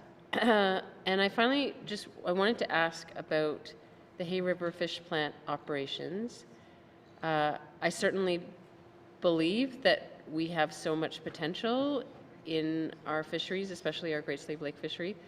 However, this seems to have been a long, prolonged process around trying to establish the fish plant and decide what to do with it. Can the Minister first just clarify what funding for fish plant operations is being requested in this mains, and how much of an increase that is over previous years of operations funding? Thank you, Mr. Chair. Thank you. I'll go to the Minister. Thank you, Mr. Chair. So, Mr. Chair, the ask for funding for the Hay River Fish Plant operations is $2.9 million in this budget. So it is for the FFMC, the FFMC contract that we have. And so we work with FFMC to manage the plant for us. We are currently in the process of, one, making sure that the plant has all of its required certifications, and we can do the exporting that we have been long working toward. So we have an RFP out to work on a plan to divest the plant as well. And part of that work that needs to be done is also showing the success of the plant. So making sure that we are working to build a successful business case, because ultimately we want to show that not only is the plant cost neutral, but it makes money at the end of the day. And I'm happy that the member reflected on the great potential that exists within the NWT's fisheries sector. And I think that there is a lot of opportunity in front of us to be able to market our good quality fish globally. Thank you. Thank you. I'll go to the member from Yellow Lane North. Thank you, Mr. Chair. And so I also note that, we've seen in some of the graphs and statistics from Finance or under Economic Outlook that we do see positive signs that the number of commercial fishers has rebounded significantly, that we now have more than 70. I'm not actually sure if that's for the territory as a whole or for the Great Slave Lake fishery, but anyway, up from about 30 commercial fishers from 2012. So I'm wondering if the success and profitability of the Hay River Fish Plant, does it depend largely on the number of fishers, like the volume of fish that you can get in, or have the barriers been other kinds of challenges? Thank you, Mr. Chair. Okay, thank you. Go to the minister. Thank you very much, Mr. Chair. So, Mr. Chair, traditionally we've had to ship all of our fish to Winnipeg through our agreement with the Freshwater Fish Marketing Act. By being able to have our own CFIA approved fish plant, it means that we can do our exports on our own globally and that we're not locked into the FFMC fish prices by having to ship through their plant. So with these certifications, it means that literally the world opens up to the Hay River Fish Plant and the fishers that fish there. There are 93 commercial fishing licenses, I believe, and that's for the entire NWT. And as far as what the barriers are, is a lot of the export contracts that you sign on to, you have to be able to commit to a certain poundage of fish and a certain type of fish in order to secure your contracts. And so certainly making sure that we have a solid number of fishers and who are fishing consistently throughout the year is going to be key to us landing and maintaining those contracts. Thank you. Okay. Thank you. Next on my list I got is the member from Decho. Thank you, Mr. Chair. My question is, how many, oh no, that was the second question. How many businesses have started up in the Decho in the last 2 years? Can the minister tell me that? Thank you. Thank you. I'll go to the minister. Thank you very much, Mr. Chair. Mr. Chair, in the interest of time, I'd be happy to provide that to the member in writing. Thank you. Okay, thank you. I'll go back to the member from Decho. I'm going to ask about what are some barriers to business startup in the Decho. That was the second question. Thank you. Thank you. I'll go to the minister. Thank you very much, Mr. Chair. So, Mr. Chair, our information has both the Decho and the Nahende included, and so in order to break out just the members' communities, I would need to follow up in writing, but would be happy to do so. Thank you. Okay, thank you. I'll go to the member from the Decho. Thank you, Mr. Chair. I think that one is like for either Nahende and Decho. What is the barrier? The information will be good for both. Well, I guess for everybody. So, what is some barriers that prevent people from starting up businesses? Thank you. Okay, thank you. We'll go to the minister. Thank you very much, Mr. Chair. So, Mr. Chair, the cost of doing business in the Northwest Territories certainly can be quite high depending on what business somebody is starting up or opening. The cost of securing goods, we, certainly are working on certain projects. For example, the Mackenzie Valley Highway in the Northwest Territories, acknowledging that air travel or traveling, down through BC, up through the Yukon and up the Dempster to get back into the Northwest Territories, it certainly adds to the cost of doing business and the cost of living in the Northwest Territories. We certainly make sure that we are providing access to different funding programs that help kind of mitigate some of that startup of business shock in the territory, whether that's through our tourism operator funding that people can use for some infrastructure, or whether that's seed funding, for example, that people can use for business plans to make sure that they're also charging rates that really allow them to stay in business and make sure that it respects their cash flow needs as well. And then we also have Prosper NWT, and I know there have been multiple businesses over in the Decho that have worked with Prosper NWT to secure loans for increased business opportunities and to great success. Thank you. Thank you. Go to the member from the Decho. Thank you. I would think one of the barriers would be, it could be housing. Housing could be one of the barriers, lack of knowledge of starting up business. So given those, what are some supports that are available to business starter-uppers? Thank you. Thank you. Go to the minister. Thank you very much for the question, Mr. Chair. So in regards to housing and the challenges we see across the territory, this government is investing more in housing infrastructure than any government before it, with $150 million, and still working to make sure that we're supporting increased investments in housing from other third parties into the territory. In addition to that, Mr. Chair, there's also mentorship opportunities that I alluded to earlier with other members. So making sure that we are creating opportunities for somebody who wants to start a business to work with somebody who successfully has done just that.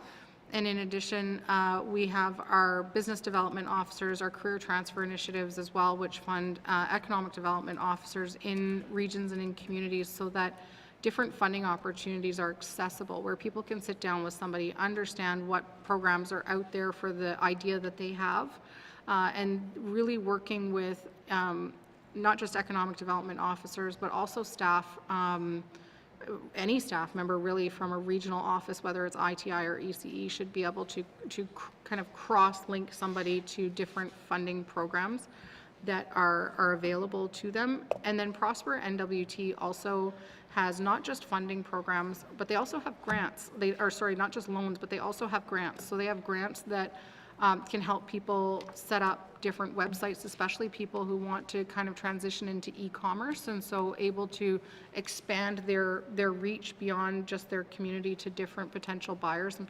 potential customers for their business. And then in addition to that, there's a new grant through Prosper NWT that links businesses with different artificial intelligence opportunities as well. And those are both grants. And then Prosper NWT also works very hard to provide different kind of business advice type solutions for people. So if the member knows of somebody that's looking to set up a business and looking for supports, please don't be shy to either reach out to through the MLA to myself, or I would be more than happy to provide contacts for ITI, ECE, or Prosper, depending on what the person is looking for. Thank you. Thank you. I'll go to the member from the Decho. Thank you. I guess I think about just, when you're in the small communities, it's a lot harder, especially if you're living isolated. I can't imagine if that, they have business development officers come to the community. Do they do that once a month, once every twice a month? I'm not sure how that works, but that's why I guess I talked about it before. I'd like to have a business development officer in my community so people can feel like they're supported right there rather than having to drive to Hay River. And so just having that support readily available in communities. And I understand people can phone, they can email, but it seems like it's better to talk one-on-one with somebody in person rather than on the phone. Because you have to, I guess it's all about building relationships, right? So the other question I had was on the fishers. It's funny how they call them that, fishers now, commercial fishermen. What supports do they get from by becoming fishers. Thank you. Thank you. Go to the minister. Thank you very much, Mr. Chair. So, Mr. Chair, we certainly provide supports through the purchase of, supporting the purchase of equipment, through training for people who are interested in becoming involved in commercial fishing. In the past, we've also done support for wages as well. And then we have our commercial fish program and also the Northern Food Program that people can access for different buckets of funding depending on what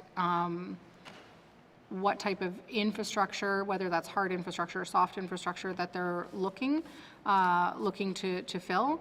And so the budget for that is roughly, I believe, about $500,000. And then in addition to that, there's also the seed program that people can apply through. So we, acknowledging that there's a lot of demand on different funding programs, we try to make sure that we're working directly with the person who's interested in accessing these funding programs and suggesting different avenues and different ways that they can apply. So that we're trying to really expand that opportunity as much as possible. Okay, thank you. I'll go to the member from the Decho. Thank you, Mr. Chair. I don't have anything further. Thank you. Thank you. I'm going to take a 30-minute break, and then we'll come back. Thank you.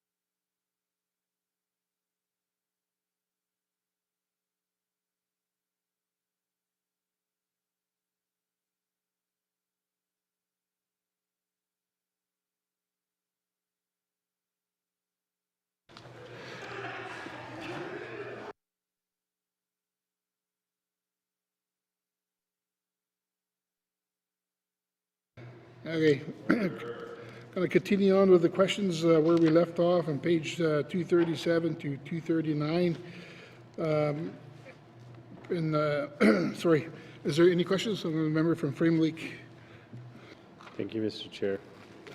First question, how is ITI measuring whether its business programs are actually diversifying the economy rather than reinforcing the existing composition of it? Thank you.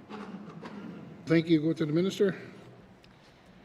Thank you very much, Mr. Chair. So, Mr. Chair, that is part of the program redesign work that we are doing right now. So we started today with the member from Great Slave asking about the seed review. And so we are doing this work through existing reviews that are ongoing right now. Okay, thank you. I'll go to the member from Frame Lake. Thank you. I appreciate the minister being brief most of the time, but if in this case if she could elaborate a bit on what the review is looking to achieve and change, that'd be great. Thank you. To the Minister. Thank you so much, Mr. Chair. I just promised my colleagues I would be far more brief. Mr. Chair, we are doing reviews. These are the hard questions we ultimately need to ask. You know, there's a lot of people across the territory who apply on these programs more than once. Sometimes it is, sometimes it reflects kind of the economic landscape and goals of the territory. Sometimes it doesn't. And so essentially where we're at right now is at a point where we have to ask ourselves the hard questions of, are these programs designed to, A, ensure that everybody gets a small piece of the pie, or do we want programs that ultimately act as game changers and accelerators of businesses within the Northwest Territories? And this is part of that work that's currently underway. Thank you. Okay, thank you. I'll go to the member from Frame Lake. Thank you, Mr. Chair. Yeah, I think I'll just say I appreciate that they're doing this work, and I think this kind of measurement is needed. We've talked a lot about the need for economic planning and connecting it better with our economic analysis. So I'm not going to belabor those points here, but just to say that while the department is doing this work, I'd appreciate if they look into that. And the comments that have been made about the economic and fiscal outlook and how we can plan our economic planning around that, using the fiscal outlook to inform our actions in the sense of if we have workforce shortages, if that's a risk or if that's a problem that we have to address, then that's certainly something that should be part of our economic planning on the other end of it, which is what can we do about that problem. So I won't belabor that point too much here, aside from to say that I'd like to see us including that in the review of the business programs as well. But speaking to the workforce shortage issue and the statement I made on Friday about the importance of the polytechnic transition, but not just that, but generally workforce development and education in the territory and how that can be transformative of the economy. I know that the department was doing some knowledge economy development work in the recent past, and I've noticed that has worked its way out of the planning when it comes to economic diversification and business support, at least in the sense that like we have a film industry, we have film industry programming, we have arts sector supports. I don't see anything in here related to knowledge economy development, and I do see it as an underdeveloped sector that has the opportunity of through further development, helping to diversify the economy. So I'm wondering if the minister could comment on that, why that is lacking in the business planning and work of the department on economic diversification. Thanks. Thank you. I'll go to the Minister. Thank you so much, Mr. Chair. So, Mr. Chair, that was funding that we had received, and that funding has since sunset. So it's current, like that line item is currently not funded, and we were seeking funding with Canmore to work with Wilfrid Laurier on being able to extend that. So currently that is not funded, but what we are working toward as commitments made through the business plan that are connected to the economic vision are the innovation action plan. Thank you. Thank you. I'll go to the member from Frame Lake. Okay, thank you. And we talked a fair bit about workforce on the previous pages and in the business plan with relation to boosting northern employment numbers. But yeah, I'm wondering about knowledge economy development from a couple of different perspectives. One is the risk identified in our economic and fiscal outlook that we have workforce availability issues and we have issues with the level of education and preparedness in our workforce. And so that's a risk and a gap that I think we should be trying to close in terms of economic planning. The point that I wanted to highlight from that statement on Friday the most is just the idea that creating an environment of ongoing improvement and learning and skill development in the territory is known to be transformative in terms of creating a skilled workforce that can attract investment here. And so people will be more inclined to invest in this territory if certain skills exist. And that growth of the knowledge economy can be a real driver. And I would just note that in terms of looking at this as a risk factor, the other two northern jurisdictions are well ahead of us now. And they're attracting quite a bit of investment.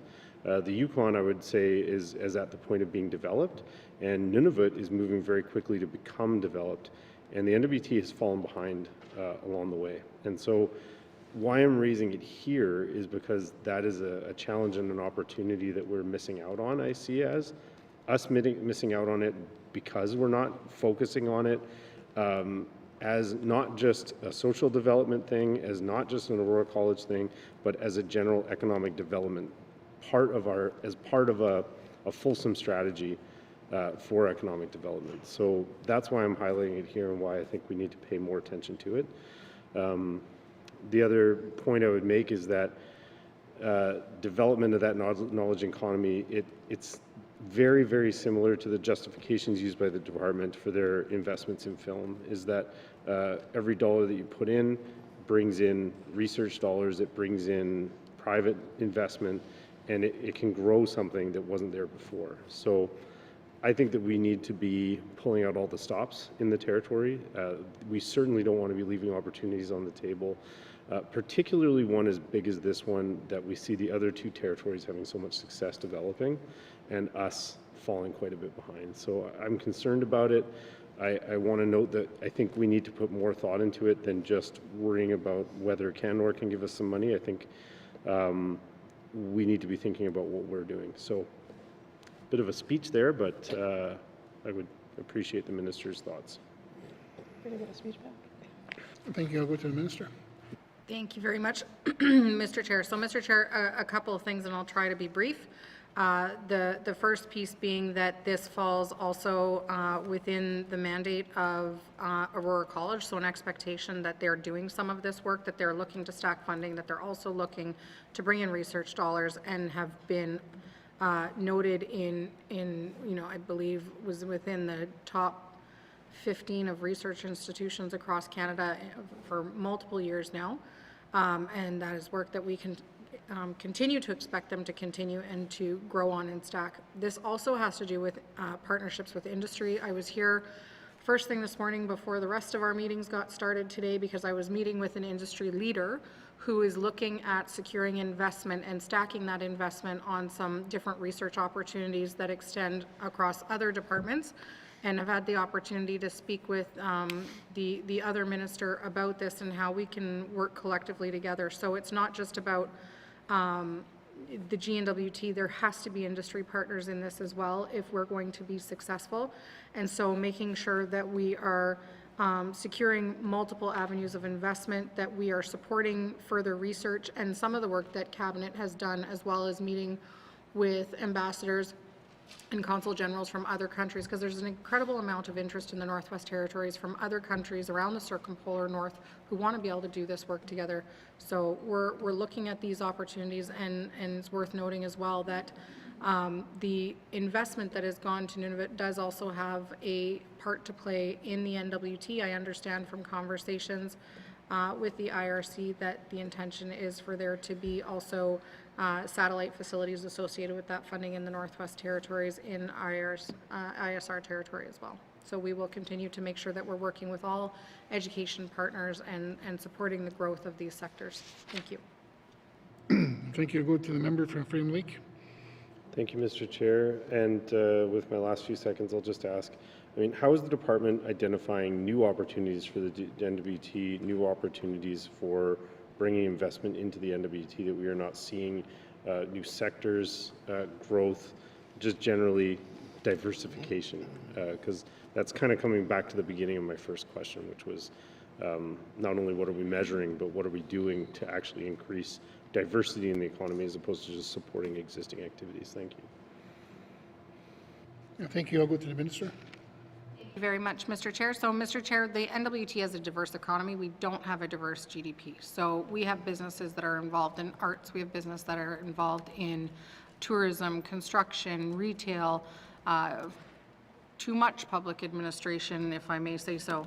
But we certainly are doing a lot of things to do with making sure that we're working to diversify our GDP, which is where I think the difference really needs to be noted there. So, you know, making sure that we're building on our strengths, that we are noting where we're seeing major multiplier impacts in the territory. So, for example, within our mining sector, continuing to invest in that and invest in multiple metals and minerals across the board, making sure that we're speaking with investors from other countries and interested investors, making sure that we're doing support applications for organizations that need them to be able to attract that investment to the territory.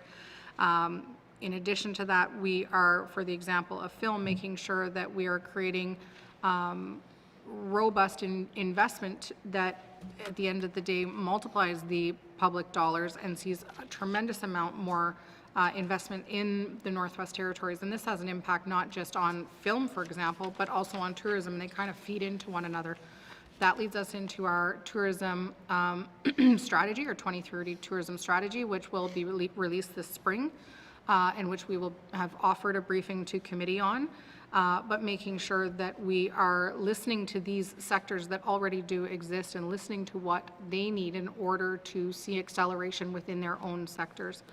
In addition to those pieces, we are also making sure that we're telling the story of the Northwest Territories. So that includes making sure that we're traveling with Indigenous governments to different conference opportunities, whether it's within the Northwest Territories, nationally or internationally, because we know that the world is small and the world is very connected, and a lot of people are looking to the Arctic right now, particularly the Canadian Arctic, and we want to make sure that we're telling our own story ourselves. Thank you. Thank you. On this section, are there any further questions? Okay, seeing none, please turn to page 236, Industry, Tourism and Investment, Economic Diversification and Business Support, $23,111,000. Does committee agree? Thank you. Moving on to Minerals and Petroleum Resources, beginning on page 240, with information items from 242 to 243. Are there any questions? I'm going to go to a member from Range Lake. Oh, sorry. Sorry, White-Key-North first. Yes. Thank you, Mr. Chair. Thank you. I wanted to ask first about, so the money allocated for Mineral Resources Act implementation, there's an increase there of 300,000, no, 400,000, math is hard, since last year's main estimates, although, you know, the revised estimates had, the numbers are going up and down a little bit, and my understanding is that we had some sort of money that is sunsetting for implementation of the Mineral Resources Act, but then there's also a new chunk of money coming in. Can the minister clarify, did we get federal funding before for this, or was it like a GNWT allocated amount that has sunsetted, but, and what sort of new funding package do we see coming online there for these 26, 27 main estimates? Thank you, Mr. Chair. Okay, thank you. I'll go to the minister. Thank you very much, Mr. Chair. So, Mr. Chair, we previously had federal funding for community engagement position roles, so supporting with helping communities do engagement across the territory. And in addition to that, the funding that you see in this year's budget and we're trying to make sure that we are only requesting funding that is needed for the implementation of the MRIR, as well as getting all of that done. And that is a key focus of the department in the life of this assembly. And so what this also includes is a director position that will be required. It is the Director of Mineral and Energy Regulation.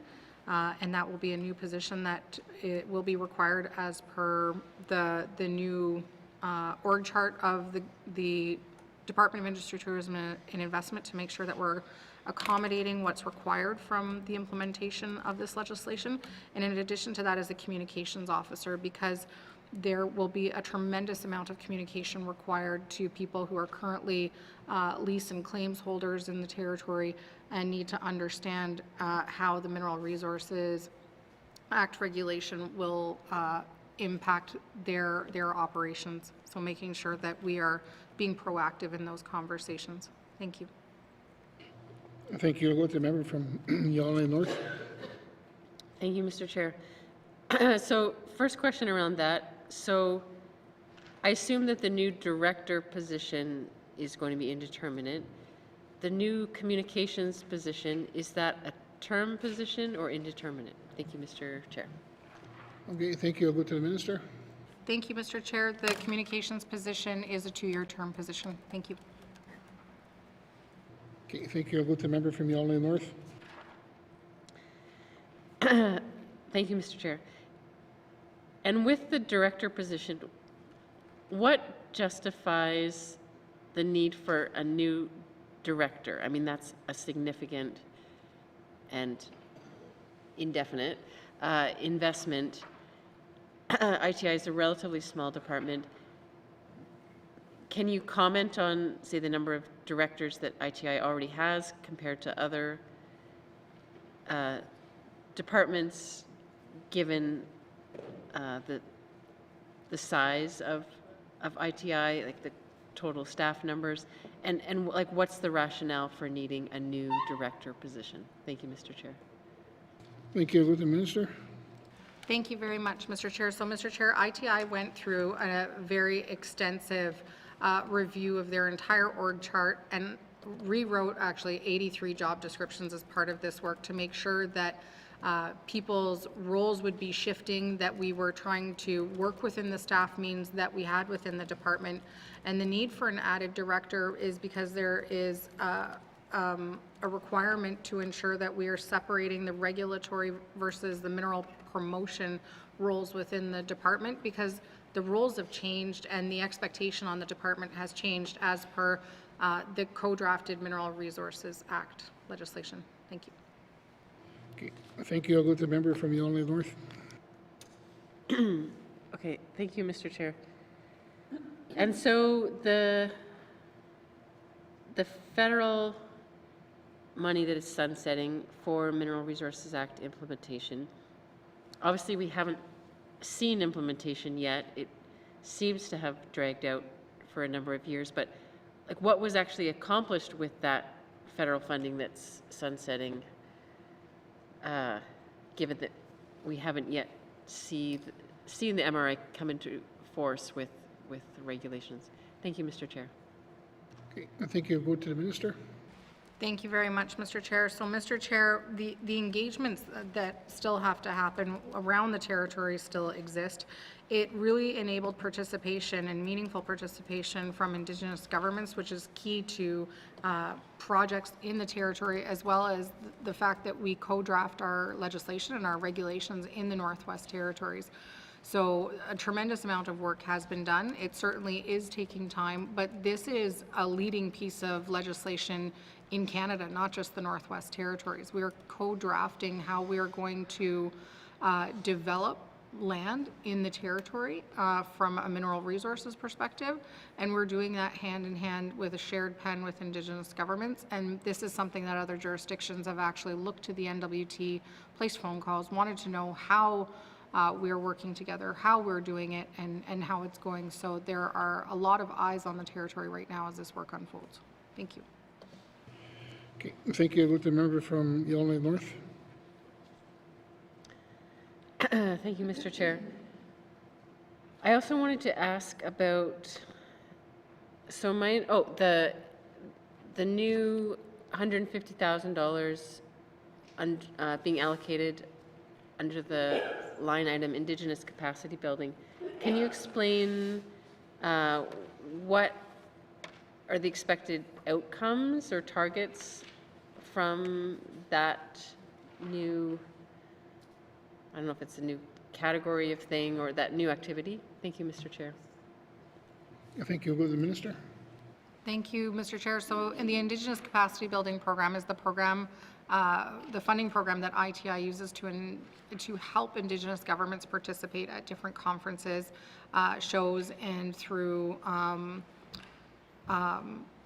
different events that are happening where you find a lot of conversation around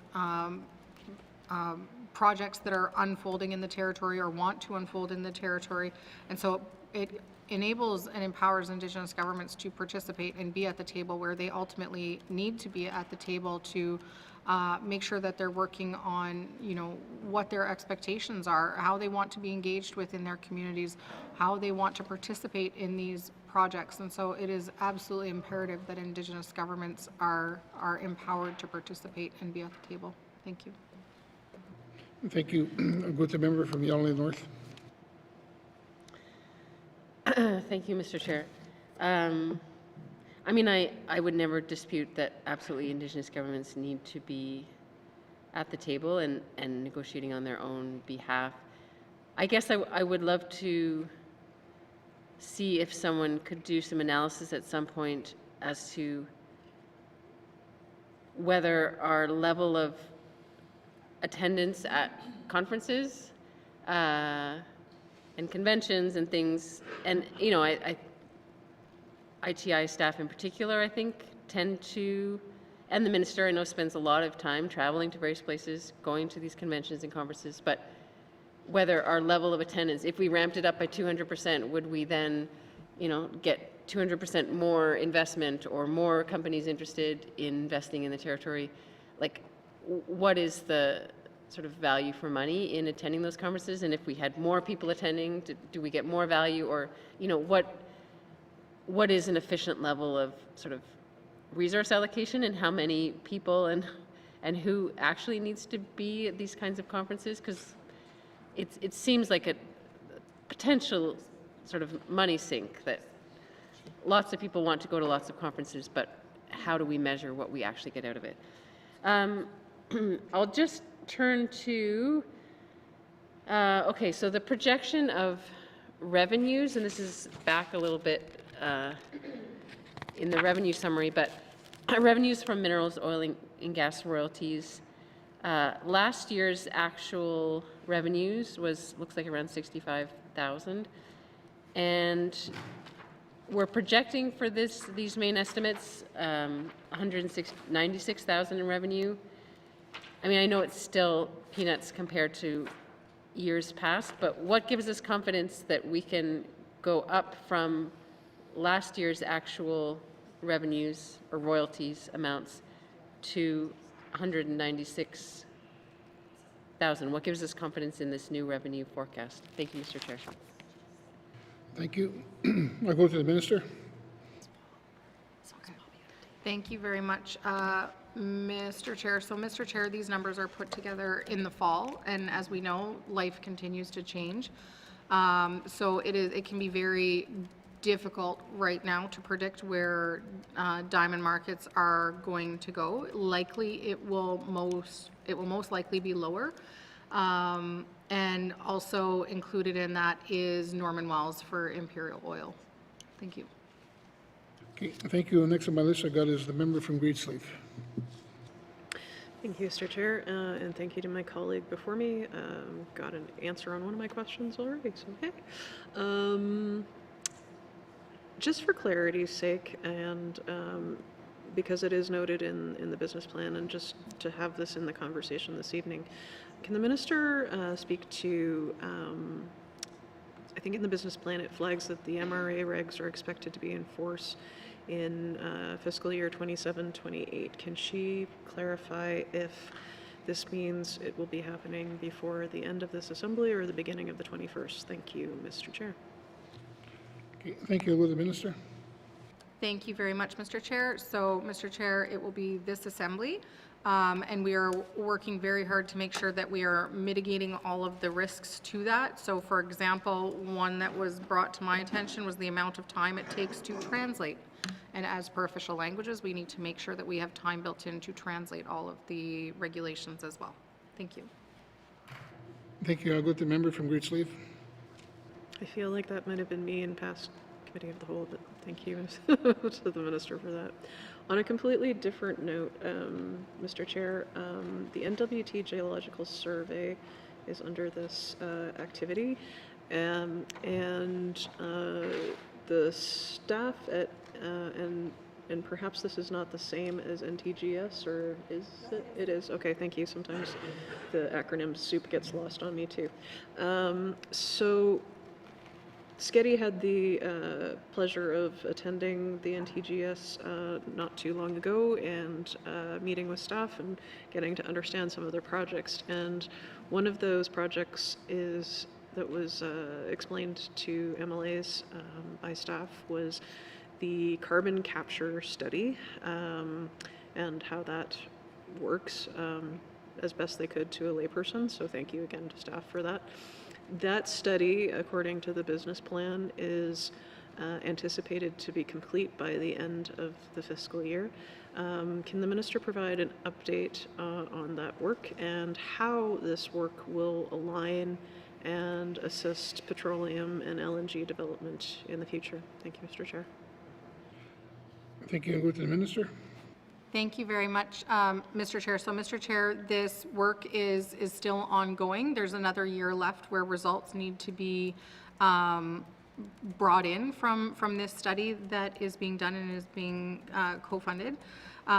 For the member's second question as to what this means for LNG in the territory, and so essentially carbon sequestration means that as you're extracting the LNG from the ground, you can take the carbon capture and essentially feed it into some of the rocks in the territory. And so the work being done is to determine how much and how effective it is. And so what it could ultimately do is potentially lower the greenhouse gases for Mackenzie Delta LNG, or even potentially the M18 well up in the Beaufort Delta. Thank you. Okay, thank you. I'll go to the member from Greensleaf. Yeah, thank you, Mr. Chair. And very exciting work that they're doing there indeed on that front. And so I am curious if the minister knows at this particular time. Obviously, she's just noted that it will be another year or so before a final study report will be available. But at this time, does she see any dovelining applications with industry that are currently interested in the results of this study? What is the sort of anticipation, I guess, building, if any, with industry and/or regulatory partners? Thank you, Mr. Chair. Thank you. To the minister. Thank you very much, Mr. Chair. Mr. Chair, I would say more so that people are kind of waiting on the edge of their seats for is what the federal government plans to do with the offshore moratorium. Thank you. I'll go back to the member from Greensleaf. No, fair enough, and I'm sure my colleague down the way has questions about that, so I'll cede my time. Thank you. Thank you. I'm going to go to the member from Inuvik Boot Lake. Thank you, Mr. Chair. Mr. Chair, as I've brought up in this House many, many times, I do think that the next economic engine that could fuel this territory is liquefied natural gas, or LNG. Obviously, I've said many times, we have a significant amount of that in the Beaufort Delta, both onshore and offshore. I've also talked about in 2021, when I know the department did a pre-feasibility study that stated exactly that it was technically feasible and technically feasible and financially feasible to look at doing this.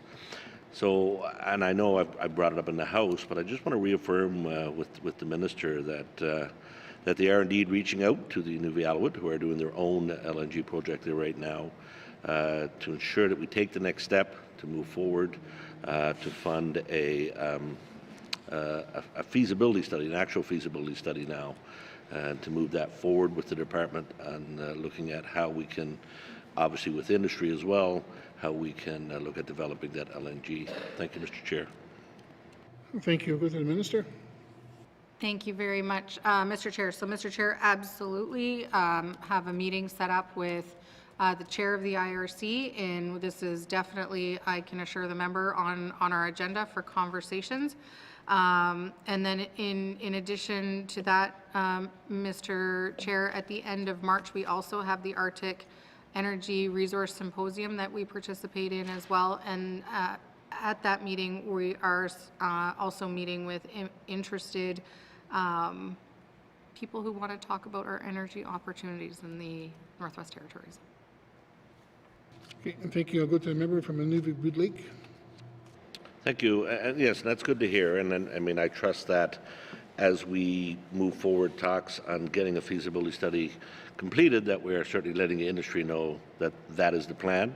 So they are aware, and obviously they will be involved with some of the information, but that they're aware early on that this is the intent of our government to do that. And I trust that the minister will be engaging with that, and that we do have the proper capacity set up staffing-wise to have dedicated staff members to do that. And looking at the staffing, I note that there's, right now, and I get this is minerals and petroleum resources, but we know right now what's happening with the mines in the region, in the territory, unfortunately.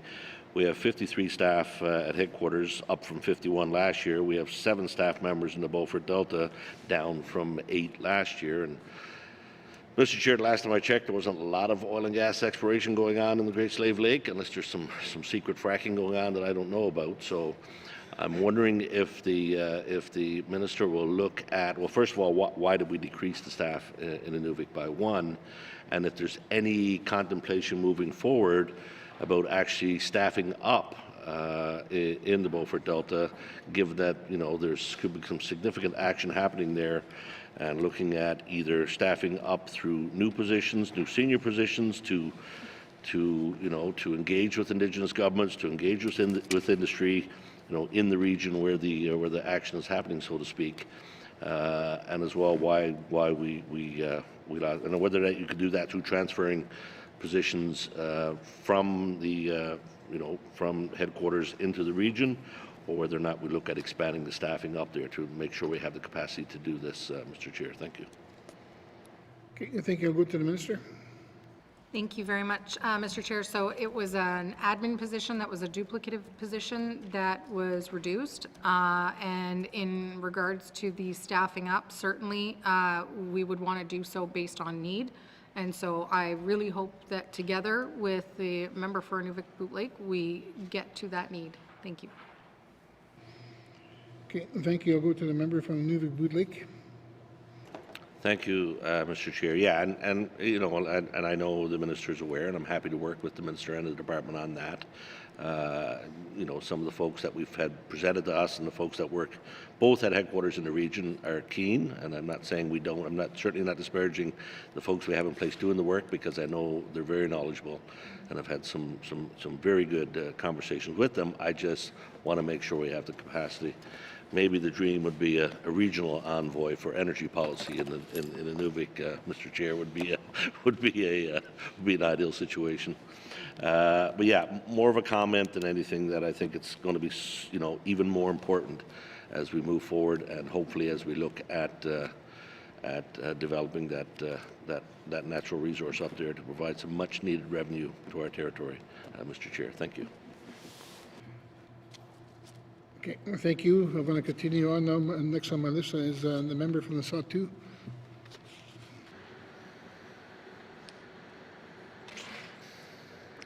Thank you, Mr. Chair. I just want to add to some of the discussions from the member from Frame Lake and Boot Lake here also on these different programs of assistance that is within this activity and the previous. And I like the minister saying they're looking at marketing and discussions with energy opportunities, and certainly this activity is one of the supports to achieving continued dialogue and marketing what you have and serving the interest of potential investors. So summarizing all that, I'm kind of hoping that there would be additional capital added throughout the year. If you look at the compensation and benefits line item at 10 million, and the delivery of staff costs on the balance of what's left over. So if you take 17 million and add it on to the the next page on 242 of 1.9, and your staff costs is around and about 50% of what you're going to be delivering. So we seem to be spending a lot more on staff to deliver these different types of programs, which are all ideal. But when you look at the demand for energy opportunities, maybe that could be tweaked and expanded on. If you take an example to that and say, okay, Indigenous capacity building is there to support and offset transportation costs for staff from the Indigenous governments to go and publish their position to different conferences. Could that capacity building maybe expand on to, say, secondments, for example? So really what I'm trying to say is, how can we broaden this activity and previous activities that recognize the potential? When I travel back to my dying community, and the Norman Wells Esso is very similar to what we're seeing here in the capital because of the decline in the diamond fields. And just to measure the downside to that, the resupply of the diamond customers in peak years was 9,000 truckloads, and I do believe it's down to like 3,000 truckloads now. So that just gives you a real indicator on the decline. However, that shouldn't stop there. You should recognize what you have in terms of assets and growth and wealth and potential, and capitalize on that. When I say we have huge amounts of reserves in gas and coal, believe me, it is true. It is into the billions of cubic feet of gas. And adding on to that inventory, you've got critical minerals. And adding on to that, you've got a huge play referred to as the Canal Shale play. Now, if we really want to look at readiness and diversification of the existing inventory we have, we should expand on the resources needed to market that. And I look forward to working with the minister on readiness.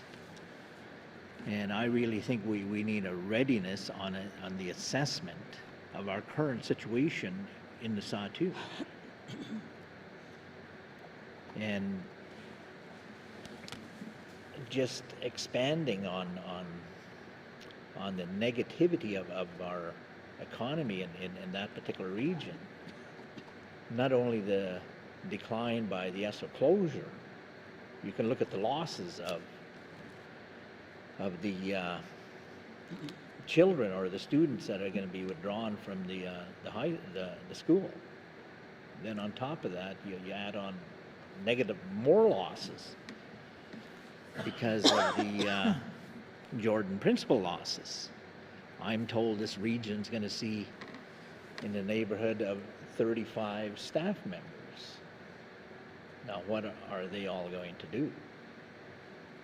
And you can add on to that and say, okay, it's not 35, it's more over 40, considering the closure of the community learning centers. So it just keeps building and building, but yet I know I'm not discouraged by the negative losses. I want to promote what we have, and what we do have is truly recognized by the assets that we have in that region. We've got incoming players such as Rio Tinto staking claims there, so let's seriously look at that. So I just want to know the continued support from the minister in resilient approach to build on the existing economic development regional strategy we have, in particular updating that to the decline that we've seen over the last several months. Thank you, Mr. Speaker. Okay, thank you. Go to the minister. Thank you very much, Mr. Chair. And Mr. Chair, I want to thank the member for his comments and questions in there. And the member is always a huge proponent for economic development across the territory, and also for the strategic infrastructure. Mr. Chair, when we are talking to industry and their desire to really invest and to build capital for the projects that they're working to develop in the territory, they talk a lot about the need for energy and the need for roads. And I know that the member is a huge supporter of the Mackenzie Valley Highway, and it's projects like that that are really going to make further investments in these projects possible for companies. We can't expect industry to come out and build a major highway that extends from one end of this territory to the other, but industry is prepared to build spur roads and to build the pieces that are needed. And that's where ITI comes in as the regulator and the pathfinder of being able to support projects that are in these regions and working closely with strategic infrastructure that's working very diligently on these road builds and these energy solutions in the territory. So I thank the member for his comments, and certainly we will continue to work together because there's so much opportunity in his region. Thank you. Thank you. I go to the member from the South too. Thank you, Mr. Chair, and I got to compliment the minister on her energy towards the Critical Mineral Infrastructure Fund. Together we supported a client. At the end of the day, the client was lucky in accessing federal capital. I apologize for my colleague. Okay, recognizing this crumbling economy here, I'm not going to crumble with it, but I really want to look forward to working with the minister in analyzing these programs and services and how can we utilize this to share and boost our economy, in particular now that we've got some federal money for the one client there for their approval on the Critical Mineral Infrastructure Fund. In my recent discussions here over the last 6 months with the divestment of Cenovus's assets midway between Toledo and Norman Wells, they got a huge play there, and they literally want to give it away, to eliminate it from their books. So there's an opportunity there, there's an agreement there between the oil company and the Toledo District Land Corporation. So maybe with different programs we can help the Indigenous potential recognize that opportunity and maybe they need help in the engineering of that potential. I can only imagine the tie-in from one side of the river to the other side of the river, tying into the Enbridge Line 21. That technology was proven for 2.5 kilometers upstream from Fort Simpson back in 2018. The technology that's seen two rigs drilling towards each another, and they were offsetted by 1 centimeter. And I'm quite certain that technology could access the resources on the west side of the Mackenzie on the Cenovus play to Line 21. So these are types of discussions I think we should have, and if we had that readiness assessment discussion in the community, I think it'll be shocking, Mr. Chair, to see the potential we do have, as my colleague from Inuvik Booth Lake said many times, we're resource-rich and cash-poor. So let's recognize that resource and see how we can market it and develop it and bring it into production. As a result of production, royalties will be realized to government. Thank you. I'll go to the Minister. Thank you very much, Mr. Chair. For details on the Cenovus play that exists in the Sahtu, I'd like to pass to the Deputy Minister. Okay, I'll go to the Deputy Minister. Yes, thank you. So yes, we are aware that there are resources over there that Cenovus owns. Access is going to be key to this one. It will require barge access. They have a very large, significant discovery license. And so yes, there is potential, as the member mentioned, and we are there to support the community, you know, and pathfind as this project advances. So thank you, Mr. Chair. Okay, thank you. Is there any further questions on this page item? Oh, member from the monthly. Thank you. You know, there's, I don't want to take from other regions, but there's a lot of jobs allocated, or there's a lot of jobs in the headquarters, and some in North Slave.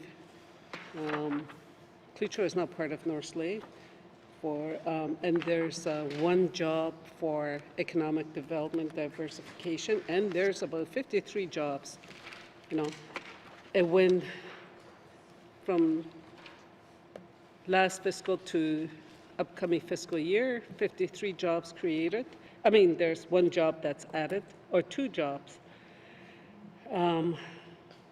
And nothing in all the other regions. So I just want to ask the minister, do they have a plan in place, or are they going to transfer or thought about decentralizing some of the jobs to the regions? Because in Yellowknife or in the headquarters, you know and I know there's no resources, but all the resources are outside of Yellowknife, in the Sahtu, in Cleacho, in the Delta.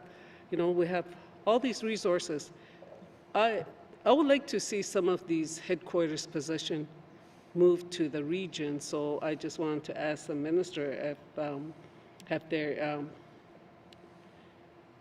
are they working with the Indigenous government or other regions to, you know, to build relationship to transfer some of these jobs to the outside of Yellowknife.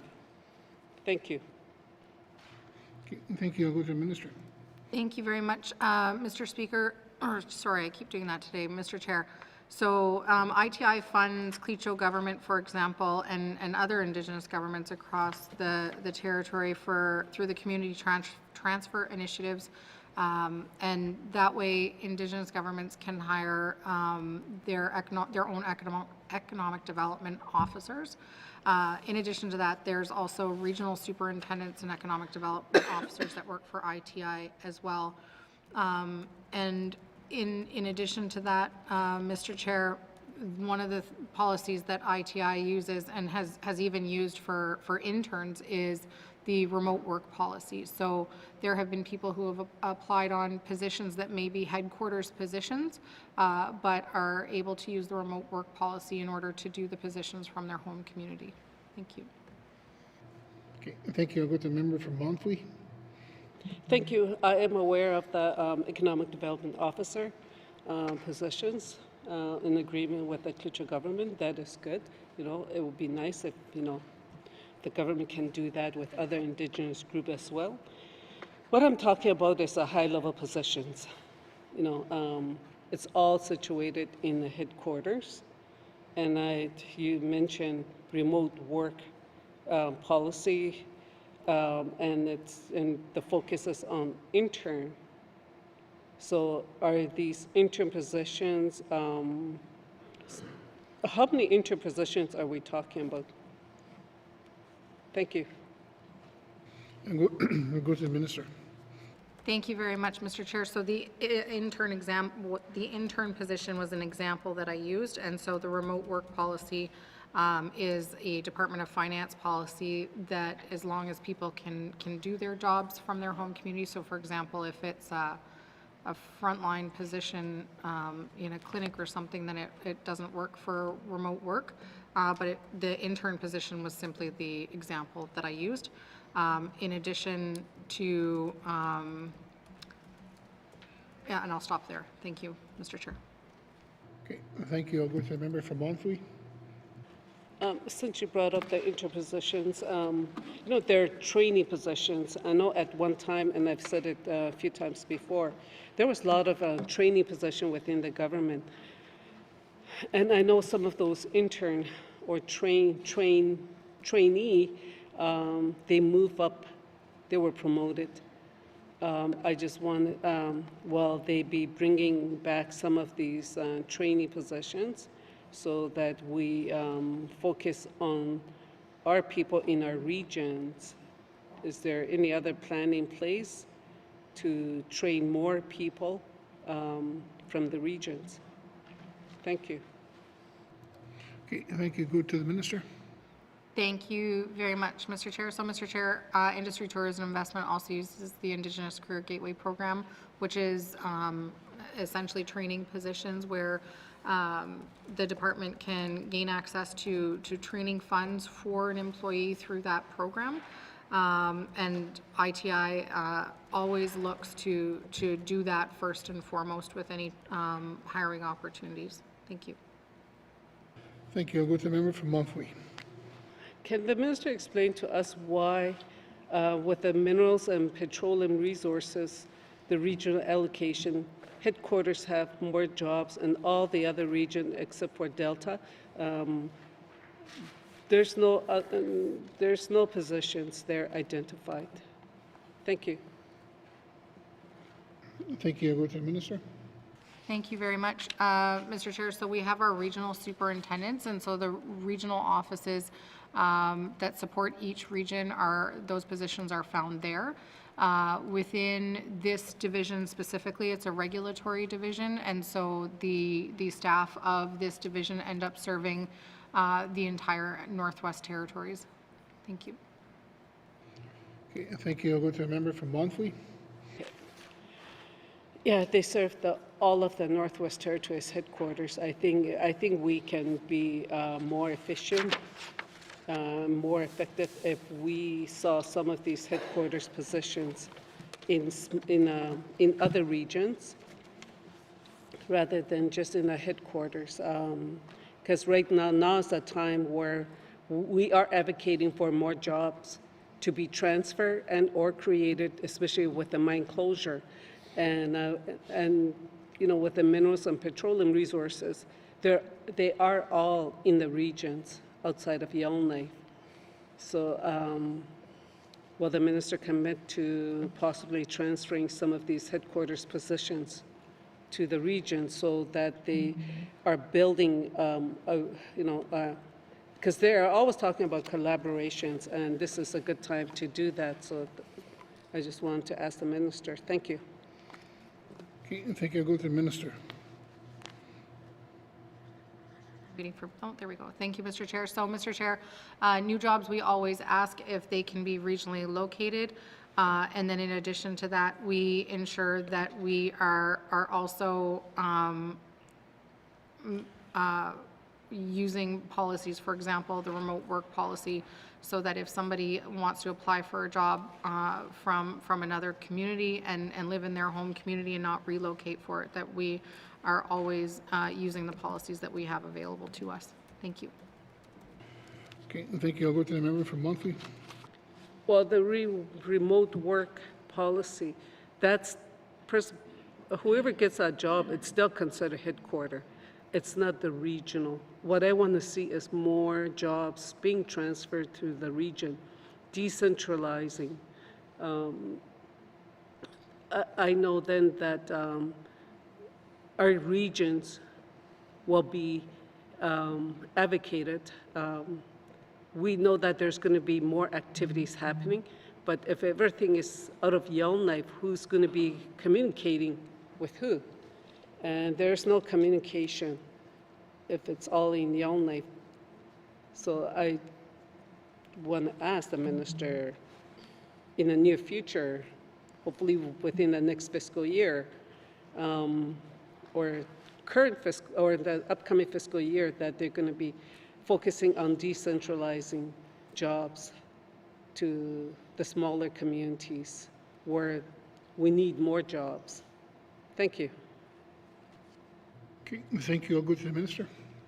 Thank you very much, Mr. Chair. Mr. Chair, certainly when looking at, the trajectory of how a lot of these roles are moving, we've got a number of secondments right now from the Department of Industry, Tourism and Investment to Indigenous governments and to Hamlets.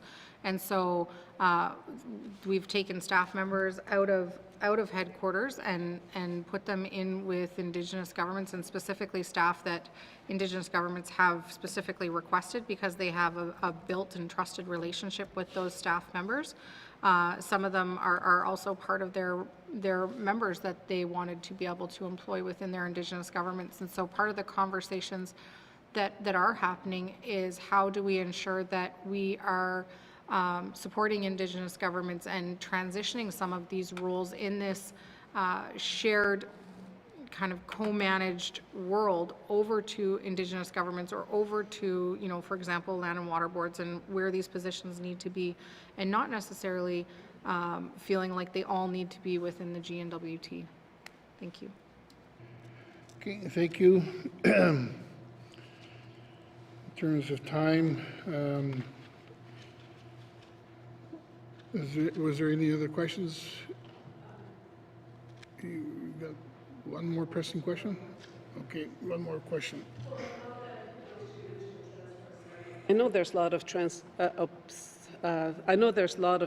assignments, and especially with Klitschko, I think they have like over 10. I think because of that, I strongly believe that many of these transfer assignments, it's probably from Yellowknife positions, headquarter positions, or North Slave, the one that they. Now's the time to transfer some of these jobs to the small communities where it's not just, because eventually those people that are in that job, they're going to get old. They're going to retire. And, we need to start focusing on the younger generations for career development. But if we keep all of the jobs in Yellowknife, we won't know, the young people won't know what kind of jobs that exist within the GNWT. Thank you. Okay, thank you. We're going to go to the minister. Thank you, Mr. Chair. I hear the member and absolutely appreciate her comments as these decisions continue to unfold, and in all of the decisions that the staffing decisions that have been made here, we've indicated a desire to see it respected, where even if it's a headquarters position, that if somebody applies on the job and wants to use the remote work policy, that they can stay in their home community.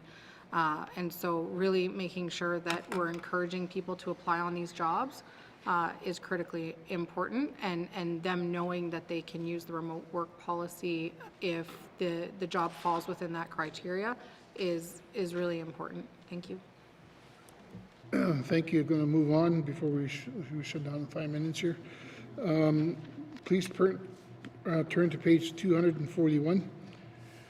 Industry, tourism and investment, minerals and petroleum resources. $17,166,000. Does committee agree? Okay, thank you. Because of time, I'm going to stop here. I want to go to the member from Nunavut Lake. Thank you, Mr. Chair. Mr. Chair, I move the chair rise and report progress. Thank you. There's a motion on the floor to report progress. The motion is in order, non-debatable. All those in favor? All those opposed? Motion carried. I'm going to ask the Sergeant Arms to escort the witnesses from the chambers.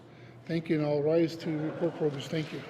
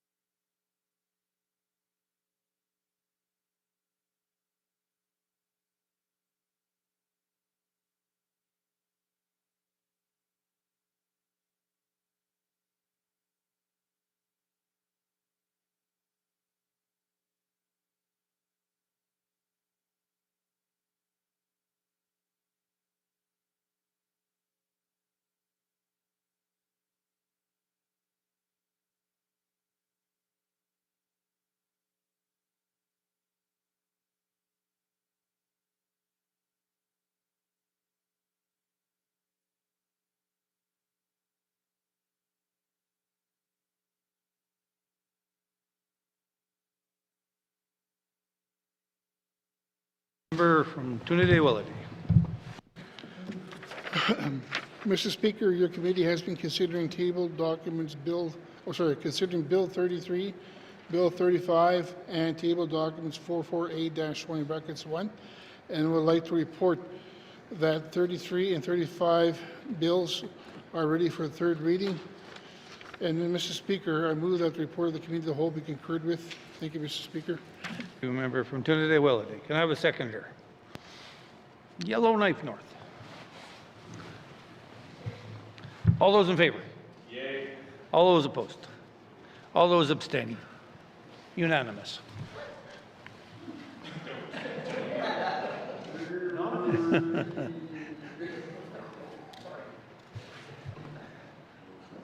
Reports on committee of the whole, reports on committee of the whole. Third reading of bills. Third reading of bills. Orders of the day, Mr. Clerk. Thank you, Mr. Speaker. The Standing Committee on Accountability and Oversight will meet at the Rise of House. Orders of the day for Wednesday, February 25th, 2026 at 1:30 p.m.